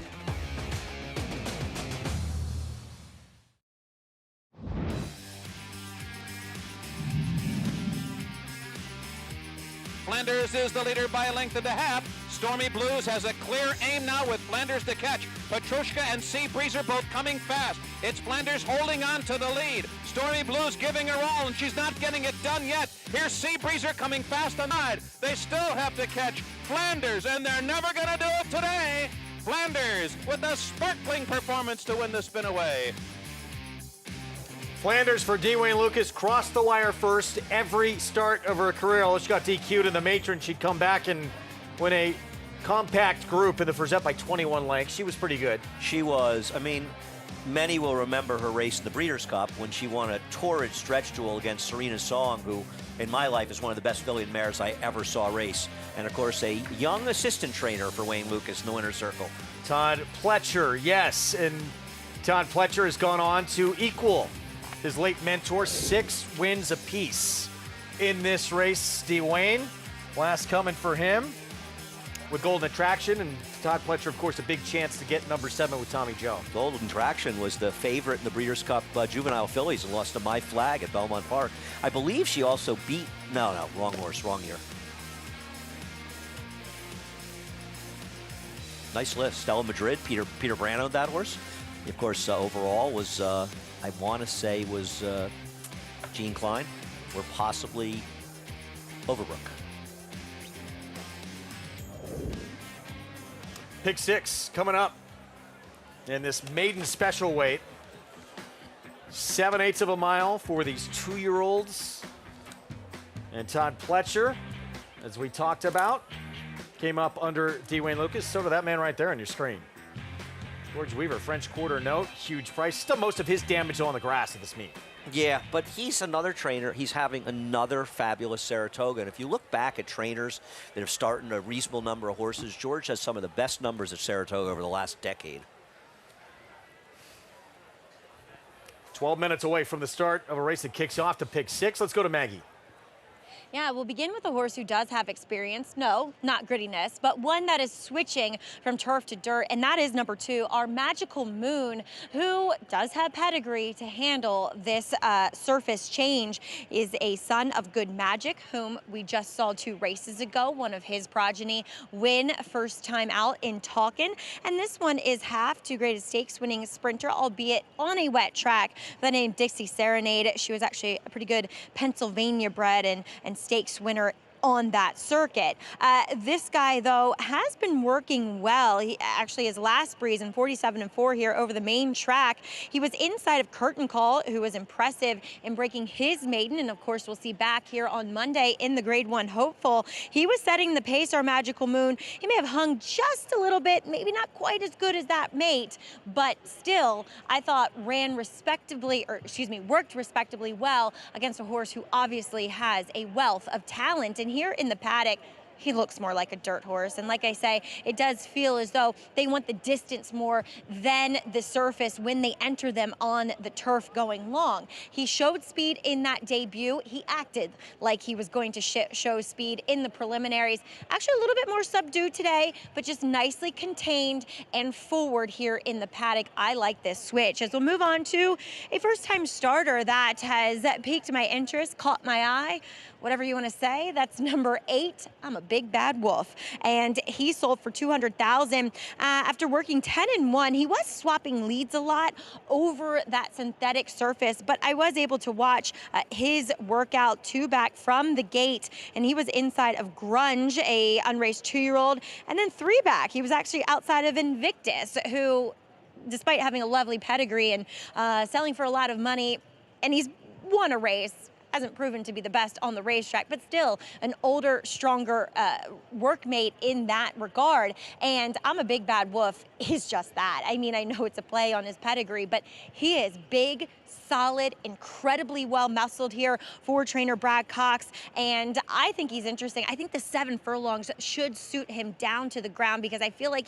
he could be handy enough to put himself forward in here, but I think he'll stay the distance as well. But Acacia, there's a $1.7 million purchase here in the paddock. What do you see from Dragoness? Well, he is a tall drink of water, Maggie, as you certainly would expect with that pedigree and with that purchase prices. The guys were touching on set by Gunrunner. We certainly know what he can do. This one, the immediate half-brother to Leah Frick, who was very good, but better going long as well. There was one sibling in there who was a decent sprinter, though, in the second generation. There's the dam is the sister to Multiple Choice, who was a turf sprinter. So there's some speed in there, but this one looks like he wants every bit of the 7 furlongs, if not more. Watched his last work, which was in company with an unraced mate, and he just was toying with that foe, just always going best throughout. Now, he did start kind of tossing his head around after they got the tack on. He came in with a training saddle. He looks like he might have the propensity to be a touch of a naughty boy. He's keeping things under wraps now. Keep an eye on him throughout, but a very striking individual. The number 4, Capo di Tutti, debuting for Danny Gargan, who looks for another 2-year-old debut winner after Talkin won a couple races ago. This horse actually worked 2 back in a group of 3 with Talkin. Now, I thought Talkin was going a bit easier than Capo di Tutti was. They both, though, were not going as easy as 3-year-old filly Snow White, who was grade 1 placed and actually just won at Monmouth earlier today. I will say, though, his last work was in company with Society Man, who's a graded stakes winning 4-year-old. And while I do think that he was slightly second best, he held his own. So this guy has been keeping good company in the mornings for Danny, as we've seen him have certainly a strong hand with some 2-year-olds. Not the biggest, but very athletic, very professional throughout so far. We'll keep an eye on this guy, as he could be one who could be a little bit precocious early. As I looked up this name, Greg, looks like Capo di Tutti Capi, means boss of all the bosses. My Italian pronunciation, probably not the best there. We'll work on it, but I appreciate the effort. 8 minutes away from this 8th coming up, starts the pick 6, and there is that $1.7 million first-time starter. Yeah, it's interesting that Winchell Thoroughbreds partnering with Resolute Racing on this one. Gunrunner, you know, listen, they've had a lot of good horses and stuff. 7 furlongs first time out, though, is a big ask, though we did see a firster win the other division this race in just about 123, a couple of hundredths over 123. What do you do, Tom, as a trainer, when you're going 7 furlongs first time out? Do you train and just get more fitness in there, or are you just using this race as a starting point? It can be either, Greg. So oftentimes 7/8, which we call a middle distance, it's the traditional starting point would be 6/8 of a mile. This other 1/8 of a mile, which is about 2 football fields further than 6/8 of a mile. Believe it or not, in horse racing, the fitness level for one versus the other is very difficult to achieve off the bench and as a first-time starter. Wouldn't you agree, though, and not that you didn't say this before, that there's a more sense of urgency here? It's closing weekend at Saratoga. Everybody wants to get the Breeders' Cup. Well, so you got to win or run second, run well to get to the Breeders' Futurity or the Champagne. Bring that back up after this post-break, because I have something to say on that. We start with Universe first-time starter Ken McPeak, and some big works in the morning. And I'll tell you something, this horse is taking a little money at 12-1, sort of quietly. Our Magical Moon, a start, it came long on the grass. Yeah, this horse worked well on the dirt with Curtain Call, who'll be running in the Hopeful on Monday. We'll skip to the 4, Capo di Tutti. That was pretty good. I tried. Danny Gargan. That was Show pretty off. good. 17-1, Romero Mirage rides. Acadian, Chad Brown, not taking much attention. No, not taking much money. This one's the half to Mixto. Here's the favorite, 1.7 mil, son of Gunrunner, Dragones. You could buy a lot of Casa Dragones for $1.7 million. Buntis Folklora, Amelia Green, another one with some big works in the AM. Yeah, the dam herself was okay, though she was on the cheaper side. The Grand Dam, the second dam, was very precocious. Hunch play for me. Brad Cox, first-time starter. That's what these guys say to me all the time when I come to the set.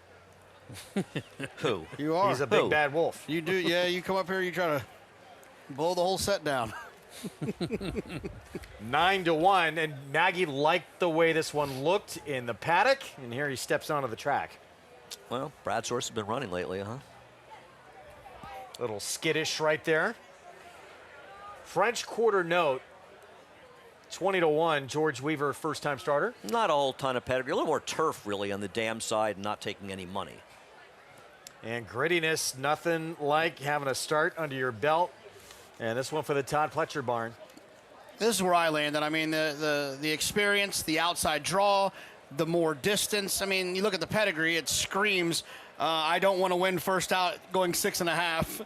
And it screams, I want to win second out going 7. I picked this horse too. He had significant trouble at the start, enough to say you could toss the race. And back to the 3, Relevance, first-timer Chad Summers. Listen, Chad Summers is having a crazy good meet. Horse is taking some money as a half to a good horse named Get Her Number. So 4 minutes away from this 8th, we'll kick off this pick 6 that includes the Spinaway, includes the Flower Bowl. And we'll see who steps up here. Many of them making their debut, but one of them who has experience, but it did come on a different surface. Came going a mile on the grass. Mark Cassie's Our Magical Moon. Was a good turf race. Horse has more of a dirt pedigree than turf pedigree, so certainly could run well here. Tom, I'm curious, you wanted to say something about prepping horses. Yeah, so you were talking about this 7/8 race getting a big field. Well, you know, it got such a big field, they made 2 races out of it today. So it was a split race, and the first division was the 6th race today, won by Talkin. And in that race, the final time was 1 minute, 23 seconds, and 63 100ths. They went fast to the 3/4. It was a very fast pace. Yeah, and then they kind of slowed it down the last 1/8 of a mile, which can often happen with inexperienced horses going this far. But it'll be interesting to see if this division, run 2 races later, runs faster or slower than that time. In all likelihood, it will be a very differently run race because the pace is almost certain to be slower. I mean, they were flying up for the 2nd place finisher in the other division, obviously. Strange things happen with first-time starters, No, I Andy. know. What the question I would have for you was, you know, whether you're talking about this race, every race is a stepping stone. But there's more of a sense of urgency now because you got to win or run second probably to get to a race like the Breeders' 230 at Keeneland or the Champagne at Belmont, and then to get to the Breeders' Cup. And listen, you may not get there, but everybody wants to get there. And that's what I was getting at when you said that. Yes, that's why there's so many horses that are entered in this race. They made 2 races out of it. If the 10 wins here, that we're seeing on the screen right there, do you think Mike Rapoli can take the purse money, run it back in a private jet, and make it in time for Fierceness to run in the Pacific Classic? I would think he has a plane on standby anyway, doesn't he? And he doesn't need the purse money. He'll leave that here. He'll come back for it. Yeah, I'm thinking no, but glad you brought it up. It's possible. I do like the 10, by the way. Unless they parachute. It's run in 5 hours, the race. Horse fit grittiness we're looking at, by the way, for Mike Rapoli. Faced a horse who is going to be in the hopeful. Yeah, Ted Naffy. Not only in the hopeful, but probably the favorite in the hopeful, don't you think? No. No, not the second choice. Not even the second choice? I don't think so. Okay. I mean, the favorite's going to be Baffert, right? I guess. You're looking at me like I'm crazy. Yeah. You don't think Baffert's going to be favored there? Anyway. Well, the way you poo-poo his horses, I thought the audience might get off of him. Poo-pooing Baffert's horses? Well, you told me that he's 0 for 3 in when he brings horses in for this race. I never said that at all. It is true, but I never said it. Oh, okay. Yeah. 9-2 morning line, by the way. I appreciate it. Fair enough. A horse with a real chance. How about that? Oh, I don't disagree with that. Let's go back to Maggie. As we'll take a look here at some other first-time starters, beginning with that Chad Summers trainee. That's number 3, Relevance in here, a son of Tappet. And as you heard Andy say, the Dam, she won her first start, but also this guy's a half to Get Her Number, who I actually loved. He won his first start, albeit on turf, but then would come back and win the Grade 1 American Pharoah on the West Coast as a 2-year-old. Now, there hasn't been that much other production. They're okay, but watching his work 3 back, he does carry his head quite high, or he did in that workout. So we do have a scratch here as number 9, French Quarter Note, will come out here and will not play today. As going back to number 3, Relevance, carrying his head high, still talking about number 3, carries his head high in that workout. You see that shadow roll, that blue piece of fuzz, for lack of a better way to put it, polar fleece, cotton in his ears. Looks as though he's a bit of a high-strung type. So that indicates to me that he should be fairly quick there, especially reaching out to Kendrick Carmouche to take the mount on here, on him. And once he straightened out through the lane, though, in that workout, he leveled off quite nicely. He comes in incredibly fit for his connections, and he continues to be what looks to be the live first-time starter outside of your favorite. Moving on to number 7, that is Buntus Folklore, which there is a book, or it translates to the first 1,000 words in Irish, which, as we know, Donegal Racing, they often go the Irish way, and I thought clever with 1,000 words. And I actually, speaking with my husband, he trains for Donegal. He really wanted this horse, but Jerry Crawford had promised him to Amelia, and so I can see why he wanted him. They just paid $80,000. There is an abundance of pedigree, but he's a very good-looking type, really well balanced. And watching his workout, that 47-1 bullet from the gate, he broke well. He had to be hustled for it, but then he stayed on even terms, and then in the gallop out, pulled away nicely. So a good indication that the 7 furlongs should be well within his wheelhouse. I don't know if he wins first time out. I don't think it's quite Amelia's MO, but look for him to run well. Acacia? And then at some big prices, Maggie, in a very interesting race, and another one at double-digit odds is the One Universe. As Andy had touched on, this horse was taking some early money. It has drifted up now, but debuting for Kenny McPeak, as this one will start with short coat blinkers on. He's been wearing those in the mornings in training. I thought he's been training very well coming into this. He's one, too, that maybe mentally might need a race to put it together. He was a little bit spooky back in the paddock, and when they got onto the track, just reacting to the crowd for a Saturday towards the end of the meet. Just a great atmosphere here, but for young horses, it can be a lot to take in. He's one I definitely want to watch with interest. The number 5, Acadian, though, a Chad Brown horse at 13-1. By Good Magic, there is plenty of pedigree. He is the full brother to Mixto, as you mentioned. And if you keep going, the dam is actually the sister to Grade 1 winner Rigoletto, who's the dam of Battle of Midway. So a ton of pedigree.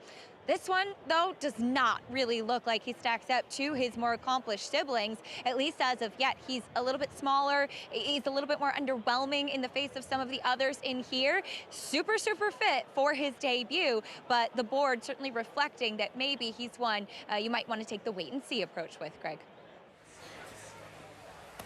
All right, thank you, Acacia. Here we go. And the one with experience on the outside has drawn even on the board with the expensive Dragones, the first-time starter. Yeah, I mean, when you talk about the experience of one race, oftentimes with young horses, we see a dramatic increase in performance when they get that first race experience. The trainer has a chance to evaluate it with the rider, correct what the horse didn't do right, and they jump up and they run big second time. I think that's why our 10 horse is at 5-2. Tom, how much can you learn from a first start when the rider comes back and says, Tom, this happened, whatever it might be? Well, it could be anything. It could be the fact that the horse was intimidated being in a big crowd of horses, which we can't simulate that in the morning. It could be his paddock behavior, and it's so important mentally to be right when you hit the starting gate as a thoroughbred. So whatever it may be, if it can be worked on, the trainer's going to take care of it. Start of this pick 6. That late scratch, French quarter note, the 9 coming out.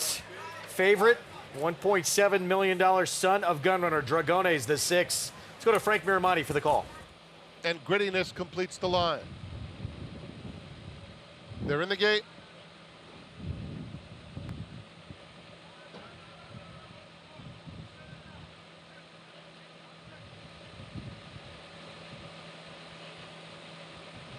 All set.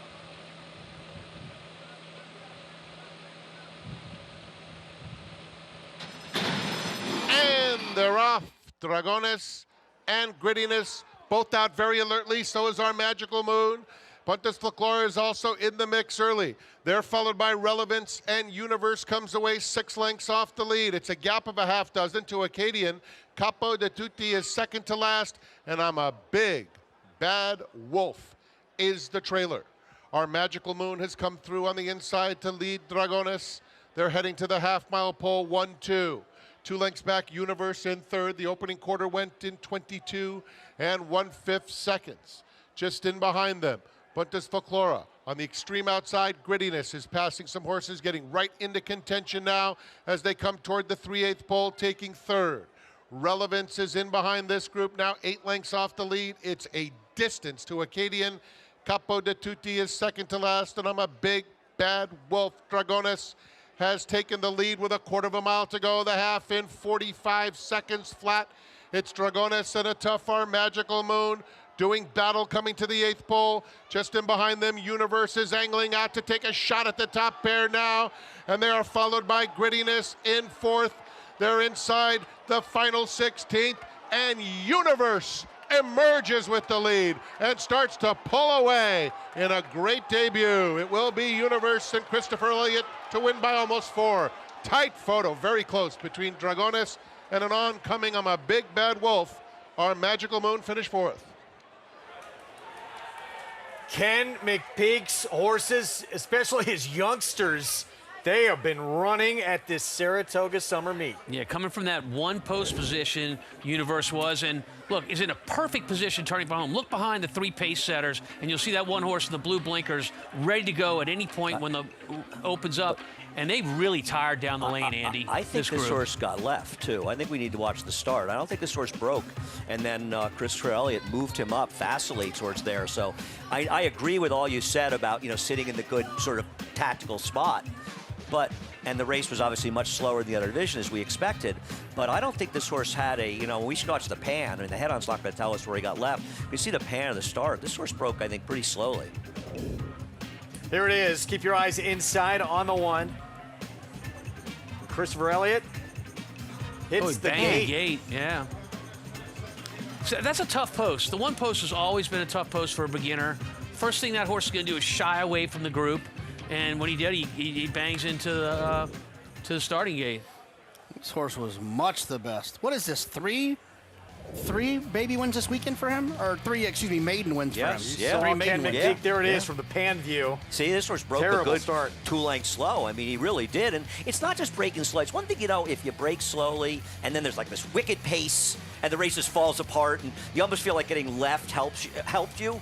This horse moved up quickly to be stalking, so it's not like he wasn't at least close to the pace. Is that fair, Tom? It's very fair. But that last 8th of mile, you guys, they were not running in this spot. This was a full second slower than the other division. I mean, Dragones looked like, at the 8th pole, he was going to take over. And it's the 7/8 is a grueling distance for beginners, and things like this happen all the time. It's what's great about this game, Tom. I think everyone will agree is that a $75,000 horse can run away and hide from a $1.7 million horse. Yeah, how about that? Keeps you coming back, doesn't it? You'd have to say Universe has a pretty big set of Gradones.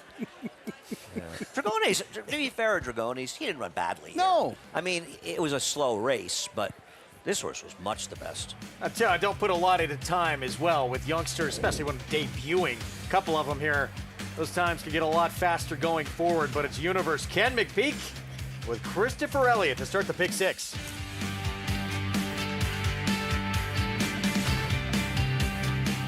They say breed the best of the best and hope for the best. Macoma broke well on the outside. But you don't expect to get speed like this. It is Macoma, the one to catch. Macoma has a 5-length lead in this grade 1 corner.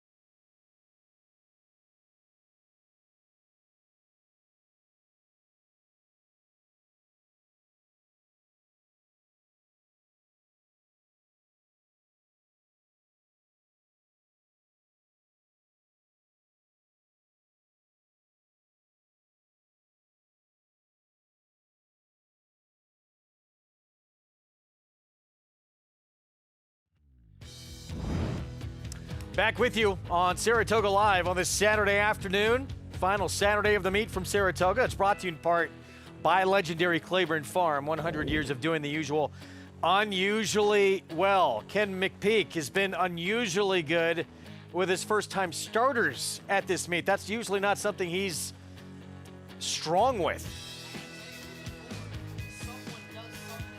Well, that it's not typically their thing. It's signs of things to come when they actually do make their second career starts.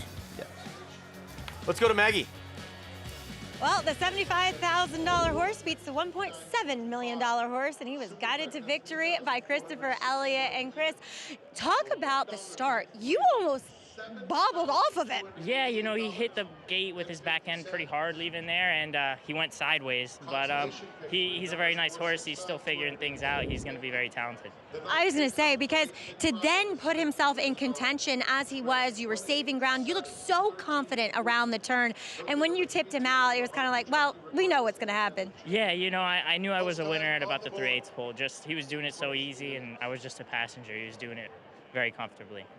Well, Kenny said to you, do you want to ride him in the Champagne? And, I mean, how could you refuse that offer? Couldn't. You know, I really appreciate Kenny giving me all the support he has, and I'm very, very thankful. And, too, Kenny often rewards riders for the work that they put in, and you working this horse in the morning. Yeah, I've been working a lot of horses for Kenny and trying to put, you know, some time in, and he's been rewarding me, so I really appreciate it. Huge win. Congratulations for you. Thank you. All right, Christopher Elliott. It was a little hairy at the start, Greg, but, boy, it looked good in the end. Overcoming a troubled beginning. Tom, you hit the gate coming out. That takes a little wind out of you too, doesn't it? It takes a little wind out of you, and it usually will affect the race. I heard a great story. So Julio Espinoza, who's now a jock agent, he was riding the Kentucky Derby against Seattle Slew, and he was part of an entry for. And the trainer told him Seattle Slew was next to the gate with him. And he said, the trainer told him, I want you to run into Seattle Slew right out of the gate as hard as you possibly can. So he angled his horse out of the gate. He said, I hit Seattle Slew so hard I heard him grunt. And 10 strides later, he was in front of me. I said, what kind of horse is that? I'm surprised Jean Crouget didn't punch him after the race. Didn't have to. He won. We are talking about John.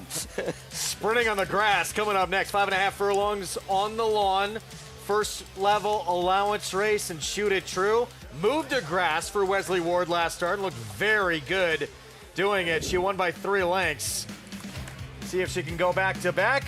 Final edition of Kart Talk this summer. JK with Junior and Javi in the buggy when we come back.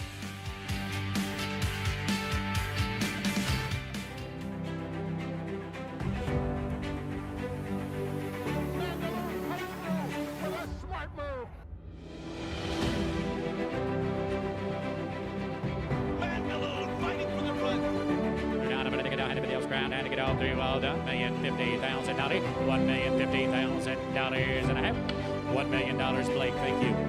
For Rangeroo, it's Mandaloon. Mandaloon wins.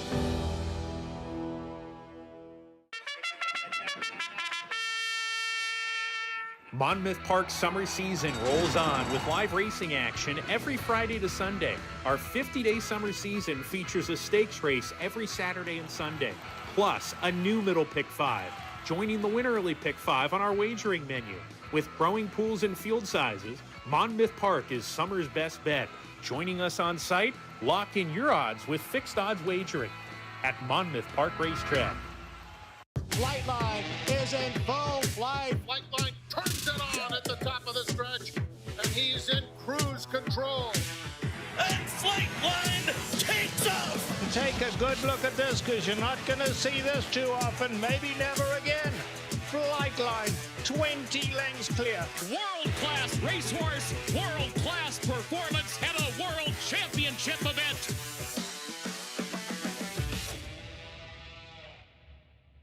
Weekends are for winners at Naira Bets. Opt in to late pick 5 hit and split bonuses to claim your share of $10,000 every Friday through Sunday. $10,000 hit and splits every weekend when you bet with Naira Bets. RaceLens is the most in-depth product in horse racing, with unique features found nowhere else. True odds, predictive analysis, and pace projection. RaceLens. It will change the way you follow horse racing and take your game to the next level.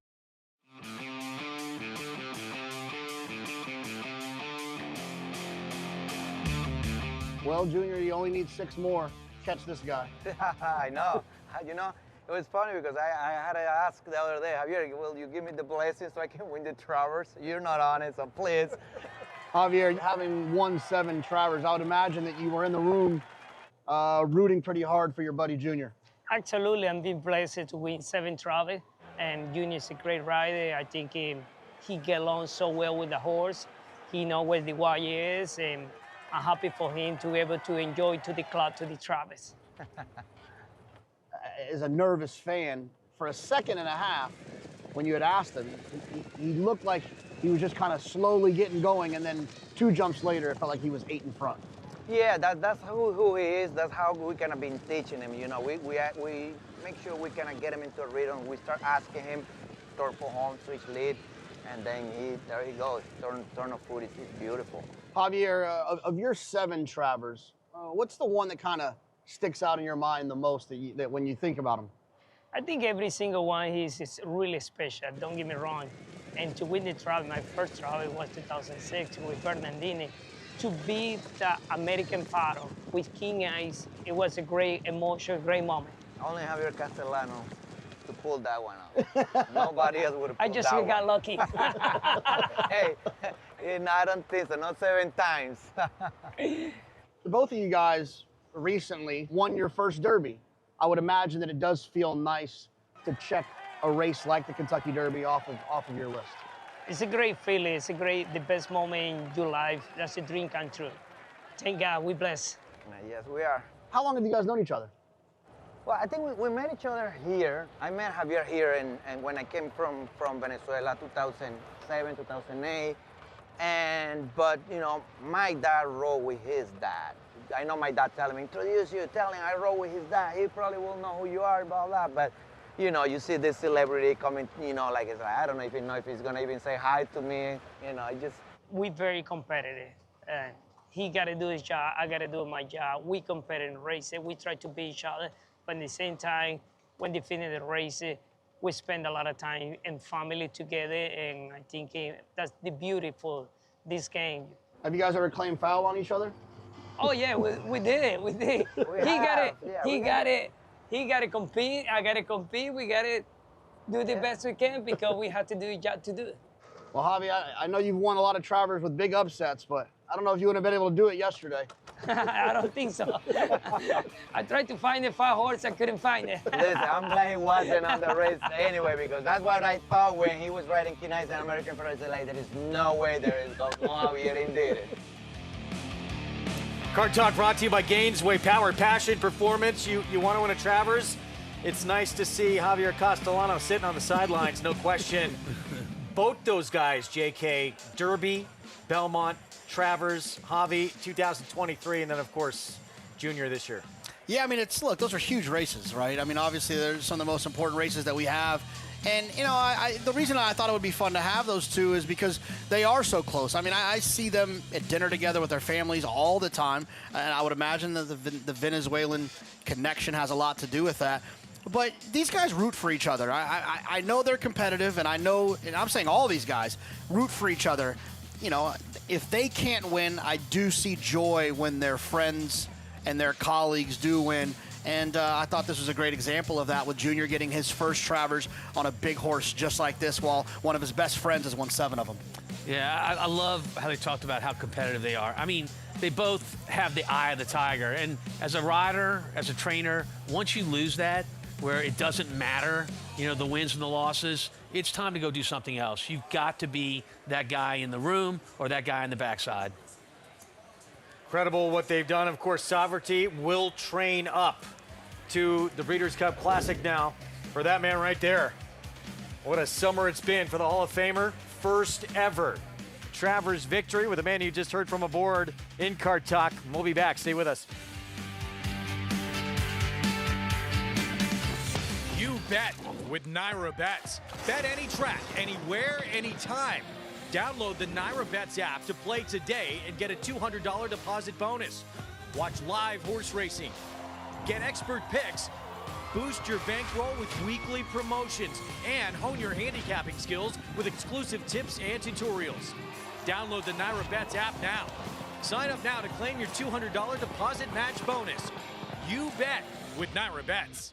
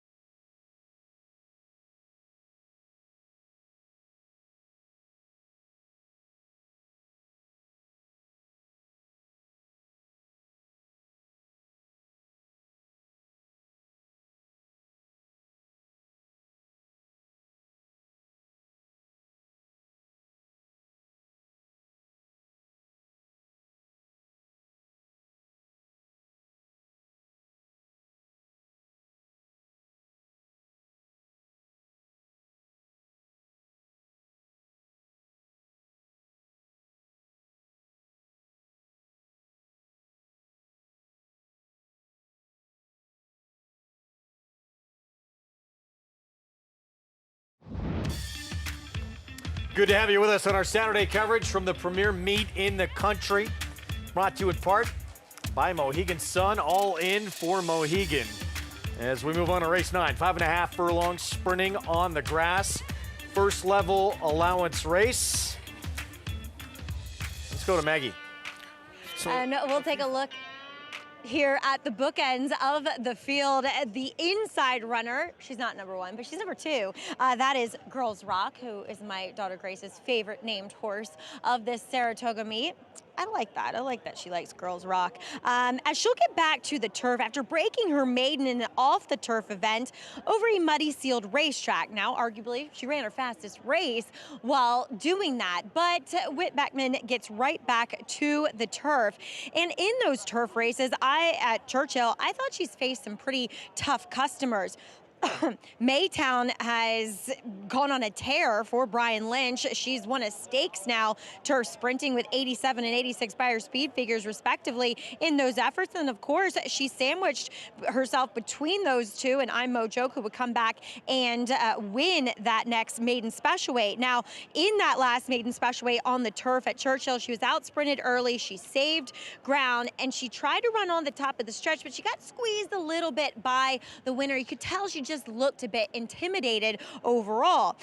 Now looking at her, she actually looks more like a turf horse. So could that progression forward in numbers be a factor of her just getting a bit better? I hope so, because I think this is ultimately going to prove her preferred surface overall. She makes a great impression on me. Now jumping to the outside of the field, we'll see number 12, Miriam's Fire, will come back for Mike Maker. Now that first race as a 2-year-old and running a 72 Beyer, if there's just routine improvement, that puts her right in the mix here. And I thought last time when we saw her in that grade 3 matron, which ultimately would fall apart, she broke on top, and then she the rider allowed her to be overtaken by others. She chased on the rail and just faded a bit, but I mean, rightfully so. They were going pretty fast that he let them overtake her.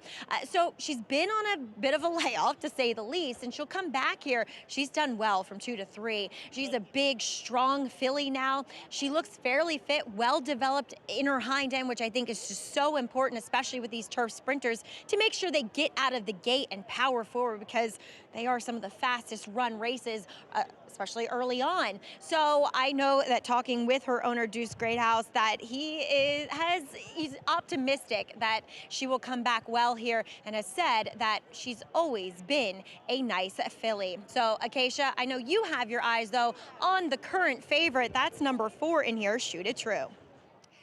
And she was very impressive last time out, Maggie, but she is a filly that they handle with extreme care prior to her race. And I know that your notes said from the notebook a couple races back that she was sharp, but nothing kind of out of the ordinary as far as preparation. But last time in the paddock, they're doing what they're doing today. Wesley Ward's assistant, Lauren, on their lead pony, holding Shoot It True. She does not have a handler on her head. She is walking alongside the pony every step of the way. Last time, immediately the rider jumped off behind the gate. Frankie Dettori was aboard that day, loaded without a rider on, doing everything to try and keep her quiet. Now, last time, and today as well, she really didn't turn a hair. She's been actually pretty settled. She's a sharp filly. She's energetic, but not doing anything wrong. After that win, I spoke with Frankie Dettori, and he said, yes, I was warned. We were well aware that she can be sometimes a little bit tricky. So everything that they're doing is to keep the energy contained. She had been working extremely well onto the turf before that last race, and she really took to it with a very impressive score, as she will now step up to open company after winning against New York Breds. Right to her inside the 3. Tails of the Heart, she did have a bit of a trip last time out. She was off a little bit slow from the rail post position, and she was stuck down along the hedge inside with no real room to run. But it does kind of feel like, yes, she's had some excuses in her last few starts, but she's run similar type of speed figures in her 4 races thus far in the U.S. Like I mentioned, some traffic last time, 2 starts back, she was up against it as far as the turf. 3 starts back, there was a huge delay in the paddock with a power outage. So we'll see if she can really kind of turn things around and get her run on. Very laid back yet again in here. She's strong, she's dappled as she has been, just waiting to see if she can show that she has, in fact, taken a step forward, Greg. Thank you, Acacia. 7 minutes away from this 9th ahead. As we get a look at the favorite here for Wesley Ward. Took 5 starts to finally move her to the grass. Turned out to be the right move.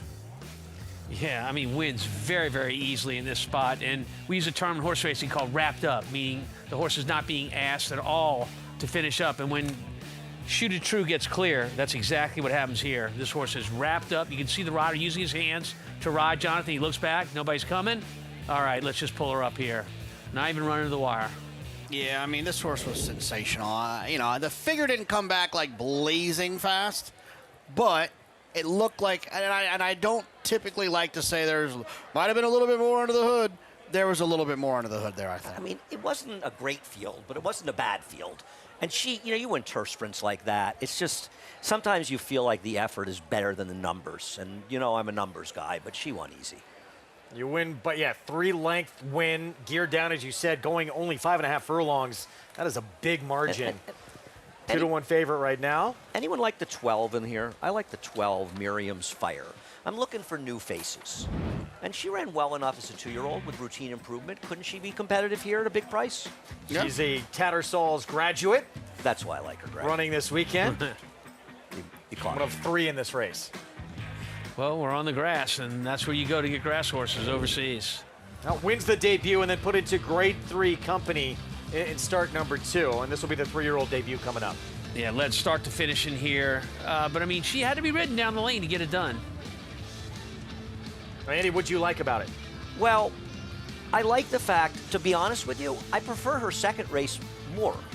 because she came back and she ran a very tough 12-horse field stake that featured a really quick pace that just fell apart at the end. You know, we've seen horses like Savetta, Abiento run well going forward, and I thought she actually ran okay attending the pace. And the appeal to me was, I have no argument against the 4. I think she is the horse to beat, but do you really want to bet her at 6-5 in this race in a big field? The rest of them, so many of them competing against each other and just not running that well. So for me, I just went to this race and was started to look for the sort of new faces of the group, and she fit that bill. I don't love her, but I think she's interesting at a price. 11:01 right now. Outside post for the Mike Maker barn, who's had so much success sort of transforming horses' careers going long on the grass. See if he can get a win here with this one sprinting, and you know, decent effort as a 2-year-old. JK sprinting on the grass, natural progression now coming back at 3. Maybe she will be in the mix. I mean, I think it's a sneaky thing. I think people look at, you know, we're so conditioned to looking at past performances, and I think a lot of us, at least me, the first thing I look at is the figures, and sometimes I'll start telling myself a story, oh, this horse isn't fast enough, but then you recognize those figures were earned when they were 2. They're going to be slower, and they're going to get faster as they grow up a little bit. You add 10, 12 points, suddenly these horses that ran okay or whatever it was at 2 can be competitive at 3. Victor Espinosa on your screen. Been given opportunities. Wesley Ward convinced him to ride here. He's coming to vacation here this summer. And Wesley said, what are you thinking? Get on some of my horses. But you got to be all in and be serious about it. He's going to be on Dang Here Comes Shang speed, and went almost gate to wire for Wesley Ward last time out. Yeah, doesn't this one feel like the last time was the time one? On the other hand, it's a big price. 10-1. We'll be right next door to the stablemate, Shoot It True. Kick off the post parade with Victor Espinosa for Wesley Ward, and here is Dang Here Comes Shang. Yeah, I mean, here's a horse that went over the last start on the turf, at this distance, on this racetrack, stepping up a little bit in class. The Rail to Girls Rock with Beckman. Yeah, she had a couple of good races sprinting on the turf, but she's probably got to get a little bit faster. She does have tactical speed. Ricardo Santana Jr. on Tails of the Heart for Bill Mott. Yeah, an import that's had 8 starts on the turf and no wins. Shoot It True. So impressive in that turf debut. She was impressive. There's been a horse to run and win out of that, which makes me feel a little bit more comfortable about it. Ray Handelbarn, La Salvadorena. I like this horse, and at a price, 8-1 here. I think this horse is a player here. Antonio Sano with Grenka. Has run twice, broke really fast once, slow the next time. Which one's it going to be here? I believe in the background, yes, Midnight Love Affair. Jose Gomez, big win earlier on the card. Yeah, wire to wire and a very slow pace for maiden 50. Not a lot of confidence from that performance. Goody's Girl there in the background, 34-1. And rightfully so, probably 2 starts to the grass, not a first, not a second, not a third. Going back to it again. There's Solo Shot, Christopher Elliott. Sort of moving in the right direction. One first time out here at Saratoga back in 2023 on the dirt for George Weaver. Came back, won again, and then didn't win again until turf sprinting, but has gone the wrong direction in my opinion. Mila Kennedy showed talent sprinting on dirt and went long on grass, now sprinting first time on grass. Yeah, and long on grass stepped up as well, added blinkers that day. This is a whole different thing, shortening back up to her preferred distance. And Miriam's Fire, we had talked about, there's the 3 again. Tails of the Heart, Ricardo Santana Jr. pick up now for the injured Jose Lezcano. And Mott, an incredible summer here at Saratoga. It's on to the Classic, of course, with Sovereignty. You guys were just talking off air. You believe likely going to be the favorite in that Breeders' Cup Classic, regardless of what happens this weekend. What about this 3-year-old filly and her chances of springing upset here, JK? We're talking about the 3, right, on the screen? Okay, just double check it. Yeah, I mean, she certainly can. She's going to need some pace, and I think she'll get it. Shoot It True was forward enough last time. There's enough speed in here, I think, that it could set up for her. But I just have a hard time with closers and turf sprints. So many things have to go right. The pace has to be nice in front of them. They can't go too wide. They can't get stopped. There's a lot of things that have to go their way. But her numbers put her right in the mix if things go her way. The good thing about it is she's 5-1. Sometimes horses like this will be completely overbet. Then you're hoping that you're going to be able to get that trip. They're short prices. I would take her. I have no problem with anyone taking her at 5-1. I saw her in the paddock. She is gorgeous. This is a really pretty horse. And, you know, look, her lone win was on the poly surface, an artificial surface we use here. She hasn't won on the grass yet. She seems like she gets in position, Greg, late in the race. Just doesn't have that punch that we want to see. Meanwhile, down to even money on Shoot It True for Wesley Ward. Here she is. I got to tell you, there's nothing about her win on the turf that says she's even money in this big field. I mean, I don't have any argument with her being the horse to beat, but she didn't run so spectacularly. Aren't you kind of betting? Aren't there a bunch of horses in here that have run races similar to her last race at the very least? The problem is you know, I thought she would be right at her morning line, 5-2. Right. And at 5-2, I think she is probably the most talented horse in the race. But I'm not really interested at even money. No, that's my point. I agree with you. 5-2, I have no problem. Horse to beat in this race, but she's not. Take out 43% to win.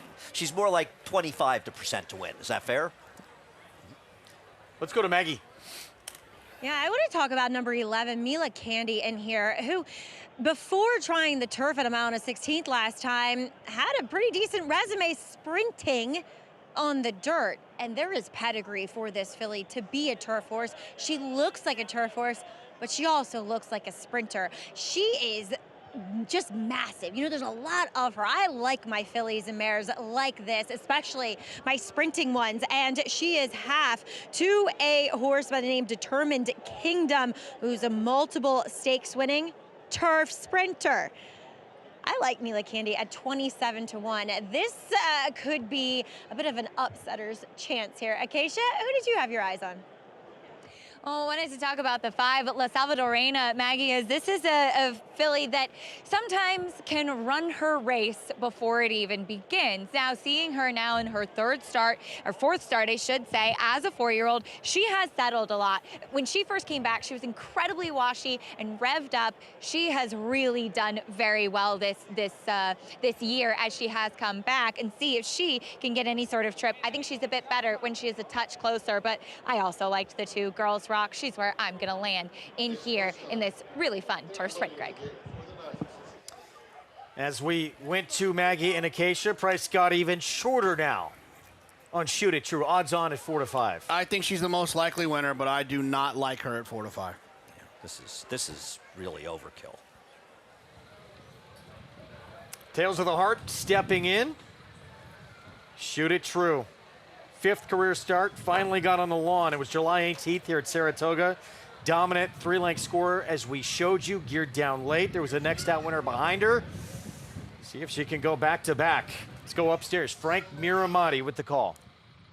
Solo Shot is taking up her position.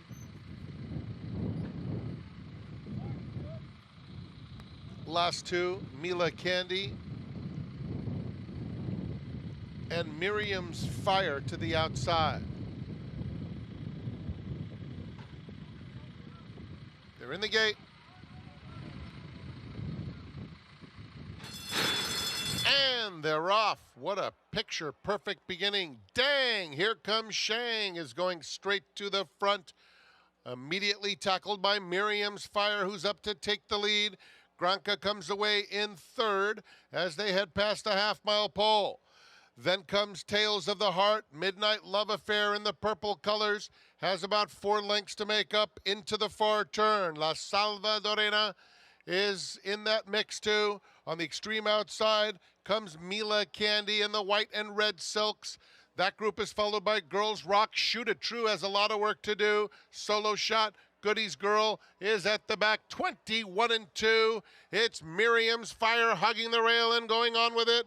Dang, here comes Shang coming back to re-engage with 1 furlong to go. And Shoot It True is coming under a very confident hand ride. Luan Machado didn't move as Shoot It True blows them away. Could not have won any easier than that. Tales of the Heart was 2nd, multiple horse photo for 3rd, including Dang, Here Comes Shang, along with Girls Rock and Solo Shot, but that was a 1-horse race. She is pretty darn good. Shoot it true. She didn't look that comfortable early on in this race either. You know, I think when you watch the ISO on her, you're going to see that Greg's exactly right. She didn't really look all that comfortable early on in this race. She was kind of crowded. Checks a little bit there. I mean, the rider's definitely sitting back on her, tossing her head a little bit. But boy, when it came time to run, you guys, she absolutely took off just like she did at her last start. Maybe 4 to 5 wasn't too short. I mean, listen, obviously she got a very fast pace set by my horse. And by the way, I love the ride of the horse I bet on. I love Zayas being aggressive from the outside post and doing it. Didn't work out. She beat this field like they just were in a different league than she is. You really get the idea watching Shoot It True right there, Jonathan, that she wants to be outside. You know, she's a lot more comfortable now than as she was when the gates opened, as Greg pointed out. Yeah, I mean, she took the rider there, too, into that spot right off the turn. The one thing I'll say is that when you have a horse who's lightly raced on a surface or lightly raced in general, sometimes one performance can be a little bit misleading. Her figure did not make her 4 to 5. Right. But we only had one turf sprint figure from her. I would imagine today will be a little bit faster, and she proved to us today who she actually is. And the good thing, if you bet her, was you didn't have to worry about Luan Machado riding her out to the wire. I see where you went there. By the way, he didn't even use the crop on her. He showed it to her. He didn't need to. He showed it to her, but she knew what to do. She seems like she needs a little tougher company to go against. I think that they'll look for it. But the way she ran today, she is a serious, serious turf sprinter. And Wesley probably get another race into her this year. You never know with Wesley, though, right? Wow. That was impressive. Shoot It True. Now 2 for 2 on the lawn. This one even more impressive than the last. 4-3, 1-2 finish. Luan Machado for WW. We're going to take a timeout. Prices when we come back. Big one tomorrow. Jockey Club Gold Cup in the older horse division. Highland Falls saying, don't forget about me. Won this race last year, and Brad Cox says it's a lot better than last year. Stay with us.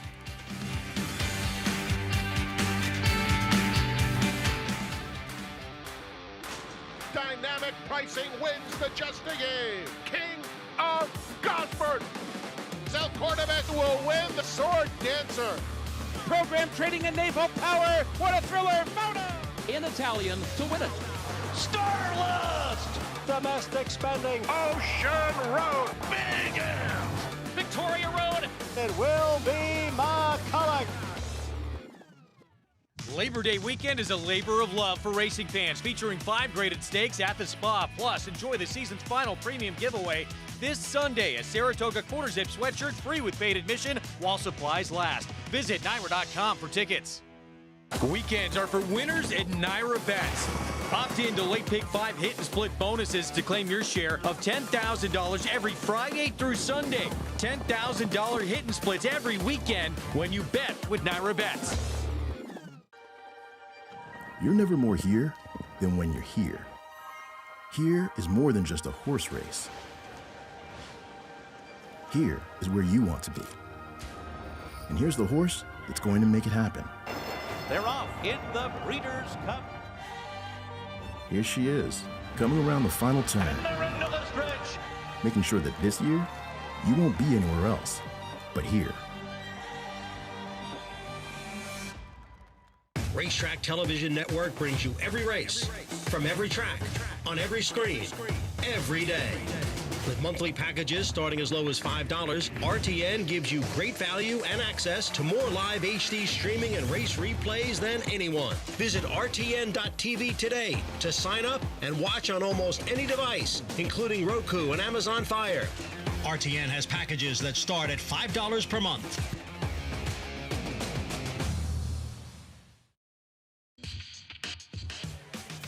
Back with you on our Saturday coverage. You're watching Saratoga Live here on Fox Business. And we just saw a sensational effort from Shoot It True. 3-year-old filly for Wesley Ward. First 4 starts of her career. She was pretty good on dirt. Big stakes win. She's been even better on grass. Now 2 for 2 since moving to the lawn. She's much better on grass. And isn't it ironic? Usually it's the other way around with Wesley's horses. They find the grass first, in their start of their career and maybe go to the dirt later. Good point. And this horse just ran faster than some pretty solid boys, older boys ran earlier in today's card. This horse is good. They better call their travel agent. There's going to be a lot of stops in between, but she could be entered anywhere. Anywhere, anytime. Indiana, or Keeneland, Royal here, Ascot next anywhere. year. Yeah, You right. never know. Right. Somewhere in France. Well, he's won all those places. Yes, he has. He really changed everything in terms of U.S. horses going to the Royal Meeting at Ascot. No one thought they could win there from here. In my lifetime, I think he is did one of the most incredible things, the way he changed, not only sending people to go over there, but I think he also changed how European trainers were training for those early sprints and putting speed into them, because he was just running them off the ground. When he first got there I don't know how many years ago he started, but he had such an advantage because his horses were quick from the gate, and European racing is all about braking and sitting, and he would get an advantage early, and that would be the end of it. Yep. Impressive here. Shoot it true. Let's go to Acacia.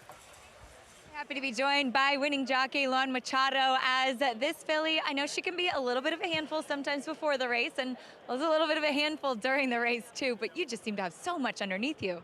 She was not too bad before race. It's just she's a little trick to load in the gate, that's all. But in the race, yeah, she was pretty handful in the race, I would say. Yes, full of a horse all the time, never gave me no signal that she was not looking the way she looked last time. How fun is it to be aboard a horse like that just draws away from this field? Not something you see in turf sprints. Yeah, that's pretty fun. That's pretty fun, I would say. It's the best kind to be on. I can certainly imagine. I wanted to ask you, though, coming up in the Spinaway, you're going to be aboard Percy's Bar for Ben Colebrook, who you are well familiar with. What can you tell us about that filly? She is being very nice since first work, and me and Ben we were very excited since the beginning. We didn't think she could win going 4.5 first time out, and she won anyways. And I mean, now going longer, I just see things getting better, so I'm very confident. Well, good luck later, but congratulations on a very nice victory here. Thank you, I appreciate it. Greg?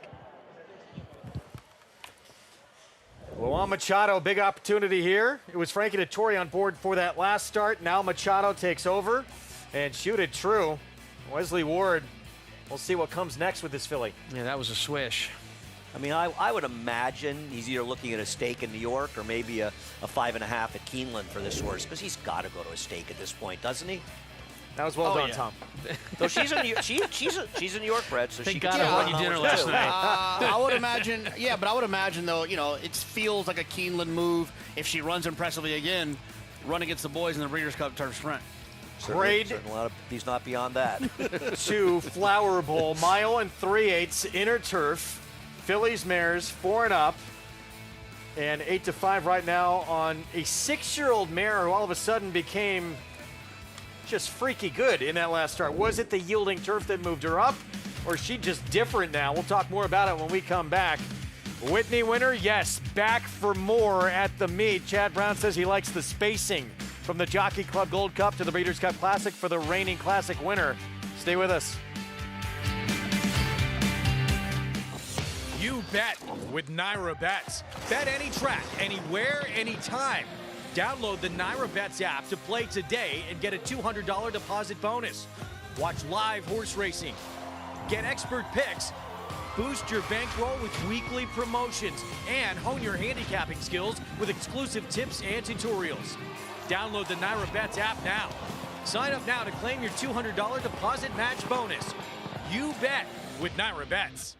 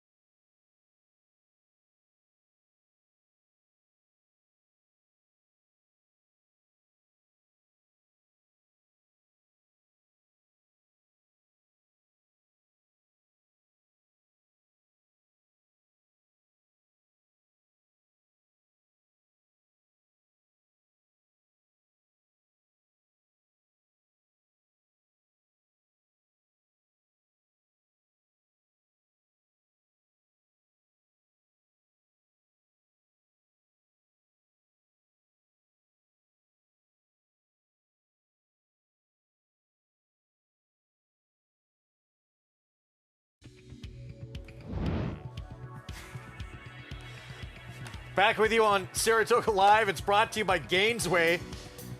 Power, passion, performance. What a gorgeous Saturday afternoon we have here at the premier meet in the country. Final Sunday of the meet. We bring out the fireworks for Fox Saratoga Sunday and maybe the race of the year in this Jockey Club Gold Cup and the rematch with Mindframe and Sierra Leone in our ABR Race of the Week. We just don't get matchups like this very often these days. People are always dodging and everything, and this is the cream of the crop.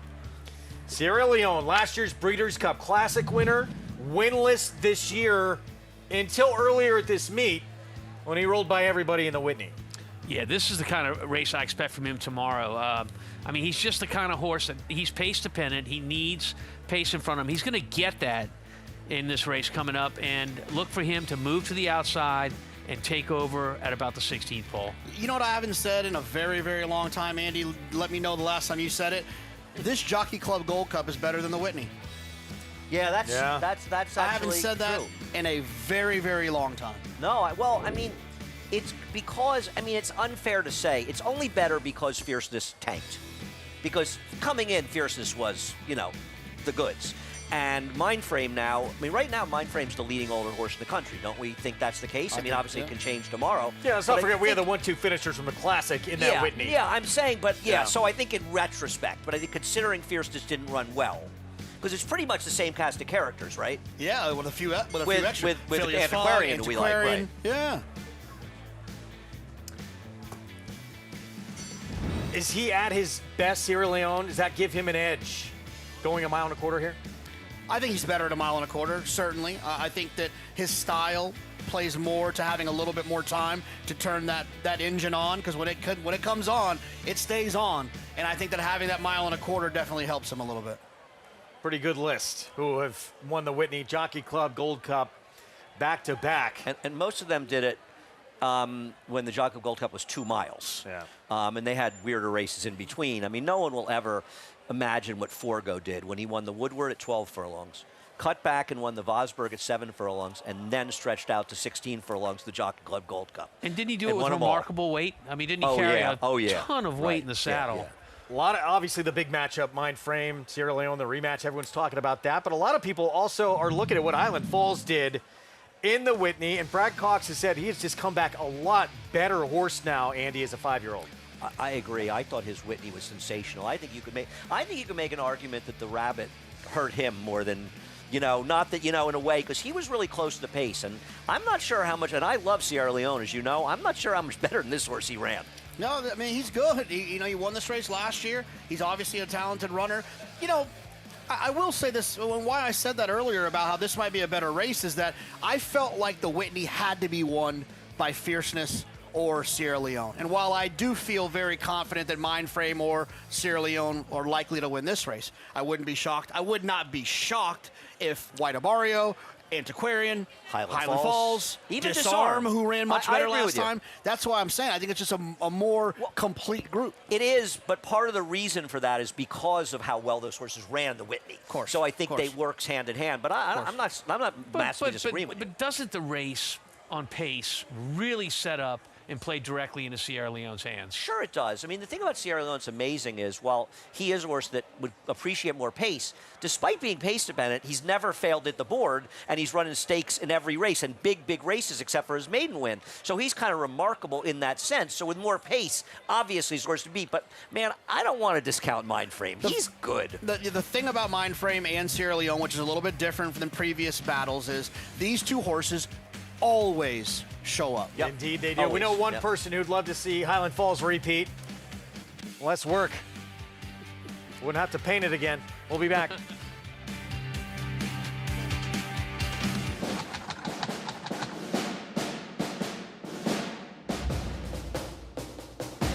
How magnificent was Full Count Felicia? Never in doubt. Coming down to the finish. First World War. Fort Washington on the outside. They're coming down to the line, and Goliad does it. Warfront, standing at Claiborne Farm. 4 years now, Monmouth Park's 50-cent Win Early Pick 5 has helped players win early and often. This year, we're adding more. Monmouth Park's new Middle Pick 5 boasts a player-friendly 15% takeout and more opportunity to score. Start your day winning early. Continue to winning more. Play Monmouth Park's Win Early and Middle Pick 5s. First post 12:50 weekends, 2 p.m. Fridays.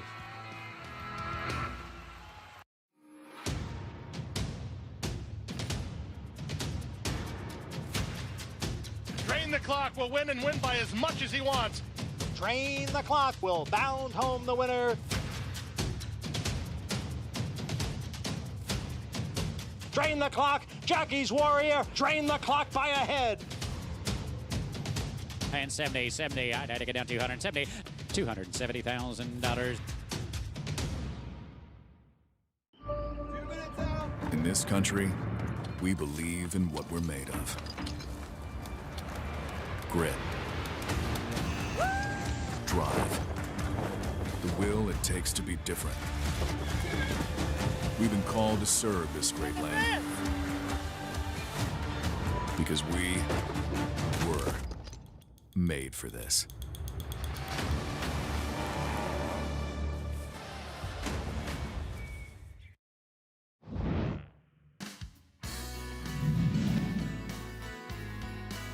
And on the outside, Stephanie's Kitten coming to take her on now. Mutatus Mutandus is down on the inside, curvy with work to do in fourth. Stephanie's Kitten confronts Danza Cavallo, and these two come by the 16th pole together. Stephanie's Kitten in front, Danza Cavallo battling her, but Stephanie's Kitten's got it, and Stephanie's Kitten has won the Flower Bowl.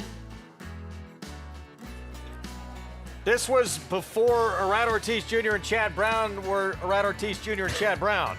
Grade 1 Flower Bowl would go on to win the Breeders' Cup Filly and Mare Turf back-to-back. She was good, man, Stephanie's Kitten. Oh, yeah. You Yeah, know? she was. She was. But the thing about her was, like, she was good, then she was, like, kind of just average, and then she got real good again. She won, people may not remember, she won the Breeders' Cup Juvenile Fillies over a very nice Todd Bletcher Mike Rivoli horse, one of those stop shopping horses. Yeah, stop shopping. Yeah, she was, and she also won on synthetic the Alcibiades, the 2-year-old before that race. You know, they were showing that, and of course I wasn't really paying attention like I should. I thought those were Seth's silks. They were the red and white silks. Like, wait a second, that's Ramsey's silks. I'm going to tell Seth. My, how that's changed. The red and white, the most That's famous red and you, white Tom. silks in that barn, for sure. This year's edition of the Grade 2 Flower Bowl. My own 3/8 and Miguel Clement barn. He has a pretty strong hand, but we have an invader as well from the Saffie Joseph Jr. barn as we approach the 10-minute mark to post. Let's go to Maggie. And Greg, I think, you know, what makes Salame Hana so formidable in this spot is not only has she proven to be the master at these marathon distances on the turf, but today it looks as though dynamics should be in her favor too, as she is tactical, don't get me wrong, but it also feels as though there's about 3 horses in here that want to go forward. And we'll start with the arguably the most talented of those speed types in number 7, Be Your Best. It's been a while since I've seen her up close and personal, but she looks fantastic here. She always looks resplendent in her coat. She's dappled head to toe, but what I like most about her today, at least physically and in her demeanor here in the paddock, is that she's awfully reserved. She's not too quiet, but she's not expending too much energy. She's not, you know, overly keen at all. She's just kind of quietly confident, and she's projecting what exactly you like to see in these types of horses. And Saffie Joseph saying, look, we thought the right plan was to take back off of the speed, except that speed kept going last time out in the Grade 2 Beverly D with Charlene's Dream. So we'll see what tactics they try to employ today with that more outside post and the other 2 speed horses being drawn towards her inside, including number 3 Long Ago. And speaking with Acacia about the last time we saw her in the Glens Falls, as I've actually never laid eyes on her before, this Bill Morey trainee, Acacia said she was a little bit more energetic than what she is here today. She is getting more on her toes as time goes on here in the paddock and since they've saddled her. So she definitely acts like a speed type of horse. And she was pressed by a rival who honestly was they're eased after that. And it was, given the course condition, given the distance, there were really fairly quick fractions, but it looks as though she might get that here again today. She is a beautifully put together filly by Roaring Lion, I should say mare, as she is 5. And then the Delaware Mid-Atlantic Invader, if you will, that's number 1, Marksman Queen, who we saw Graham Motion putting the tack on, and he has been quoted in saying is best to leave her alone, as that's what they've discovered that she likes to do in her last 2 victories. Now, on paper, she looks a cut below the best horses in here, but as we have discussed, it feels like throughout this summer that the progeny of Dubawi seem to prefer being forwardly placed, and that's what we're seeing with her, as she's truly your Dubawi prototype as well. Carries her weight incredibly well, really, round barrel, round shoulder, shorter coupled, but obviously they can travel this distance. Now, she was wearing a hood when she walked in here. They have since taken it off. She was a little bit tough to get the tack on. She's definitely eager here as they head out to post. At least so, Greg, she draws favorably with her inside speed. Yeah, just one at this distance in a grade 3 at Delaware. Marksman Queen with a rider we just saw win the last race, Luan Machado. I don't think this horse is totally impossible in here. I mean, she'd have to get faster, but doesn't so much of what happens in this race depend on whether La Mejana comes close to repeating her last race? Otherwise, I think the race is a little bit more open.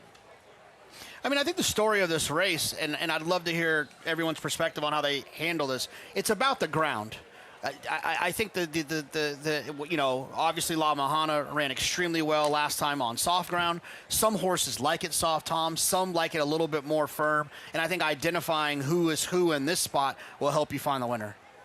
Yes, I think it's maybe a popular opinion or an opinion that our big favorite here, La Mejana, liked the going last time. It was nice and soft, and that's the way horses are. Some like to hear their feet rattle, and others want that soft feeling when they hit the ground. I don't think there's any surface that can be as move horses up or move them down as much as a really boggy turf. There's some horses just can't handle it, and over the years, we've seen some freakishly good efforts in soft turfs. Significantly more than the slop and the mother was a mutter. I don't care about that at all. I agree. When it comes to muddy racetracks, I'm not looking at pedigree. This matters to me. And I mean, something has to explain how much she moved up. She'd never run a race that not good in even her life. remotely close. And I mean, the exaggerated performance also is because others didn't handle it as well. But she ran. If she runs that race on a firm course, she can win the Breeders' Cup filly and mare turf. But, I mean, she's won never mind. Go ahead. Marksman Queen, Maggie just talked about speed from the inside. Yeah, I think that there's a case to be made, and I think she's far as a key for the race because, anyone with speed could hurt the 7's chances. Nick Juarez on Amber Cascade, Mike Maker. Yeah, it's a big step up in class here, but Mike Maker has shown he knows how to do it. It's a new horse in the turf, huh? Yeah. Long ago, Ricardo Santana Jr. rides. Now, will she show speed to get in the way of Be Your Best? Because she's quick. So, freakish performance on that yielding turf. La Mejana, the favorite. Okay, now I'll make my point. So, I mean, she has won her last 2 in a row, and horses get good even as they get older, and older horses can get better on the grass. Here's Madam Mischief. Jorge Delgado trains. Yeah, this is one that, again, would need to step up in this spot. Be Your Best won a grade 3 at this distance at Aqueduct last year. We need to talk about more after the post parade. She rode a bias to victory and was lucky that day. I did not like her last race in the Beverly D, and if she doesn't get the lead here, she has no chance. And the stablemate to the favorite, Beleza, with the outside post. This horse had a trouble trip last time. She had trouble at the 3/8 pole, had to restart, never got restarted, and that happens a lot with horses. You don't want to lose momentum in a race. Let's get back to Be Your Best. 2 starts back, a grade 1 winner out on the West Coast. That was at 1 1/8, and here it is. That was the Gamely. We talk about ground. Be Your Best likes it firm. Be Your Best was supposed to run here at Saratoga recently, didn't run here because the ground was soft. When it's firm, that's when she does her best. But I will also say this. Be Your Best, one of her best races she ever ran, it was a long time ago as a 2-year-old, was here at Saratoga. 3-1 right now. Coming off a 3rd place finish at Colonial in that Beverly D. Edgar Zayas will ride. So let's go back to, regardless of what you think of that last performance, La Mejana, I mean, 8-5, It's a lot of money thinking she's the same on this kind of turf course, isn't it? What I would say is I think a lot of the money being bet on her is not really making that kind of critical decision, right? I think a lot of the money is just simply looking at the last race and saying she won by almost 10 lengths. She ran a 104 by her. She drowned a lot of her competition in here. She runs that last race, she's going to win. And I don't know how many people, if you're taking the 8-5, are you really thinking deeply and thinking maybe that's just a flukish performance on a soft turf that she won't repeat here? I think if you're thinking that, you're not taking 8-5, right? If you pretend that race didn't happen, I understand that's a weird exercise because it did, but if you pretend it didn't, she makes no sense at 6-5. Right, no, but I think you make a fair point. That's legitimate. Here's the other question we should ask. Draw a line through her last race and tell me what price she should be in this race. So what would you say to that? 7-2, I would defer to Andy. That's more of a... I'd say 7-2, 4-1, something like that. A contender, but certainly no. So one race on a totally different type of turf course has her at 7-5 when otherwise she'd probably be 7-2. But here's the one don't you think so? Here's the one little problem, is that she only has run twice this year.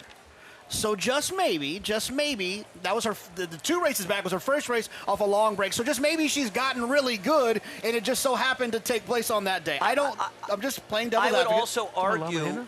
We're talking about La Mahana, right? Yeah, I would not. So she's run more this year recently. But what I would say also is she did have some excuses in races. So she might be a horse that if you take out her last race, she might be the kind of horse that you and I would be interested in betting at 4-1 because we'd say she's a little better than she looks on paper. Blah blah blah blah blah. But then again, we're making that case at 4-1, and she's 7-5. Look, she didn't get the pace she needed in her second to last start back in June, and she drew away in that spot. She got pace last time, ran well. She's going to get pace today. She's the legit favorite. If you want to argue, should she be 2-1 versus what she is on the board, you can make that argument. But she's supposed to be favored I here. agree with Tom. She should be favored. I don't think you think she should be 7-5. No, but I mean 2-1, 7-5 is not that different. So you think 2-1's fair? I do. I think 2-1 would be fair here. Well, I think we should also say something else. 2-1 would make me reach my phone. Isn't it also possible that she didn't just freak? Isn't it possible that she didn't just freak on the soft turf?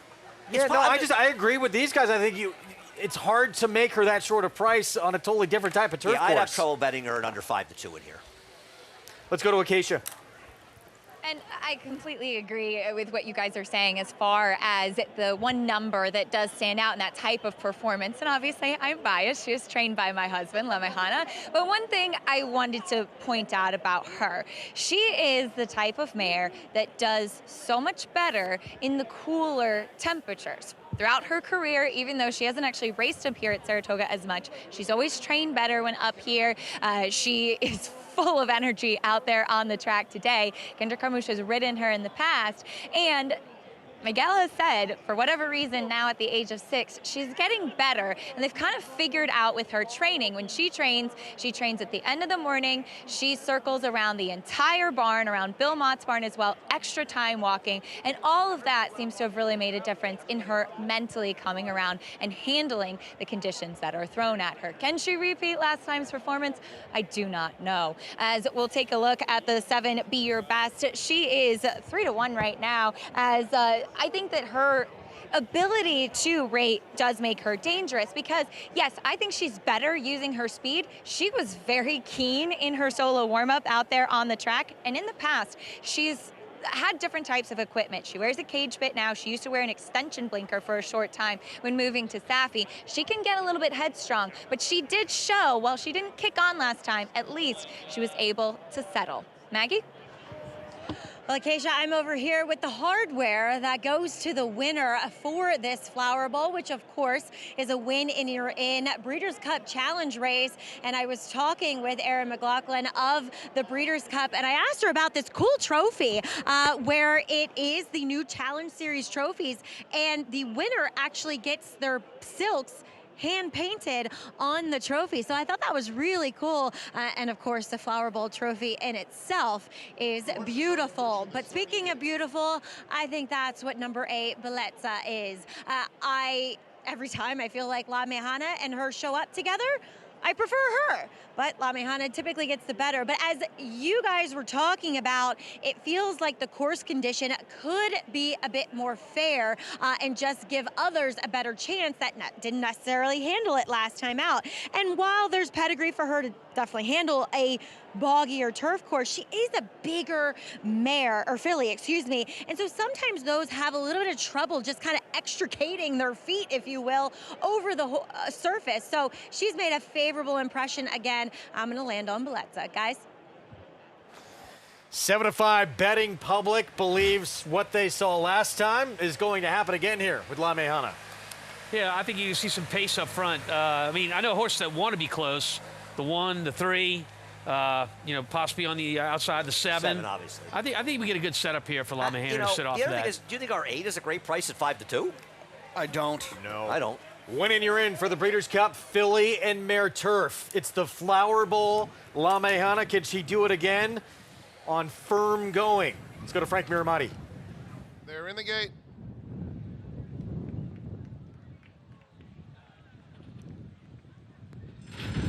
And they're off in the Flower Bowl.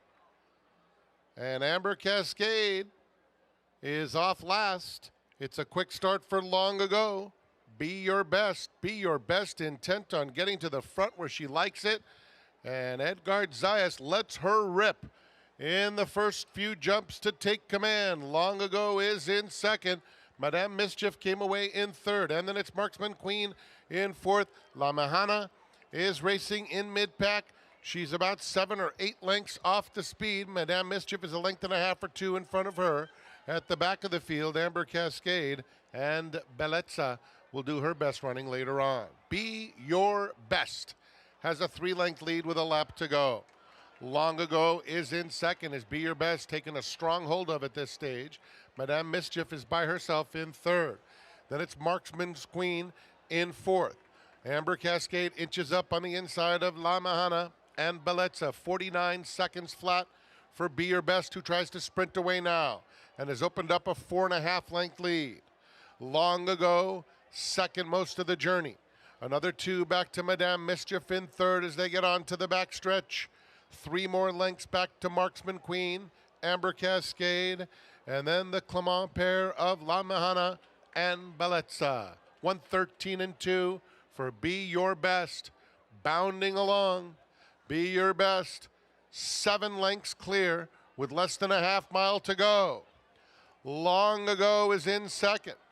They are followed still by Madame Mischief in third. Amber Cascade. Marksman Queen is next. On the inside, Bellezza and La Mejana, those two side by side. Bellezza puts her head in front of her, a mile in 1:37 and 1. It's Be Your Best. Question and answer time for her, turning for home. Still has a 4-length lead coming to the furlong pole. On the inside, Long Ago is closing the gap. Bellezza is underway with a stellar stretch kick. And here comes Bellezza after Be Your Best. And she blows on by under Jaime Rodriguez. It will be Bellezza in a strong Flower Bowl win. Amber Cascade was second. Be Your Best in a photo for third with La Mejana. Bellezza, Miguel Clement Barn. Last time she was on firm going, she was a grade 3 winner on the grass. Yeah, and she got a great trip this time around. No trouble in terms of having to stop riding or checking as she did last time. Got a clear run at this pace setter and just ran him down. La Mejana she was totally out of position throughout the race, was she not? She never really ran. I know she made a little run at the end for third or fourth, but never really ran. And this horse was just the best horse in the race, and she got a good trip, I agree, Tom, but she was best. And a little tip of that to Mike Maker, who claimed Amber Cascade, who had never been on the turf for 80,000, and has now finished second at a mile and 3/8 in 2 nice purse races. She didn't have the cleanest trip finishing up down the lane either. She was down on the rail. She got stuck there, had to angle outside and restart again. Big race from Amber Cascade to run second. Mike Maker's made a career out of switching horses going along in the grass. That one ran pretty good at 15-1. Bellezza with the win. Miguel Clement Barn, his tremendous Saratoga continues. And last 2 times again on firm going, both at a mile and 3/8. Getting her picture taken. Yeah, she was really best in here. And I guess the answer, let me ask you a question about La Mejana.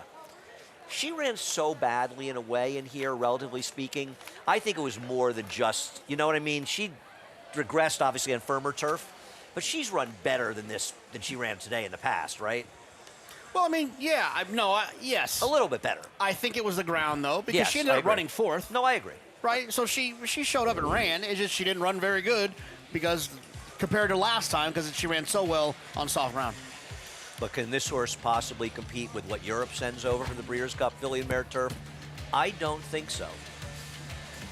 Nice horse, and I'm Be not a big ask. Depends who they bring over, but usually that would be a tall task. How many stakes is this for Miguel to meet? Right? He's had more than a few, right? 5-2. Beleza, this will win and you're in for the Breeders' Cup. Filly and Mare Turf. She had a lot of opportunities, this horse, over in Europe. And she'll have to deal with some tougher ones out in Del Mar. Yeah. I mean, I think it is an interesting discussion about the distance of the race, because we don't really have a Grade 1 3-turn race in this country, and that's a race that really favors the Euros if it's a mile and 3/8, and probably a mile and a quarter to a mile and 1/8 would be more fair to match them to. I think the Europeans could still send some horses to be competitive. Beleza with the victory here. Amber Cascade, runner-up in big effort here, just second time on the grass, and La Mejana not able to back up that huge performance last time And out. you talk about, this horse has been ridden by Flavian Pratt and Joel Rosario in the last 2 starts. Most of the riders are Kentucky Downs are out in California today. I don't think either one of those guys could have ridden this horse better than Jaime Rodriguez did. Do you guys disagree? I thought he gave this horse a fabulous ride. Yeah, talk about a huge opportunity for this young man. I mean, he made no mistakes. He rode the best horse, but he made no mistakes. And here's another thing, too. Look, when you get into these marathon distances, I mean, a lot of these younger guys have no experience in these kind of races. To have their proper clock in their head for these kinds of races it's very, very difficult, as opposed to the veterans that have done these races more. And, they don't run them even that much where they're riding. And Jaime Rodriguez rode this horse with such confidence here. I mean, if you didn't know, you would have thought it was Joel or Flavian, right? You really would have. No, he did. So he deserves a little bit of tip A lot of of the the hat. big names, out of town with that Kentucky Downs meet going on. Obviously, what's happening out of the West Coast, Pacific Classic. This young man gets a huge opportunity and comes through. So I assume Miguel will be leaving him on for the Breeders' Cup. Well, he has to, right? I mean, he really does. be really a terrible thing to do. You guys are not a good friend to a trainer. I'm just going to tell you that right now. I think You Acacia two. will agree with us. Beleza the win. Let's go to Acacia. As getting some water for Beleza here, but Jamie Rodriguez with me. You know this mare well. You have Filly well, I should say. You've ridden her so well. Talk to me a little bit about your trip. Listen, the first time, like I told Miguel, the first time when I'm riding, and I told you, I said, she got a lot of talent and everything like that. And today he told me, I said, just be confident, stay on ground, you are in the best horse, and have fun. How exciting is it for you, as I know that she was a milestone victory for you, picking up a graded stakes win like this here at Saratoga on Beleza? It's amazing, a dream come true, and I always dream this. I always told my wife, I said, babe, if we hopefully one day we can go to the Breeders' Cup, I'll be so happy. And the dream come true, and we're going to go from there stronger. Fantastic job. Congratulations. Thank you, honey. Greg? Wow, what a huge opportunity for Jaime Rodriguez. Over 2,100 wins in his career, but this is big time. And this win and you're in for the Breeders' Cup. Filly and Mare Turf filling in for the Miguel Clement barn. Up next, 2-year-old fillies, Grade 1 Spinaway, mythical. She has been perfect in 3 starts so far. Can she stay that way? We'll find out.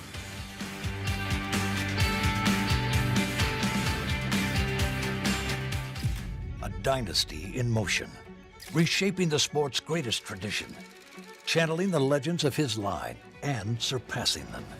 4 of the last 6 Derby winners carry his genes. A Golden Son, a Horse of the Year. Another chapter written beneath those iconic spires. Derby dreams fulfilled for the titans of our industry. From authentic to sovereignty, a legacy both real and supreme. Into mischief.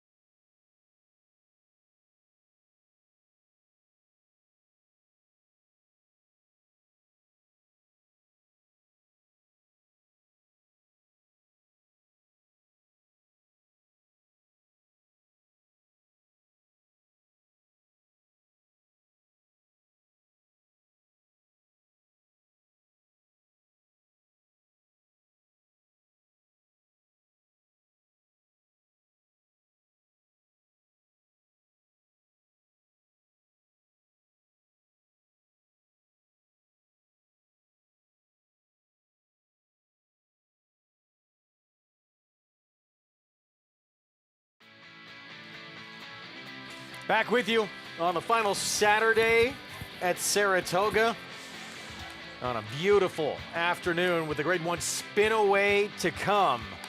Beleza, $7.50 for the win. Let's go to Maggie. Here with Miguel Clement as Valerza gets her graded stakes win. I thought such a good ride by Jaime Rodriguez as well, who goes 2 for 2 on her. Yeah, true. It's great. It's the second graded stakes victory, both on the filly, and she's very, very good. I heard you overheard you talking, I should say, with him that once you get her to the inside, she just relaxes. True. She actually had a great work the other day. We're always working one behind the other, and once she's behind, she switched off. She has a great turn of foot. You have to switch her off the first part of the race. She worked well with Tawny Port, who just ran second today in the 2-mile race at Kentucky Downs. So it was a good line, and she really delivered today. Miguel, this is your 4th win of the traditional Saratoga meet. I believe your 7th stakes win, I should say stakes. Overall up here this year, it's truly been magical. Can you reflect on it a bit? Yeah, the horses are running great. Very lucky. We've got great owners, a great team, and some very good horses. And we just try to do our best every day. So it's not easy. It's a very tough game, as you know. And but the horses are doing great, so I'm lucky. Well done, you. Congratulations here. Thank you very much. And I want to say thank you very much for Murgler Stud Farms. They've always been big supporters of the stable for many, many years. And it's very rewarding. Guys, I'm sure it is. Those stables and the Clement barn go hand in hand as Valerza takes down this flower bowl. Yeah, so glad Maggie brought that up. Not just this win. This rider's been on for the last 2 victories on Beleza. That's a very good point. I mean, you know, the significance of this win and you're in, as we just use that statement a lot as it pertains to the Breeders' Cup. All fees are paid for a horse that wins a race like this to go into the Breeders' Cup. You get a stipend to travel as well. Whoever nominated the horse to begin with as a young horse gets $10,000. This is a very big deal. $7.50 for the win. And Beleza punches that ticket to Del Mar on November the 1st. As we move on to the Grade 1 Spinaway 2-year-old fillies. Most important race of this meet for 2-year-old fillies. 7 furlongs, $300,000 on the line. And Tommy Joe for Todd Pletcher. We've talked so much about how good she was first time out. This will be just her 2nd career start. She opens at 7-5, Tom. Yeah, well, you know what? She was really, really good. But 7-5? That's quite a short price there as well. Take a look at Spinaway winners to go on to win the Breeders' Cup Juvenile Fillies. Well, we saw it last year, JK, with Immersive, who became a champion. Yeah, Immersive. There's a lot of other good ones on there as well. But, you know, look, I think if you can win a race here as a maiden in Saratoga, you've accomplished something. And then when you can get to the end and win the Spinaway, it says your talent. I think it leads you right into big races like the Breeders' Cup and then leads you into championships. That is some list of good horses there. I mean, those are not lucky winners. They're good. And, you know, I'll go back in my life. I first started coming to track every day the last week in 1974, and the only horse I had read about in the paper was Ruffian, and she was in the Spinaway. And I went to the finish line and watched Ruffian come across the wire. And I got to tell you, she was my favorite horse. I followed her so strongly after that. And it really had a lot to do with my becoming a big racing fan, was seeing Ruffian in that Spinaway. That was the moment for me. Doesn't everybody have that horse in their past when they were first starting out? I mean, I certainly do as well. Something. I mean, the Derby winner, Foolish Pleasure, won the Hopeful the next day, and I didn't even know it until the next year when I saw his PPs, but I knew Ruffian, man. Yeah, for me, it was affirmed. Spinaway for the Phillies coming up next. On closing day, it's the boys' turn in the Hopeful, and Bob Baffert showing up with Butane. It was impressive at Del Mar in the debut. Stay with us.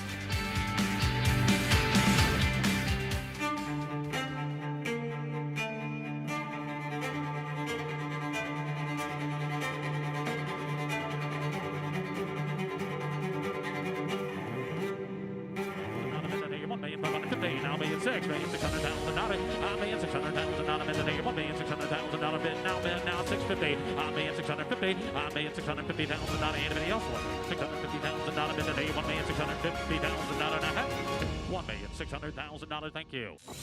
You bet with Naira Bets. Bet any track, anywhere, anytime.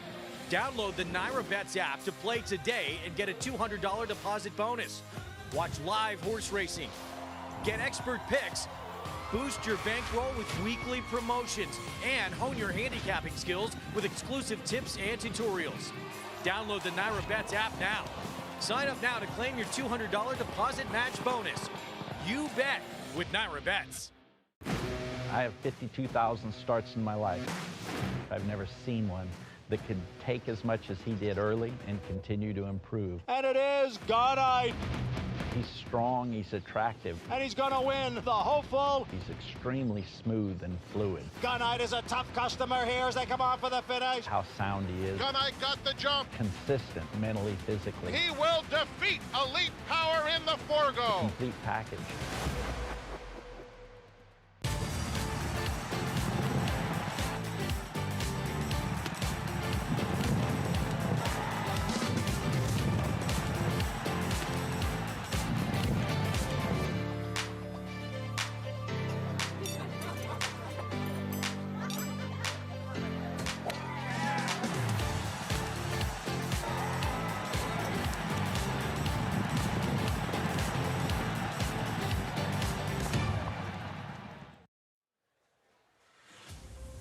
Back with you on Saratoga Live. Let's go by the numbers. First run, hopeful in 1903.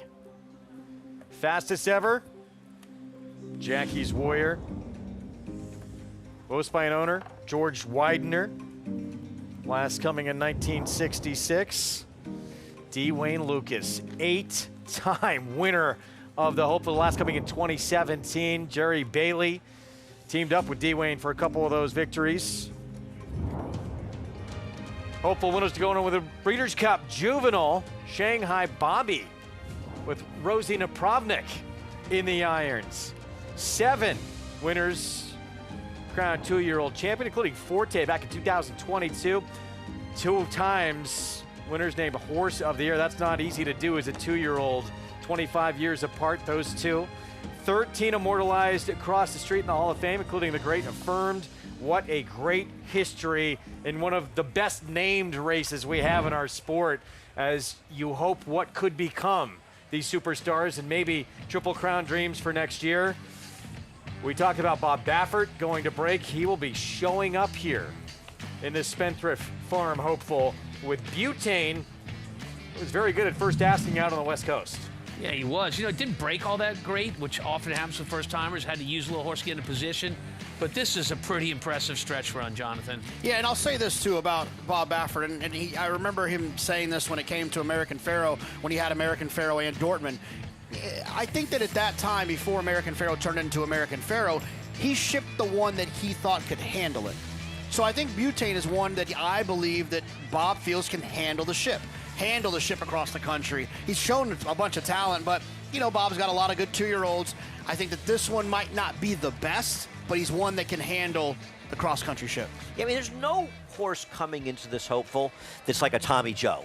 You know, there's no, like, your horse, Tom, it's our time, is the most impressive 2-year-old we've seen all meet. He's not running. The race was too close. You're obviously not going to bring him back. We've seen some nice, the better ones. I think the faster 2-year-old races we've seen, both your horses, that horse Dean Reeves has with Danny Gargan, they're horses that are not coming back in the hopeful. Baffert's only come to the hopeful 3 times prior. He's not brought a lot of big ammunition here. Leaves a lot of his best 2-year-olds out on the West Coast. Well, Maimonides was a very short run. Now, he had broken his maiden here for Ahmed Zayat, and he was a heavy favorite, and Majestic Warrior won the race for Bill Mott.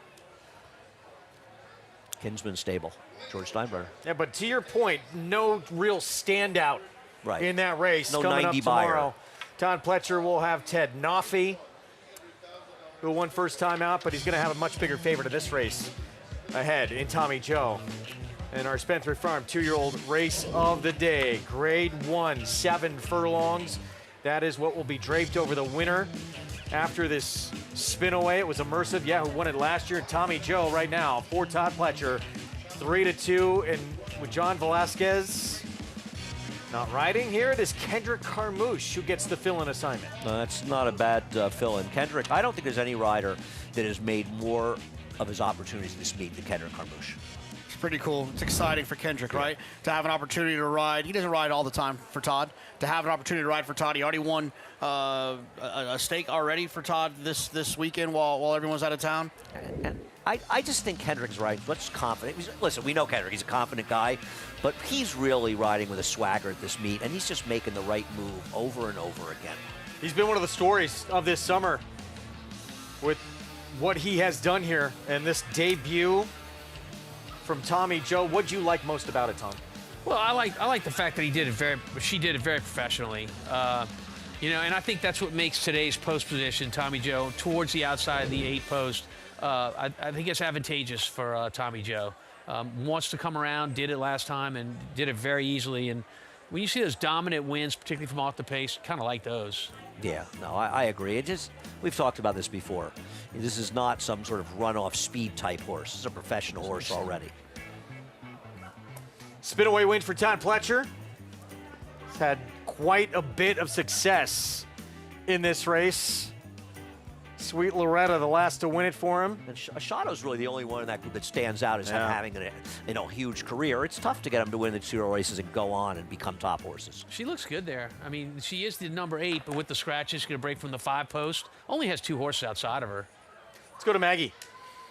Yeah, taking a look here at Tommy Joe in the paddock.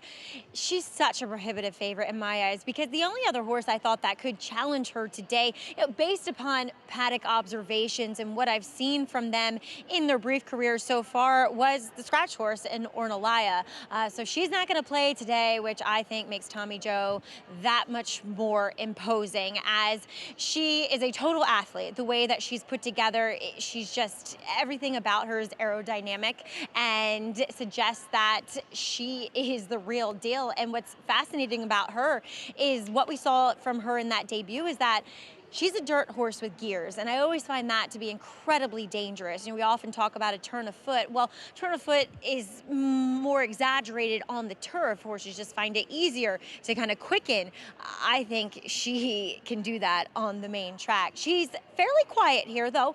In the paddock, she was in her debut, but even more so here this time around. Obviously, that does come with experience. Now, a horse that's coming in from out of town who has done nothing wrong in her brief career so far is number 5, Percy's Bar, who's taking quite a bit of money here for Ben Colebrook. And watching her last race in that debutante, she wasn't that quick away. She got over to the rail, and then she tipped out and swung wide at the quarter pole and literally powered home to win by 5. Now, obviously, jury's somewhat out on the quality of that debutante. And looking at her here in the paddock, well, she does possess some class. I like her disposition and the way that she appears to have shipped in here to Saratoga, which, it's a big undertaking when you haven't been here before. As far as a physical, though, she's a little bit awkwardly put together. She's like a little bit too long, almost kind of has a sway back, and she really lacks a middle. There's not much in her flank, there's not much in her barrel. I just wish she looked a bit stronger, a bit more developed in the face of Tommy Joe, especially if you're going to take a short price on her. But Acacia, I know one you saw first time out did win a restricted maiden special weight. Number 9, Spirit Doll. She stacks up physically, I'd say.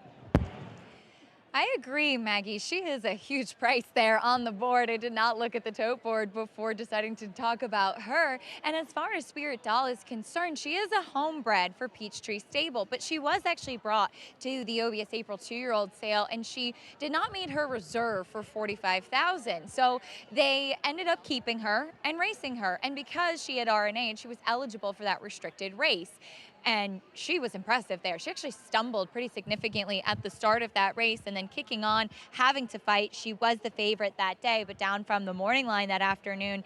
And yes, she is a big, good-looking daughter of Tiz the Law, who has been exceptional with his young progeny, very precocious as well, though she does have a little bit more length to her frame, a little bit more of an elegant frame than some of the kind of blockier type of Tiz the Law builds that you will see. She is a little bit more settled today, too, overall, than she was first time out. We'll see what she does stepping up into deep waters, but I like the 7 furlongs for her. Now the number 4, Mythical, one of the favorites. She's undefeated. She's 3 for 3. And I will admit, when I saw her in the Tremont 2 starts back when she faced the boys, I thought that she looked like the filly against the boys because she's small, she's compact, there's just not much of her. You would not look at her and say that she gets better with more ground. And she has just dispelled every negative thought about what she's able to do with each of her starts. I will say for her, she's continued to strengthen.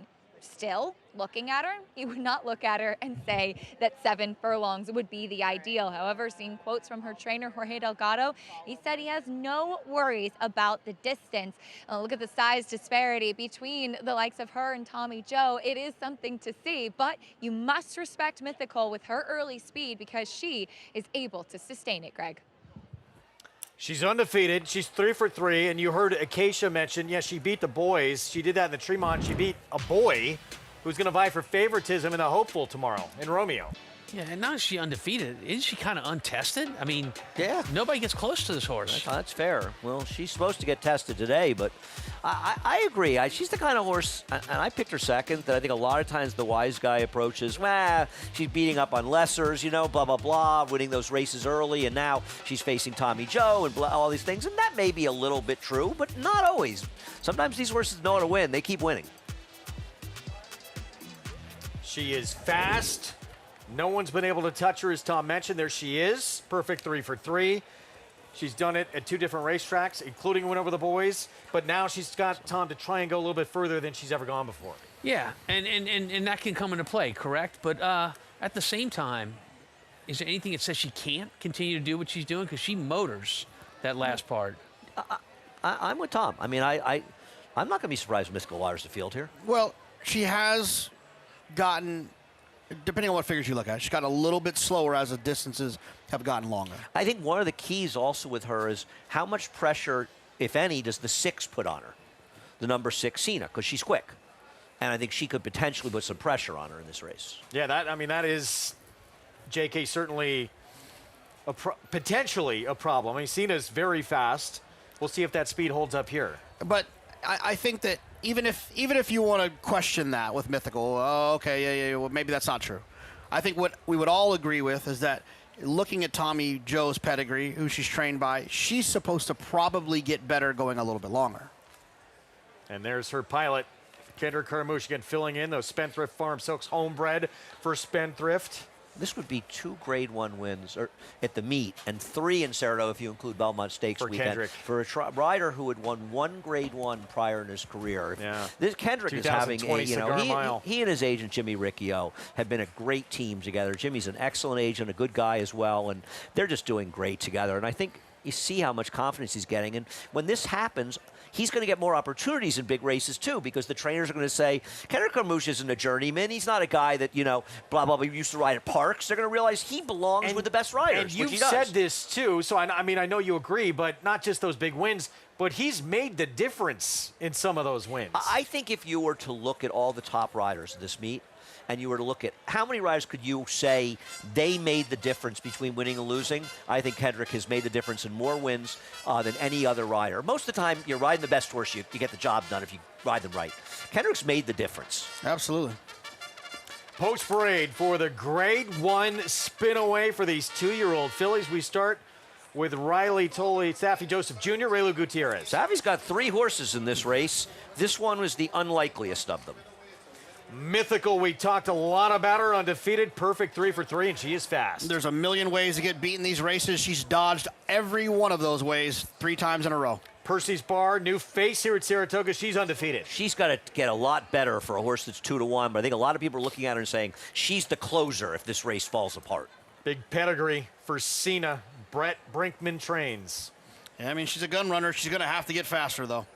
Mom produced Alva Star, Grade 1 winner among some other good ones. Here's Tommy Joe, the favorite. Drawn well, and one that I think will appreciate the added distance.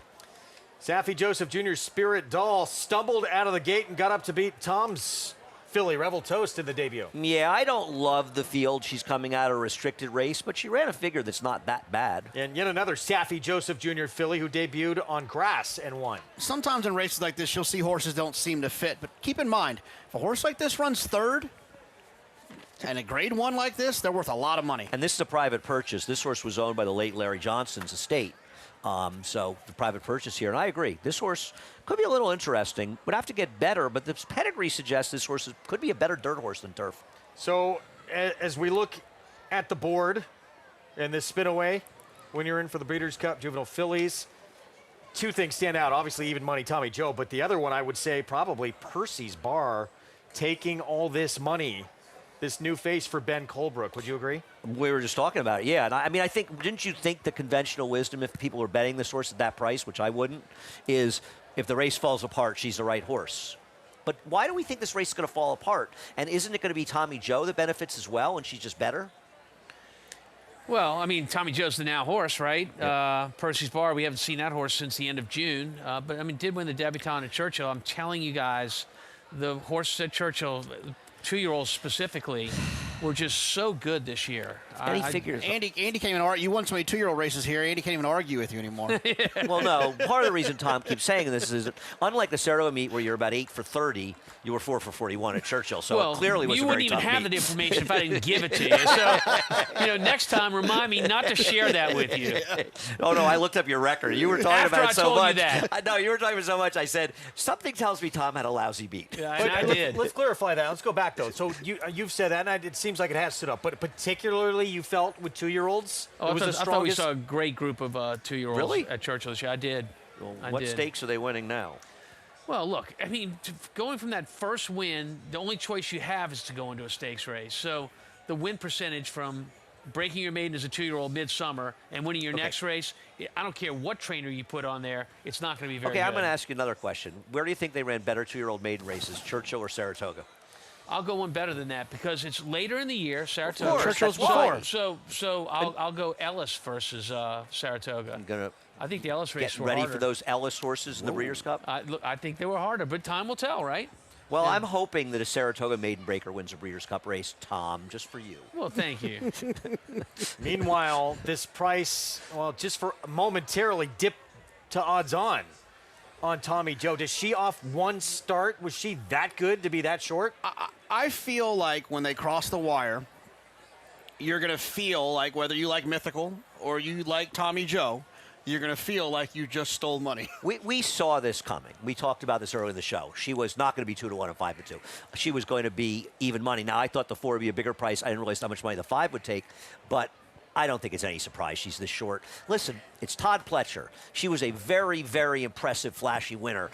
Everybody has been talking. We've all been talking the entire meet. None of us were talking about Mythical. Nobody was talking about Percy's Bar. All we've been talking about was Tommy Joe, right or wrong. She's the horse that got all of the hype. Well, let's go back to Maggie with more on one of the Saffie Joseph Jr. fillies. Yeah, that's right, Greg. Coming in from Gulfstream is number 3 in here, Riley Tolle, as she's one that really wasn't involved in the pace early and kind of had to extricate herself from the inside, came down the middle of the Gulfstream Park strip. But then when she got to the front, she's like, oh, this is easy. Threw her ears up, screaming that she wants more ground, in my opinion. Now, it was a slow race. Who knows what she beat? She faces some pretty tough company. Wow, the pressure on Tommy Joe is heavy. But she's warmed up beautifully out there, framed herself up well, really moving with a bounce and a cadence to her stride that you like to see. I think she's really going to relish going from 5.5 to the 7 furlongs today. It's just, how does she class up? How fast is she able to do it? Just want to touch on number 4 real quick, Mythical. Look, she keeps defying our sentiments about her physical frame. She does have a massive stride despite being quite diminutive in her size. The only thing I didn't like about her last race is that she was ridden awfully hard throughout the last 1/8 of a mile. And I wonder how much more of that is she going to, be willing to give under such a hard ride when I really felt as though she didn't need to be ridden that hard?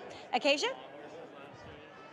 Well, Maggie, as the guys mentioned in the post parade, there is a filly in here with a massive pedigree, and that is the number 6, Cena, as she is the half-sister to Alva Star. Very talented runner, club car as well. Was a stakes winner, multiple graded stakes plays, just a ton of quality in the immediate family. And while she won by 5 last time out, she did run the same Beyer speed figure that she did while finishing second on debut. But I will say, when she finished up last time, she picked her ears up and she was just cruising throughout in there. I think she really needs to take a step forward, and physically she just didn't quite stack up to what she faces in here today. But how about jockey Jaime Rodriguez, who certainly showed last time in the Flower Bowl with his ride on Belitza that he can belong here in this Naira jockey colony, Greg. Yeah, Cena's mom produced Alva Star, who is one of the top filly mare sprinters in the country. Produced a former Prius winner, Scylla, as well. Wolfie, I love races like this because Test winner too. The winner of this race is primed to be the next exciting horse that we're going to see throughout the next couple of years. Yeah, I don't disagree. I don't disagree. The fillies, this is where's one. The Colts, they got to be Tom. Grade 1 Spinaway. There's the even money favorite, Tommy Joe for Todd Pletcher. Let's go to Frank Miramati. Here's Spirit Doll in the colors of Peachtree Stable. And the last one is Day to Day.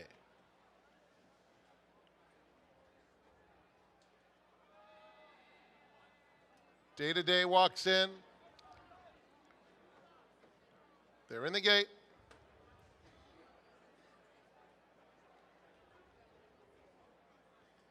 And they're off in the Spinaway. And Mythical, as expected, broke alertly, but it's Cena who's even quicker, and Cena sprints clear. Tommy Joe came away in the top flight. She's third, followed by Riley Toll in fourth, and followed by Spirit Doll, 5 lengths off the lead. Day to Day and Percy's Bar is at the back of the field. There's a battle on the front end. It's Cena and Mythical going at it to the half-mile pole. Perfect setup for Tommy Joe through a quarter in 22 and 1. Riley Tolley along the inside with Spirit Doll just outside of her.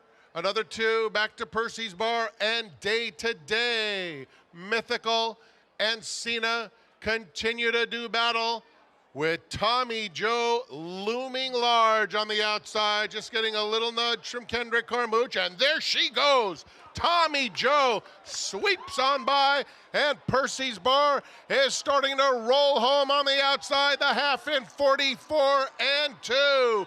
And Tommy Joe has built up a commanding 5-length lead. Percy's Bar is doing her best, but it's all about Tommy Joe, who has a first-class ticket to the Breeders' Cup Juvenile Fillies. Tommy Joe romps in the Spinaway. Percy's Bar was second. Riley Tolley finished third. Fourth between Day to Day and Mythical. Hall of Fame trainer Todd Pletcher loves what he just saw. We have a favorite for the Breeders' Cup Juvenile Fillies. How about that pace setup, you guys? I mean, so, the horse that looked to be the one that was going to show the most speed, Mythical, broke good, but didn't look like he was in any hurry to make the lead there. And so the 6 horse, Cena, gets in front. Next thing you know, zooms up there, challenges. They're going quick. They were moving. And, I mean, for our winner, Tommy Joe just sat in the catbird seat right behind him and was not using any horse to be there. She did, right, but she got right on top of it, but 44 and change and a half. I mean, they were moving up front. It wasn't just like a perfect trip suck-up win. She's good. She was so professional. She was the first time, too, just sat right in behind those horses, took her when she was ready, and Kendrick was just a passenger. This is a very, very nice horse. And she doesn't have to worry, but you don't have any fillies that ran huge, right? Your Colts were the ones that ran huge. So she doesn't have to worry about Tom Amos at this point. But it's early. It's not over yet. What a performance for this homebred for Spendthrift Farm. She is very good. And let's not forget, this was 7 furlongs. Longer's probably better beyond this, right? Yeah, look, I thought she was better than very good. I thought she was great. I thought Percy's Bar that ran second was very good. I thought Percy's Bar was going to make a run at her. Yeah. But she made a run in the turn, and this horse was moving up front. And, I know we said it before, but we'll say it again. Congrats to Kendrick. You know, I know he took advantage of the situation. Rider's out of town. He's every bit as good as any rider around here the way he's riding, and congrats to him getting another Grade 1 win. The over-under for Kendrick to win a Grade 1 at this meet, I promise you, was 0.5. And he won 2. Yeah. So what was the over and under winning 2? Take the over. Absolutely. Include Belmont at Saratoga. He's got 3. He only had 1 prior, as Andy mentioned, in his career. What a summer it's been for Kendrick Carmouche. Let's go to Acacia. Very happy to be joined by Eric Gustafson of Spencer Farm as we saw Tommy Joe. So impressive. And I know that Spencer has had a lot of nice horses, but an exciting 2-year-old like that has to be something special. Very exciting, Acacia. Thank you. All glory and honor to God, first of all. Big thanks to Todd and his team. This is really fun for us, extra special because she's a homebred, you know, so literally every division on the farm has had a hand in her getting here. Which is, you know, it's really great win for the team. And then the cherry on top, she's named after our only granddaughter, so this is really sweet. I was wondering the story behind the name, so extra special as well. When Kendrick Carmouche kind of took a peek back and asked her, she accelerated. Can you talk a little bit about your thoughts on the stretch? I just coming around the turn, I was just saying we were watching the replay. It looked like, it reminded me of Beholder in the Pacific Classic, where she just looked like she just kind of moved up on her own. And then we felt pretty confident at that point that Kendrick had her in hand, and boy, she took off and did her thing. It was really fun to watch. It certainly was. Congratulations to the whole team involved with her. Thanks, Keisha. Appreciate it. Greg?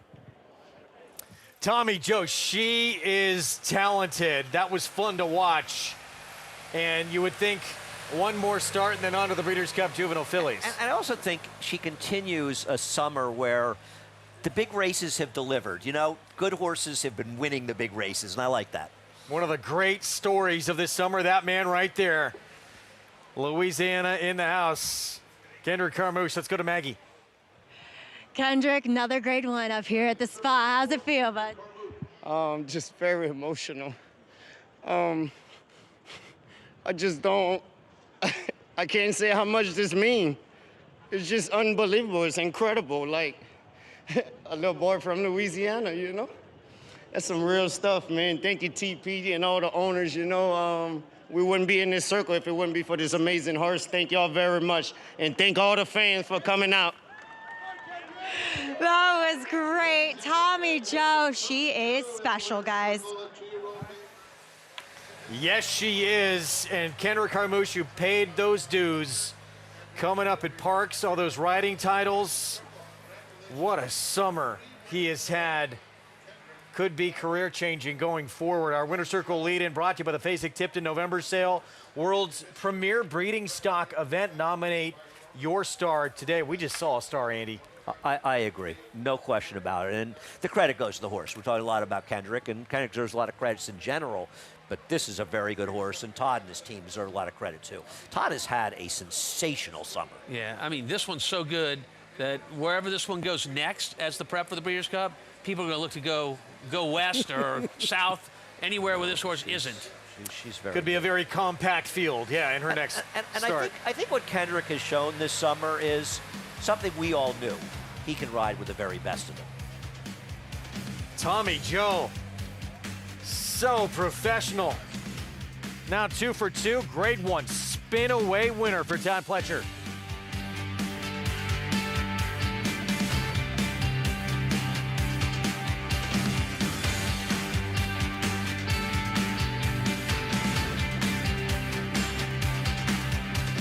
The sun shines bright on Carriconti. His first crops of racing age are showing brilliance on the racetrack with a high percentage of stakes winners. His versatility is evidenced by winners on all surfaces across the globe. She feels more than pretty. She feels fantastic. It is all She Feels Pretty. Yet another Grade 1 for this magnificent daughter of Carriconti. Carriconti, standing at Gainesway.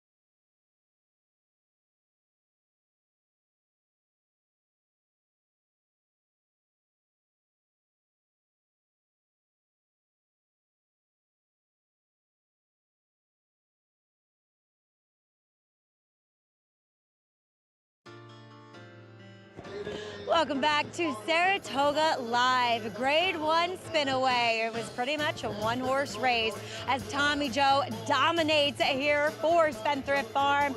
Todd Pletcher and Kendrick Carmouche, and please be joined by Todd now. And, you know, Todd, we were joking, she just accelerates in an instant. She really does. I mean, she runs the turn so well, and yeah, just what a sweetheart. Just really did everything so, right coming into this race. I was a little bit anxious just because I felt like she was doing so well. I didn't want anything to go miss. I'm sure bittersweet that Johnny didn't get to ride her back. I know he worked her. Her work was sensational leading into this. But with Kendrick, you guys teaming up again. Yeah, Kendrick did a great job, without getting the chance to know her. And I know Johnny was obviously wanted to go to the Pacific Classic to ride Fierceness, but he was also not happy that this race was on the same day. You guys have teamed up with a lot of success in the past, but congratulations. Tommy Joe, Breeders' Cup? I hope so. Thank you. Awesome. She has been one of the true stars of this Saratoga meet, guys. 7th win in the Spinaway for Hall of Famer Todd Pletcher. He was tied with the man he came up under, the late Dwayne Lucas, and now he is the all-time winningest trainer in this race with, have to believe, right now the one who will be favored in that Breeders' Cup Juvenile Fillies. She is now. A lot can happen, but she is now. We got to see what happens in the Frizette. We got to see what happens. For now. Yeah, for now. For now. Tommy Joe, 2 for 2. Passes this grade 1 test in the Spinaway. Bet down to even money. And wins incredibly easy here. She was really her impressive. graded stakes debut. You could say it was a good trip, but she moved pretty early into a very, very fast half mile. And what's going on here, Andy? Well, Tom Durkin presenting the trophy, and we're talking about before the last race, before Tom came back and he called the Belmont one weekend, the last race he called officially as the announcer for the New York Racing Association was Condo Commando winning the Spinaway, a race that was splash-tastic. Oh, that was his last call, so they got him presenting the trophy, which is great. One of To the me, all-time greatest voices in the history of our sport. he is a legend, in my opinion. And I know in California everybody loves Trevor, which is great. Yep. But in the East Coast we love Tom, and I know Tom personally and have a great deal of respect for him. That guy, man, he could anticipate a race as well as any race caller ever. How is it no announcer is in the Hall of Fame, the Racing Hall of Fame? I mean, shouldn't that be a category It's a that phenomenal they get question. in? Are you making a case for yourself to get in the Hall No, of I'm Fame? making a case for Tom Durkin to be in I the think it's a Racing reasonable Hall of question. Fame. I think it's a reasonable question. Yeah. And I know you're based on these. We can love both. No, I We agree. They're can both love Tom great Durkin. announcers. No, yeah. I think they're. No, I think, but it's everything You in West. can't. No, I can't. I said they're both great announcers. I'm just saying, in California they kidding, love I'm Trevor, and he's their guy, and that's great. Here, Tom's our guy. Let's Thank look you, ahead. Andy. Oh, Durkin, I'm sorry. You're a necessary evil, Tom, for me to get a paycheck. Todd Pletcher, he's got more work to come tomorrow in the Jockey Club Gold Cup with the horse that he has said, as of right now, is the leader of this older horse division. Tom, do you agree? I totally agree. Yeah, I mean, but a lot of what goes on after tomorrow is going to have a lot to say about who the leader is in this division. This is a great group. We've talked about it before. Well, the rematch. Andy, what has to go different for Sierra Leone to win this race? Well, I mean, it is an honest pace. Obviously, when Mindframe beat him, he was had much more beneficial pace for him. But even though I think Sierra Leone is a more likely winner than Mindframe, I don't dismiss Mindframe. That horse shows up and runs an A race every single time and at a very, very high level. And to just say, oh, Sierra Leone was unlucky to lose to him last time, therefore he can't lose to him in this race, I think that's an overly simplistic way to look at it, even though I think it makes him the more likely winner. Is that fair? Oh, very fair. Can't wait for it. Again, that's part of Fox Saratoga Sunday, 1 Eastern start time. And I mean, this is this the race of the year to this point? This group lining up tomorrow? It is certainly for older horses. I mean, the Derby is the Derby, and but for the older horses. And you know what's even better? These guys have to work. You and I can sit in the box and enjoy the race. And what you guys, that's what you guys do? You guys hang out? Yes, we do. We do. We're pals. We work together all year. We become a good lot of friends times we over talk the about how winters. much we don't like you. I see. should hear what Greg says about you're not around. Tom. I was serious. There's another hour to come. It's going to be over on YouTube, so you can catch it there at NYRA. Catch the last hour of the program tomorrow. Back on early. Got a long one tomorrow. 14 races on the card, 11 a.m. Eastern start time, and that's part of, again, Fox Saratoga Sunday. Jockey Club Gold Cup, the rematch. Mindframe, Sierra Leone. We will see you then. Spinaway, Tommy Joe, absolutely sensational off a very professional debut. She takes it to the next level, the homebred for Spendthrift Farm. Todd Pletcher's 7th Spinaway winner, most all time. Kendrick Carmouche, pretty fortunate. Pick up Mount here. One more start and then on to Del Mar. Over on YouTube next.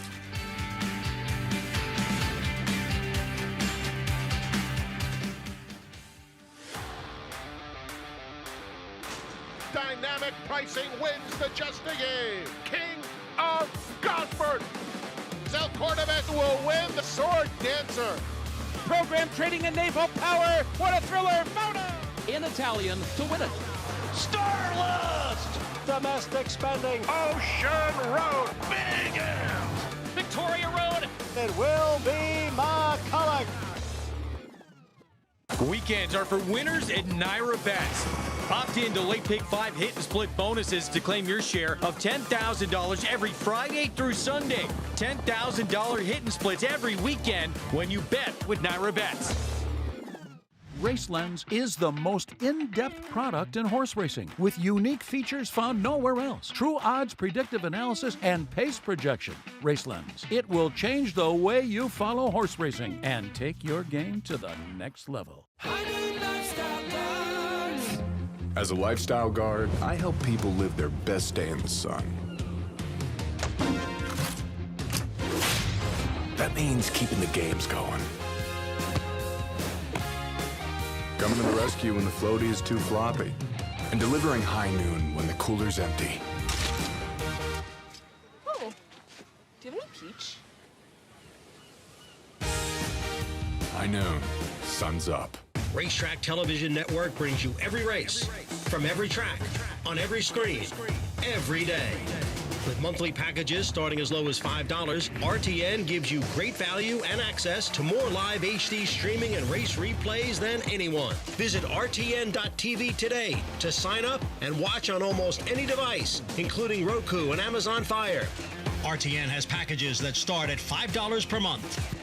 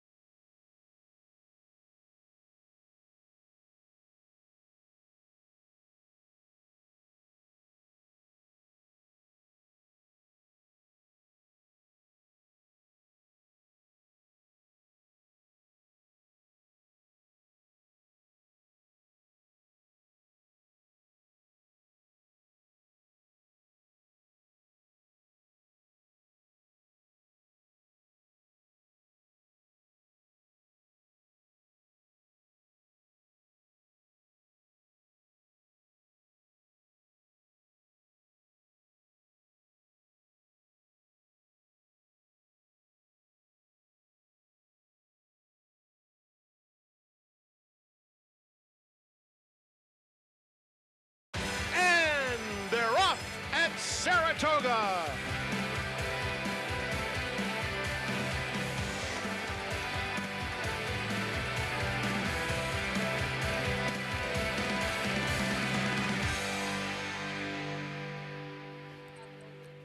Always wanted to be a YouTube star. Thanks for joining us as we continue on our coverage here at Saratoga Racecourse on Saratoga Live. It's been another glorious day, but we are not done yet. We still have 2 races to go. Thanks for everybody sticking with us over on our YouTube coverage as That's right. I'm Acacia Kamal, stepping into the host chair here, and very happy to be joined by Sarah El-Badwi and Megan Burgess. Maggie Wolfendale going to be reporting with us as well. So the ladies wrapping up the day, but we have seen some big performances today yet again, Sarah. Couple of nice graded stakes winners.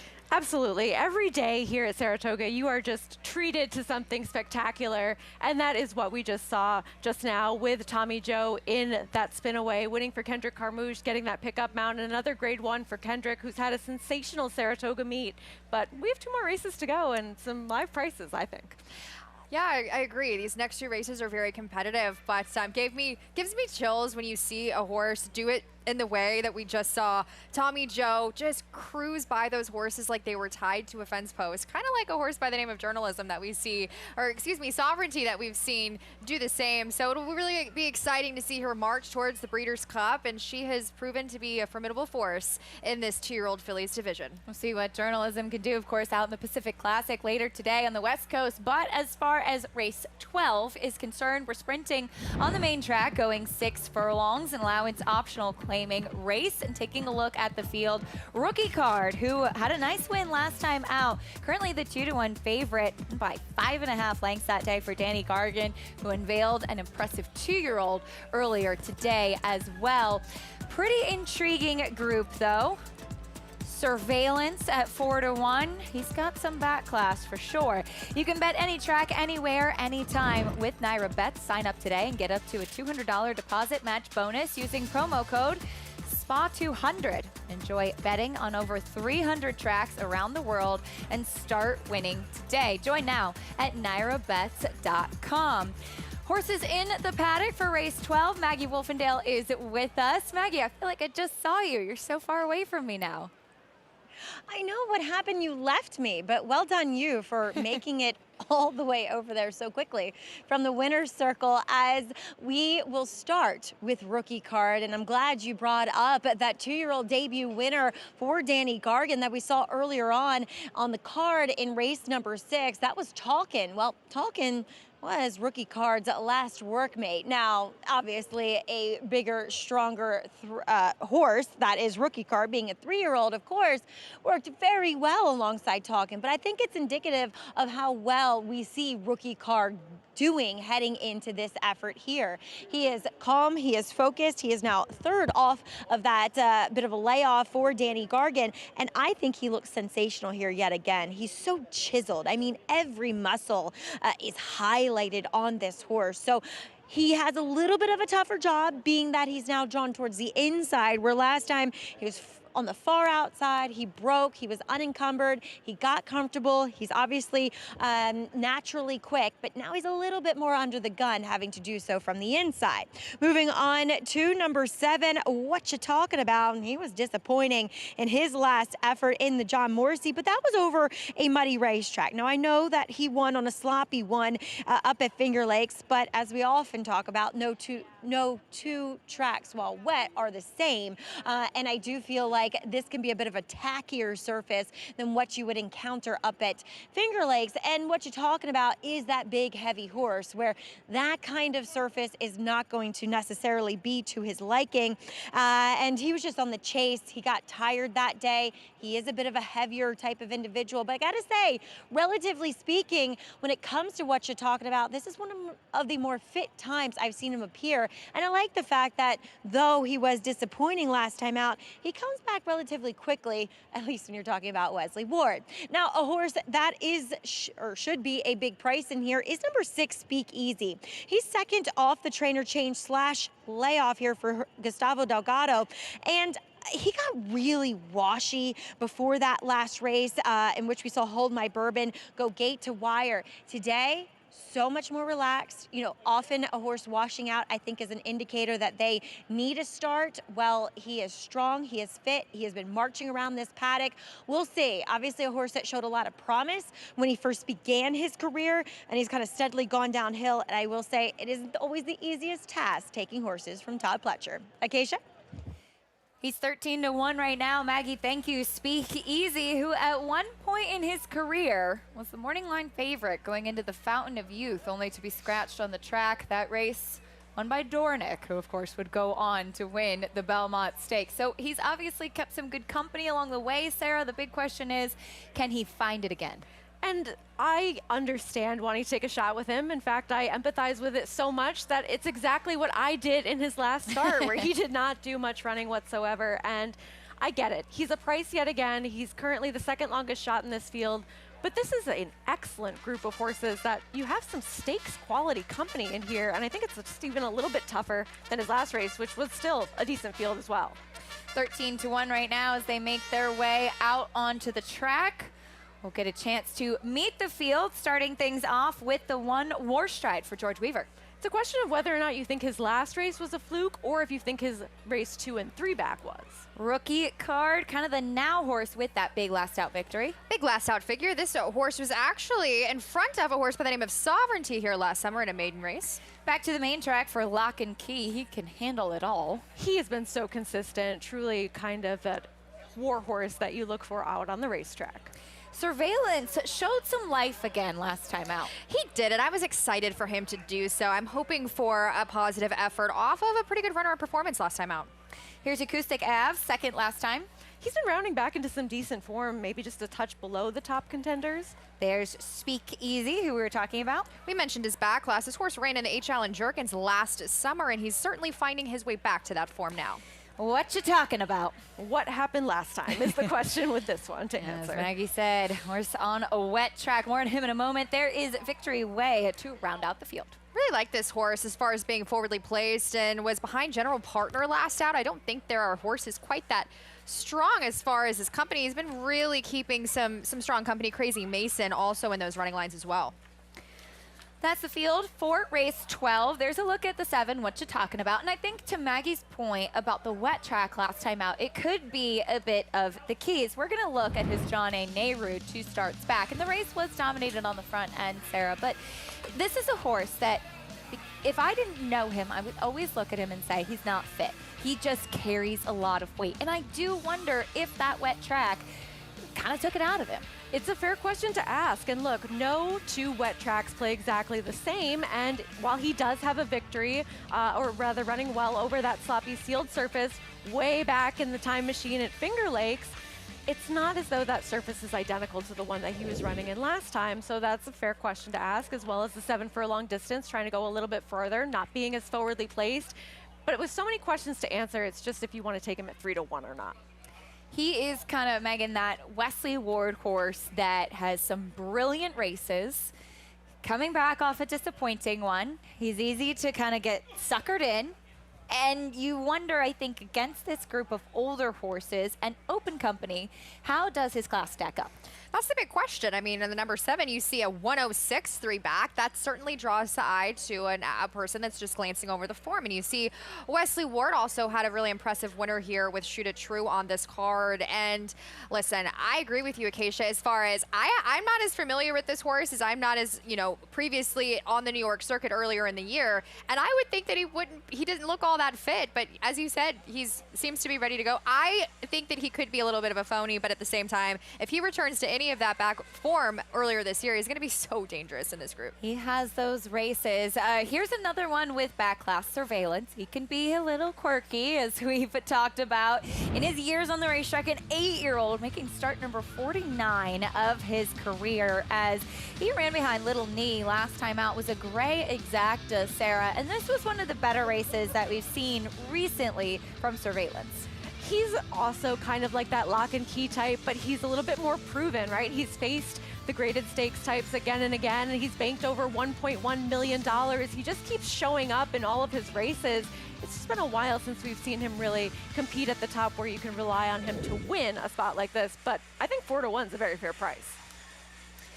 10-1 though on the number 3, Lock and Key. Maggie made her way trackside. Maggie, talk about a horse that shows up no matter the surface and distance. That's true. And you look back at the last time he went this 6 furlongs on the main track. It was November 30th of last year. And it was a win. It was probably against some weaker company overall, though it was in front of what you're talking about. I guess not that weak. As I look down before he's prior to speaking. Looking at him, he's your atypical dirt sprinter because like you said, Acacia, he has shown the ability to perform on any surface at any distance.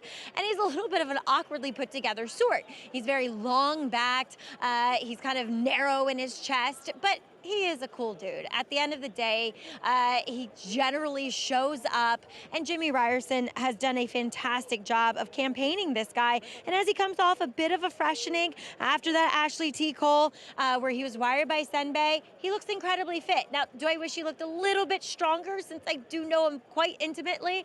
Yes. But it's just kind of him too, and just makes a really lovely impression out on the racetrack. And you know, you guys are talking about number 4 Surveillance in here. Linda Rice has told me that because he is such a quirky type that refuses to train, she just opts to run him as consistently as she possibly can. He tends to show up in the afternoons, especially in his last race, where I think he does come out of a quality field. But guys, I couldn't get past the favorite. I thought rookie card, I liked his last race. I know maybe situational dynamics make it a little tougher for him today, but he looks sensational on the track. A handsome son of Adios Charlie. Maggie, thank you. To be fair, the question is, can he repeat that race last time out? There were 3 horses that came out of that July 19th effort to win in their subsequent starts. He's good. We've seen that hype with him. We've seen that talent early on ever since he was here to really start out his career. Though he didn't get the win, he was one that we were always sort of watching. And the problem I have with him is just the price and that he only has that last race being a high enough buyer speed figure if others show up with their better efforts. Who'd you land on? I went to the 3, Lock and Key. He just shows up, and I respect that at a big price. I'm with the 7. I'm with our friend with Wesley Ward. I think he is going to be competitive here. And as far as the speed, though, that's kind of something murky that Sarah and I discussed. We'll see who gets to the front end here. Maybe it is the favorite rookie card who has some natural speed. 2-1 right now as they load in for race 12 on this Saturday here at the Spa. Frank Miramati standing by with the call. Here's Surveillance coming forward. Victory Way will be the last one to load. Surveillance going in the colors of the Winning Move stable. 1 of 2 in here for Linda Rice. Putting the final touches on an outstanding 2025 season. They're in the gate.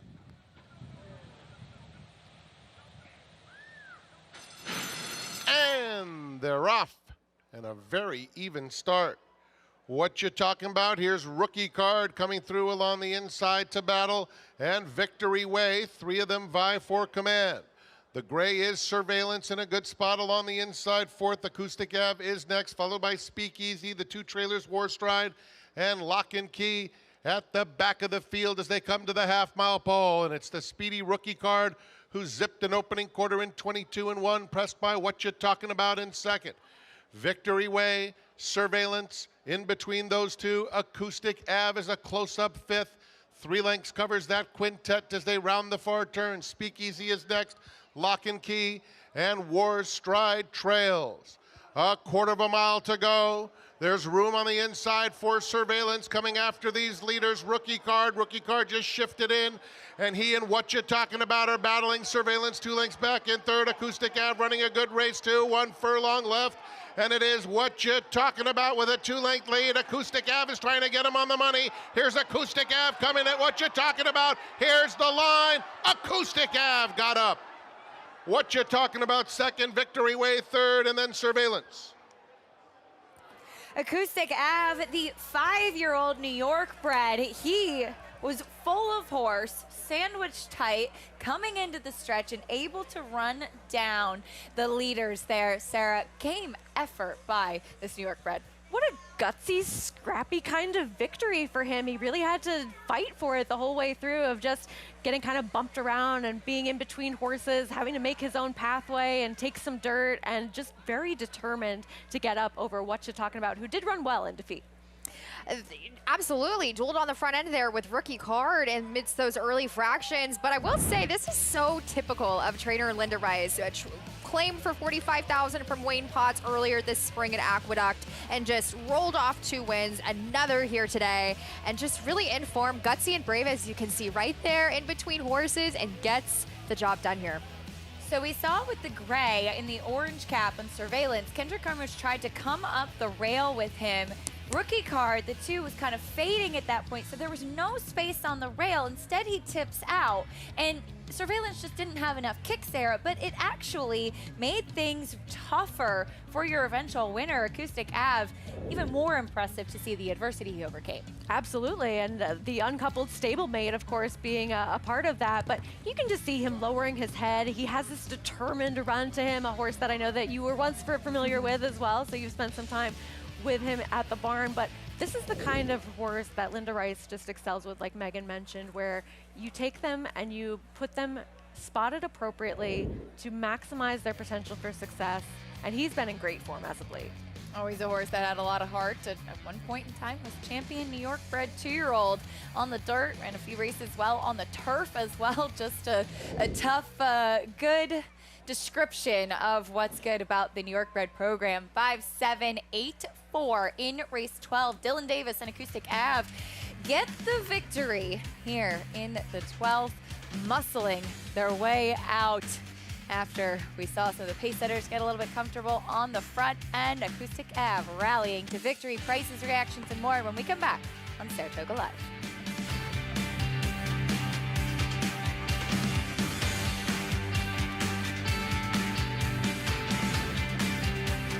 They say breed the best of the best and hope for the best. Vekoma broke well on the outside, and But you don't expect to get speed like this. is Vekoma the one to catch. Vekoma has a 5-length lead in this Grade 1 corner.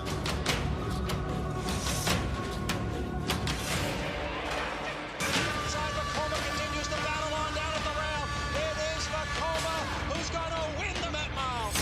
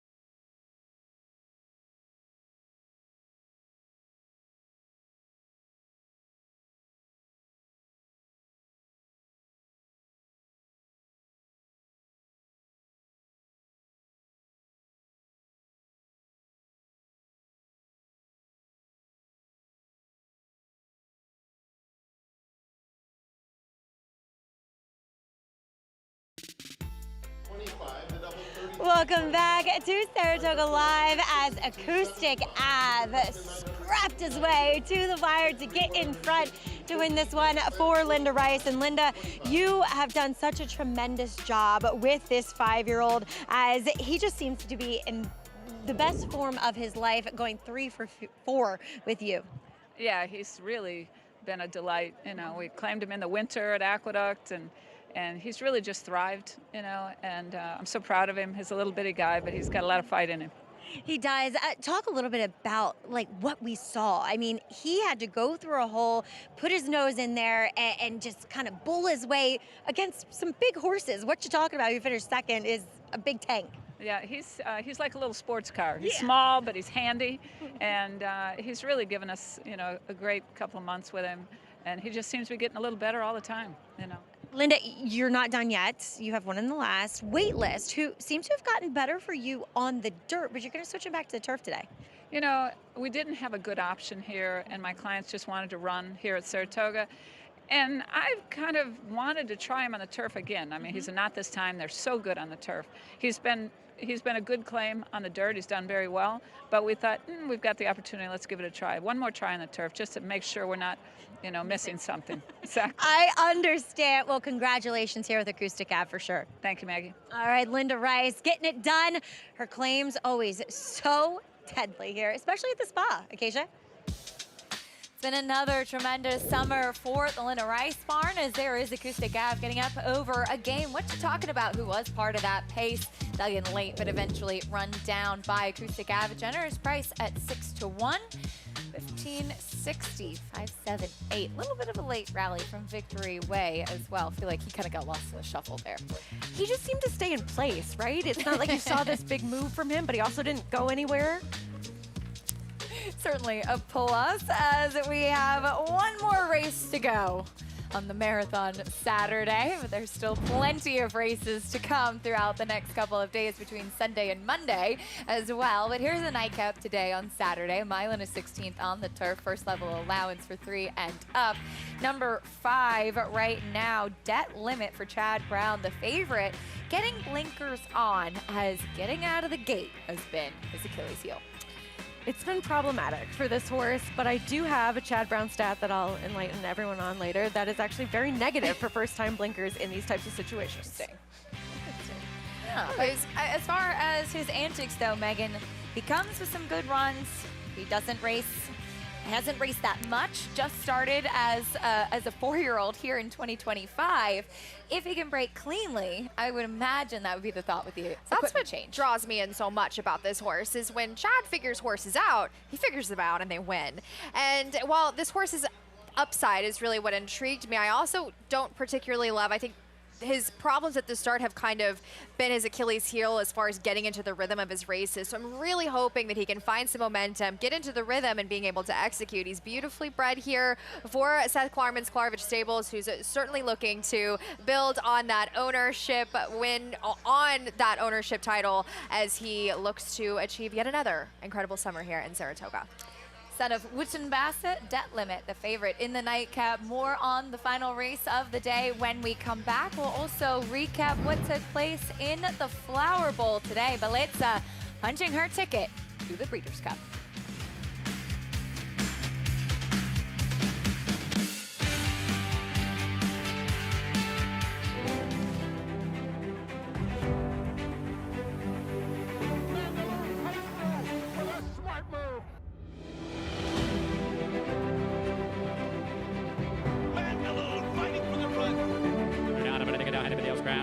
$1,050,000. $1,050,000.5.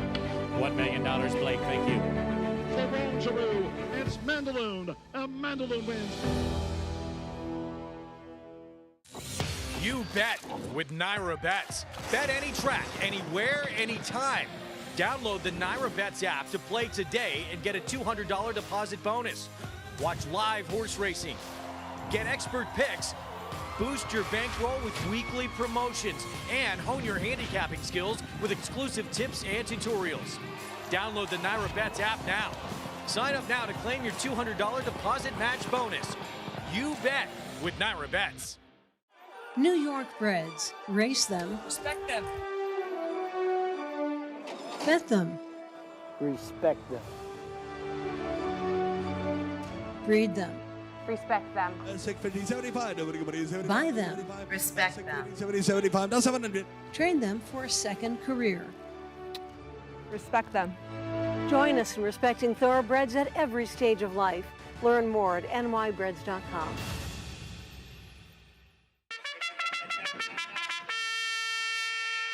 Monmouth Park summer season rolls on with live racing action every Friday to Sunday. Our 50-day summer season features a stakes race every Saturday and Sunday, plus a new middle pick 5, joining the win early pick 5 on our wagering menu.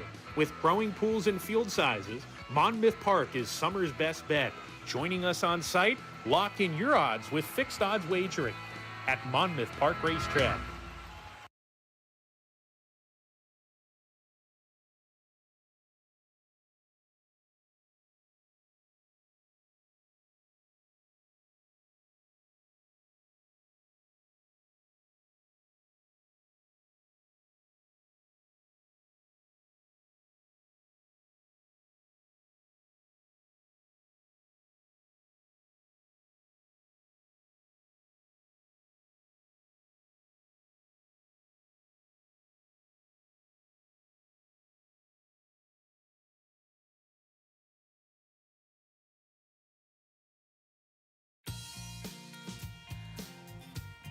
We're back on Saratoga Live. Glad to have you with us on this Saturday evening now. One more race to go, but first we'll take a little bit of a look at what took place earlier today as we had a couple of exciting graded stakes. The girls were in the spotlight just as they are at the end of the show here today. In the Flower Bowl for the fillies and mares long on the turf, it was Bellezza, Sarah, who finally got some ground more preferable to her liking and showed her class. She did, and look, this was a furious late rally for her, and credit to Be Your Best, who really tried to open up on the field and ultimately had to settle for minor placings in this spot. But you can see the momentum that she has, Bellezza, coming down to the stretch here, and I have to say, congratulations to Miguel and you as well for the kind of meet that you guys have both had so far as the first official Saratoga with him as trainer. Thank you very much. And she is she's a big girl, but you see the celebration from Jaime Rodriguez, Megan, and he won his first graded stakes aboard her in the Sheepshead Bay, and now getting first Saratoga stakes win with her. You could just really see that emotion. He did a terrific job. I was just about to say how impressed I was with his ride in the Sheepshead Bay, which is one of, I believe, one of the last stakes victories for the late Christophe Clement, which just makes this all the more special in terms of this win. But he rode her so well last time out. I was honestly, with a lot of the jockeys in Kentucky Downs, whether it be Del Mar, I liked Jaime on this horse regardless of anybody else having the opportunity to ride her potentially. So I think he did excellent. And this filly, I've always thought that she was kind of that really talented type capable of this kind of run, and it was really satisfying to see her be able to close the deal against to me, almost a grade 2 group 1 quality type of field. Be Your Best, a grade 1 winner that she managed to run down. She just was incredible today. A shame the Flower Bowl, no longer a grade 1. It feels like one of those historic races. I know obviously those of us here in New York are biased, but I think there's a few that are still very much grade 1 quality. I would agree with that. I'm a little bit biased as well, so there is that as well. But look, having a Flower Bowl without Warlike Goddess kind of feels weird. It does. It does. She was ever present in that Flower Bowl, but as mentioned, a win, and you're in to the Breeders' Cup Filly and Mare Turf. Bellezza punching her ticket, a homebred for the storied Moylair stud, getting the victory there. As far as the 2-year-old fillies are concerned, in the Spinaway, on paper, throughout the meet, it seemed like Tommy Joe was the one that was just a little bit different than the rest of her peers. And Megan, she showed that today. She actually debuted on my birthday, and I told one of my friends, the Spinaway winner comes out of this maiden race. I saw her in the mornings, and a poor rider looked like he was going to get his arm. I mean, I felt bad for his arms in the morning. She just had so much horse.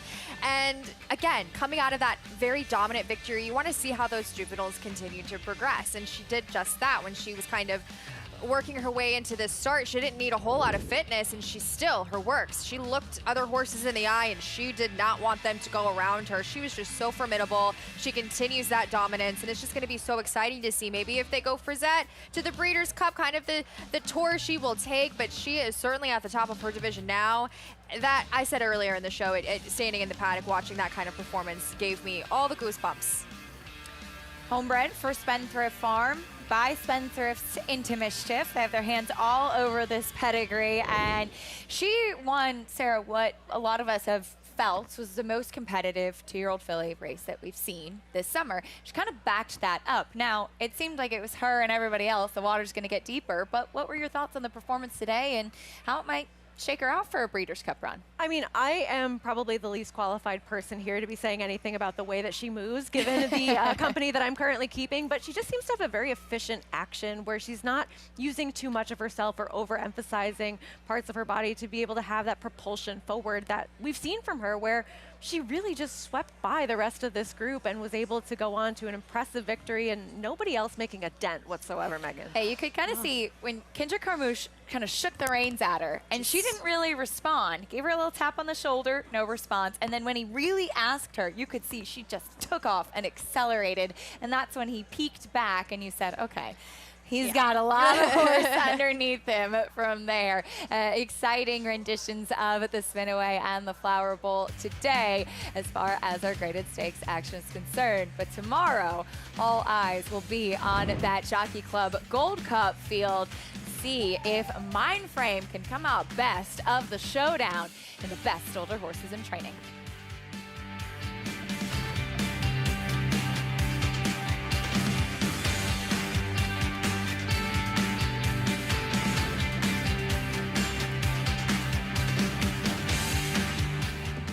Twirling Candy, proving Lane's End's stallion-making tradition.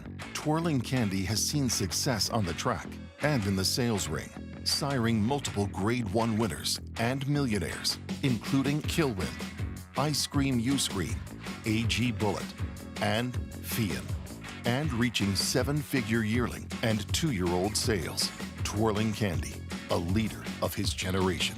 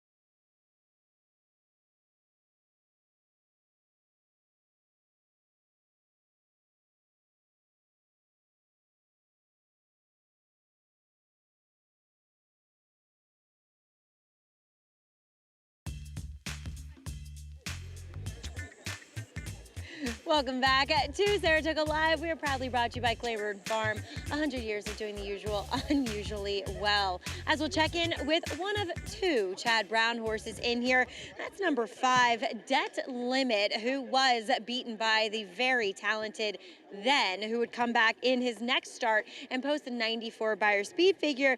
And it was an odd race in which we saw the 2nd place finisher that day, Be of Courage, just go on this tour de force in the middle of the race, opening up by 15 to 20 lengths at some points and poles in that 1 1/8 event, and Debt Limit was a long, long way last. And to his credit, while Then was a little bit more forwardly placed, Debt Limit made up a ton of ground. Now, he naturally doesn't have that much speed, so they are applying the blinkers today. A very short cup with holes in them, and it's kind of typical Chad Brown, first time blinkers, that's what he puts on. It's not that much of a difference. It's just enough. He is a very athletic type. He does have a little bit, of that kind of string halt type of action where he's a little bit hitchier behind. So I think that's what leads to him not being able to necessarily break that well to effectively use his hind end to get out of the gate. So today, as he does cut back a little bit, hopefully those blinkers keep him a little bit more involved overall. As we'll move on to some horses returning to the turf. If you missed the last race with Linda Rice, I asked her about Waitlist, number 3, coming back to the turf, where earlier on last year, about a year ago, when he was a 3-year-old, they tried it with him, and it didn't necessarily pan out, to be fair, but Linda has, I think, improved this horse overall, especially with what I'm observing here in the paddock. His coat's better, his weight, his conditioning, he's just done well in the last few months overall. So he does have a bit of a turf hoof, so I am optimistic about this change in surface for him. Makes a really lovely impression overall in the paddock. Then you have a 3-year-old, number 4, Bulldoze, who will get back to the turf and make a switch to the Nick Zito barn. As I always say, not tough to go from Todd's barn. But in his last turf start at Keeneland, going 1 3/16, this guy was so wide throughout the entire running of that allowance race. And I mean, he even swung 10 wide in the stretch, and he actually really didn't run that badly. He was beaten 5 3/4 lengths. Considering the ground he lost, he really just stayed on. Now, he might be a horse that ultimately wants to go a bit further than this because he's incredibly laid back. And for a 3-year-old, he does possess a lot of size and substance. So I do like him returning to the turf. He definitely looks like a turf horse overall here at Acacia. We'll see, though, is the mile and a 16th a little on the short side for him? Longer the better. Maggie, thank you. We'll see what Bulldoze can do. Certainly the pedigree there to suggest that turf would be his preferred surface, but 9 to 5 on your favorite debt limit. As mentioned, getting those blinkers on. What are your thoughts on the price on this horse, Sarah? I think that given the body of work that we've seen, and it's limited so far from this horse who's still very lightly raced, I can understand gravitating towards him in what seems like a wide open group, and I'll probably put either him or Main Beach towards the outside, the number 12, right in the winner's circle with this. But if you look at Chad Brown, first-time blinkers, non-maidens on the turf, he's 6 for 37 over the past 5 years, but here at Saratoga, he's actually just 1 for 12 with a 64-cent ROI. So can this horse win? Sure. But are there better opportunities available at a better price? I believe so. We'll take a look at his last race. Megan, what are your thoughts on this? I mean, he did run behind Then, who looks like he has graded stakes in his future for Phil Antonacci. Absolutely, and this horse came off of it. He kind of hit the gate a little bit. We mentioned those gate issues with this horse. He looks to sharpen those up today, and he, like you mentioned, he did not run poorly. He did so off the freshening, going a bit longer than this at the mile and an 1/8. I like this. It's a little bit of a cutback for him. As we mentioned, he gets the blinkers, and I thought this was honestly a pretty solid performance for this horse. And as Sarah mentioned, you see Andy also went with this horse. To me, he just kind of fell into my lap, and while he is a bit chalky in terms of this particular group, I think he's going to get a little bit of pace to run into. Dare I say those words here as far as some of our turf races here run in New York. I've kind of, in some parts, I've watched turf races that I maybe feel are going to get a little bit of pace. We'll see how it all plays out, but I like him here, and while he is the chalk up there, he just makes all the sense in the world. Right behind him is Ramblin' Wreck, who also ran in that race. He was his first start off of a bit of a layoff. He'll be ridden by Kendrick, Carmouche, who's had a 3-win day today, including that Grade 1 Spinaway. And for Kendrick this year, we've talked about it a lot, but it is important to mention picking up mounts on big Grade 1 horses was kind of the next jump that he needed. Absolutely, and just the ideas that he had to really start out the success train rolling as it was this summer, ideas that he had to have deterministic, have that forward position. And it's made all the difference for him to be able to secure those Grade 1 victories where he's a horse that always had talent and ability on both turf and dirt. But now with the right kind of relationship with a rider, it's really taken him to the next level. And as you can see at the next level, Irider Ortiz Jr., 59 wins so far this meet. And Meg, I don't think I've ever seen Jose Ortiz look so disappointed as he was going to Kentucky Downs and knew he wouldn't catch his brother. The competition has been fierce. I mean, the thing is, he went to Kentucky Downs. He won 4 races on that card with purse value of over $1 million, and he won a stake with Steve Asmussen aboard Laganos. I mean, he just rode lights out. He's just taking his show on the road. His brother Irad, though, is just one of those types of riders where he kind of gets the first call opportunities here in Saratoga. Jose's Kentucky and Fairgrounds business has really given him the opportunity to be so strong here at Saratoga. We do hope to see him back.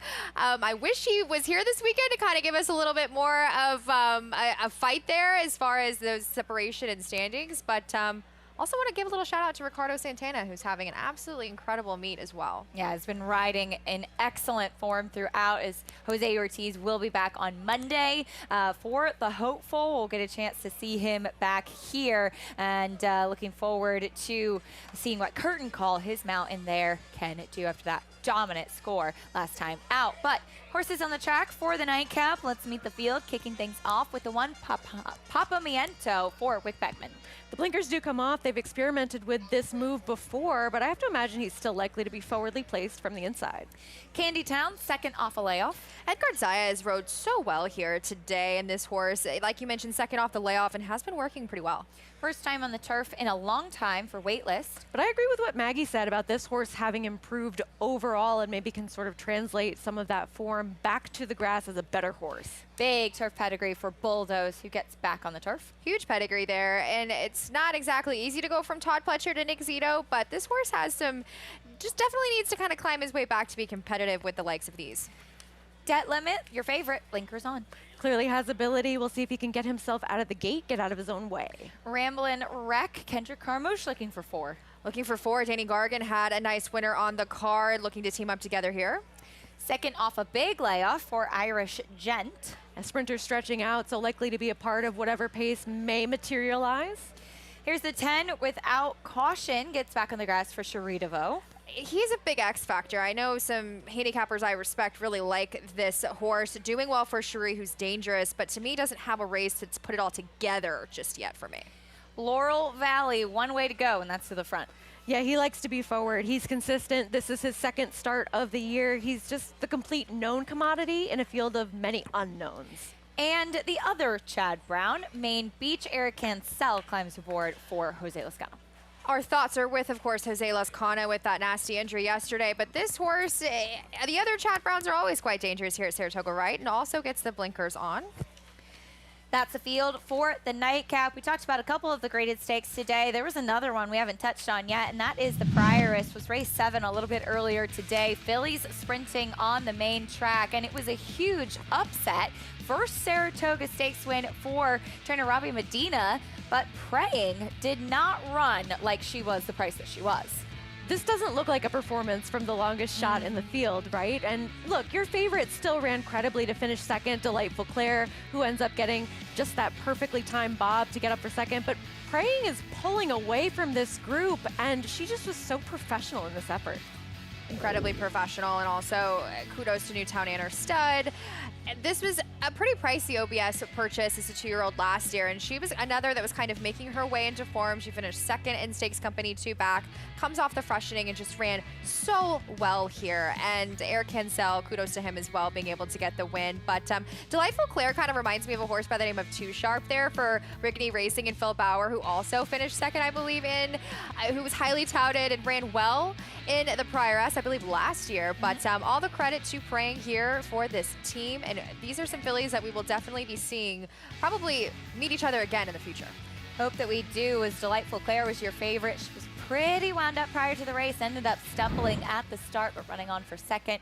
Praying, however, way more settled today, and it showed with all of that schooling that Robin Medina shared that they did put in. Back to the Nightcap here, though, in race 13, again on the turf. There's your favorite in Debt Limit, warming up right now on the track.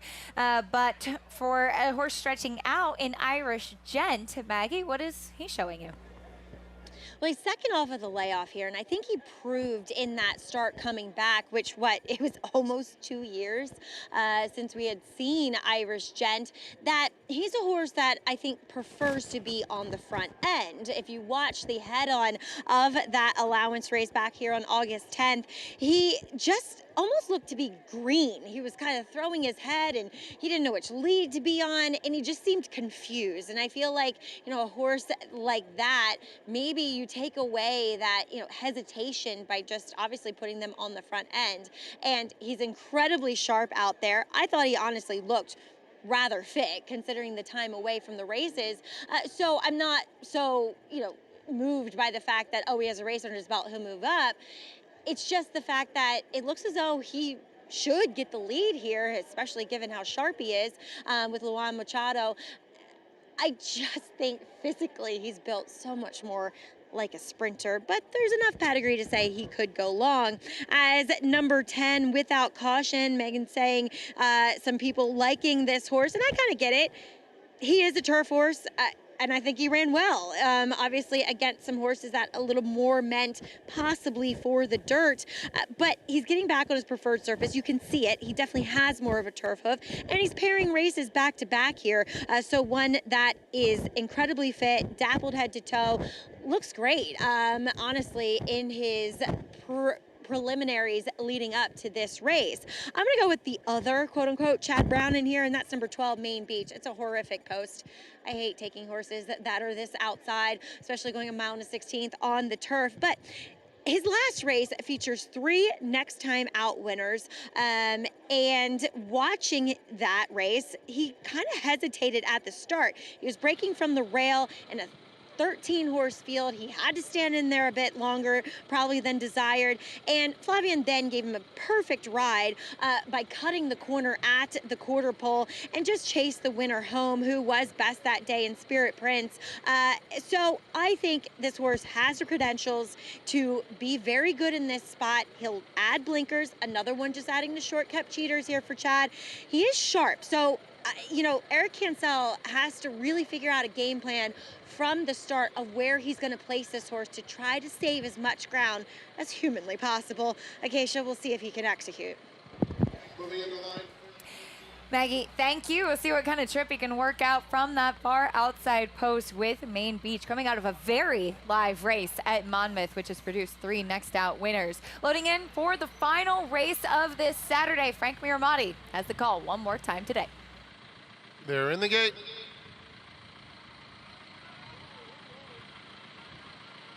Got some movement here from Waitlist.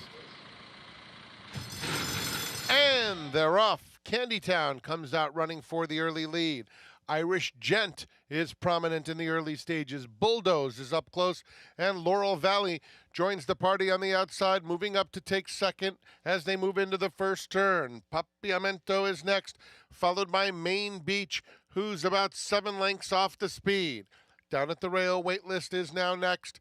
He is racing a couple of lengths in front of the next flight, headed by Without Caution.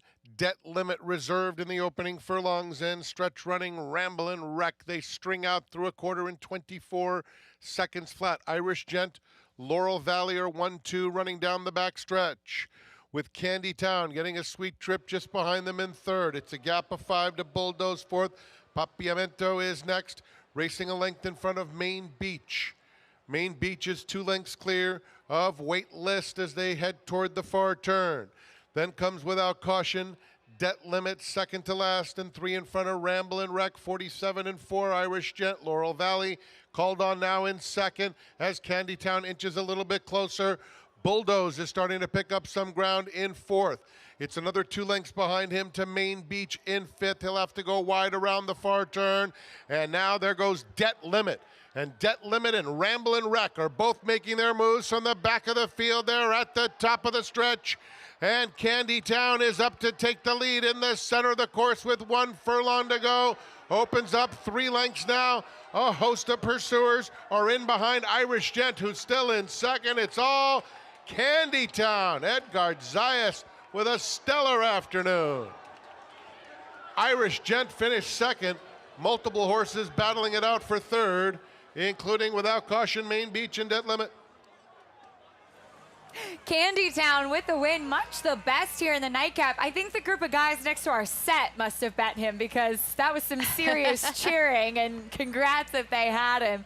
This horse was a bit of a price, guys, but he did not look like it. Very impressive finish. This looked like an ominous wave that looks like it's about to hit you and you're in too deep, and then just kidding, it's actually not that bad at all, because the pace held together completely as we saw several horses really making a move like they were going to threaten and then just completely stall. The pace held together. He was right there, and he was able to draw off impressively for Edgard Zayas, who had a great day here at Saratoga. He really did. Leading rider down at Gulfstream Park in South Florida. Megan, I know you got to catch up with him earlier today, and a lot of confidence in this horse who pulled away. You know, he rode one for Chad earlier in the card, or I believe maybe that was Jose Gomez.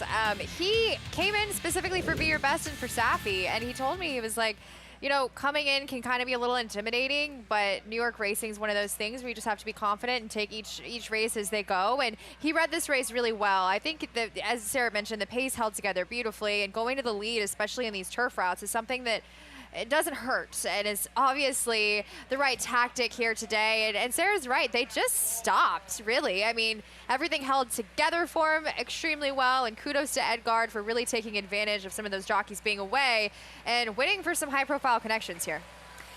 Todd Pletcher finishing 1-2 in the finale, 2-7, 10-5, as Todd continues what has been a spectacular meet. he'll hope that that will really continue into tomorrow. The Grade 1 Jockey Club Gold Cup Mindframe going head-to-head with Sierra Leone. Some of the best older horses in the division. Jockey Club Gold Cup, a feature as will be on Fox from 1 to 2 p.m. tomorrow. And as far as some of those big contenders are concerned, here's a look at the field. I was so excited when they drew this, and we have heard that the number 9 Banishing will be scratching. He's coming out, but still a field of 8 that came up really tough and really, really fun and competitive.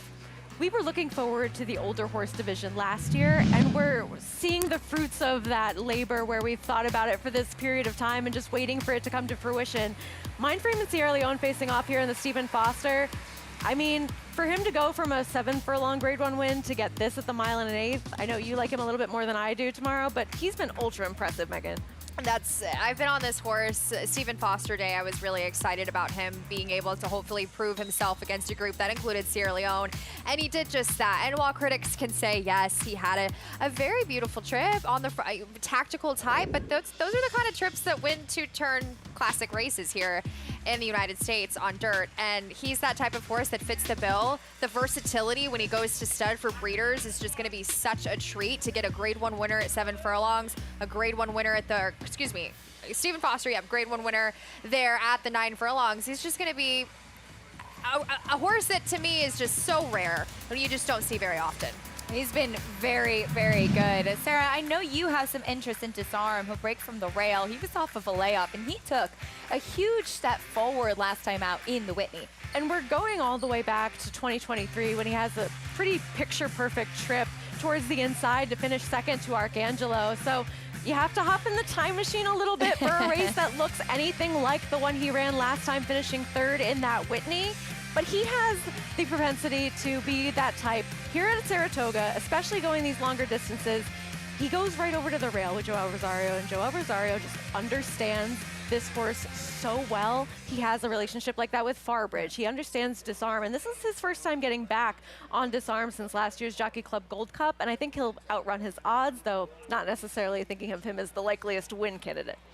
Well, I have to give some credit over there to White Abarrio. I caught up with his trainer, Safi Joseph Jr. today, and he really was excited about this horse. I think he ran on well in the Whitney last time out, and I mentioned to Safi, he's earned over $7 million.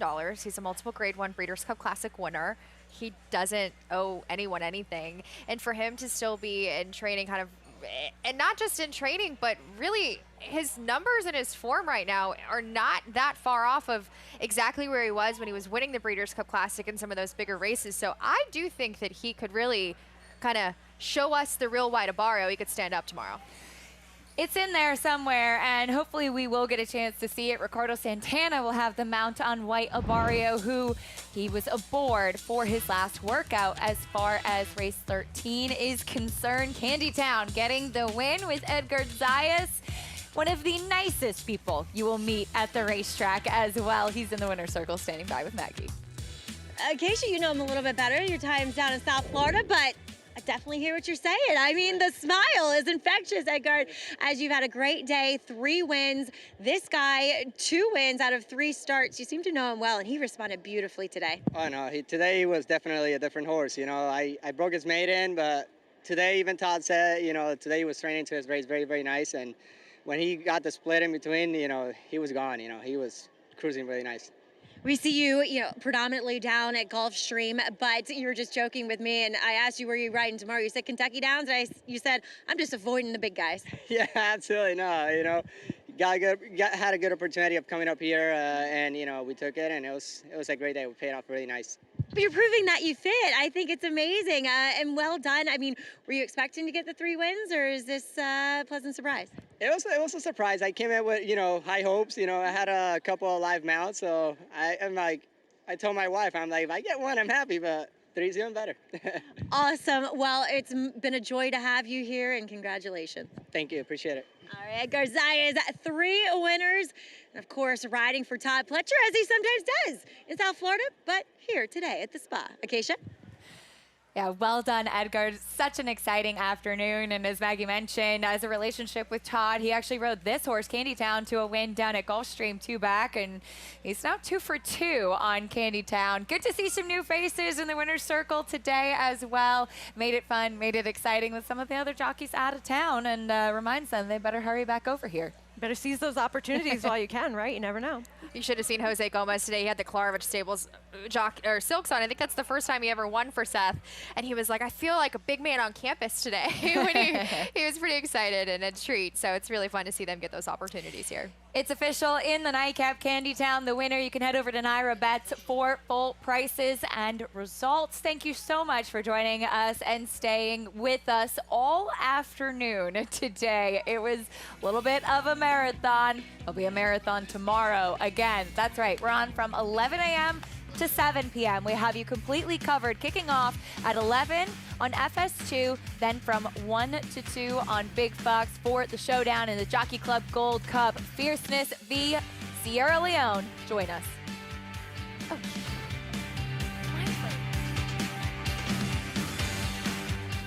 The rumbling started early and only intensified, with performances that sent shockwaves across the nation.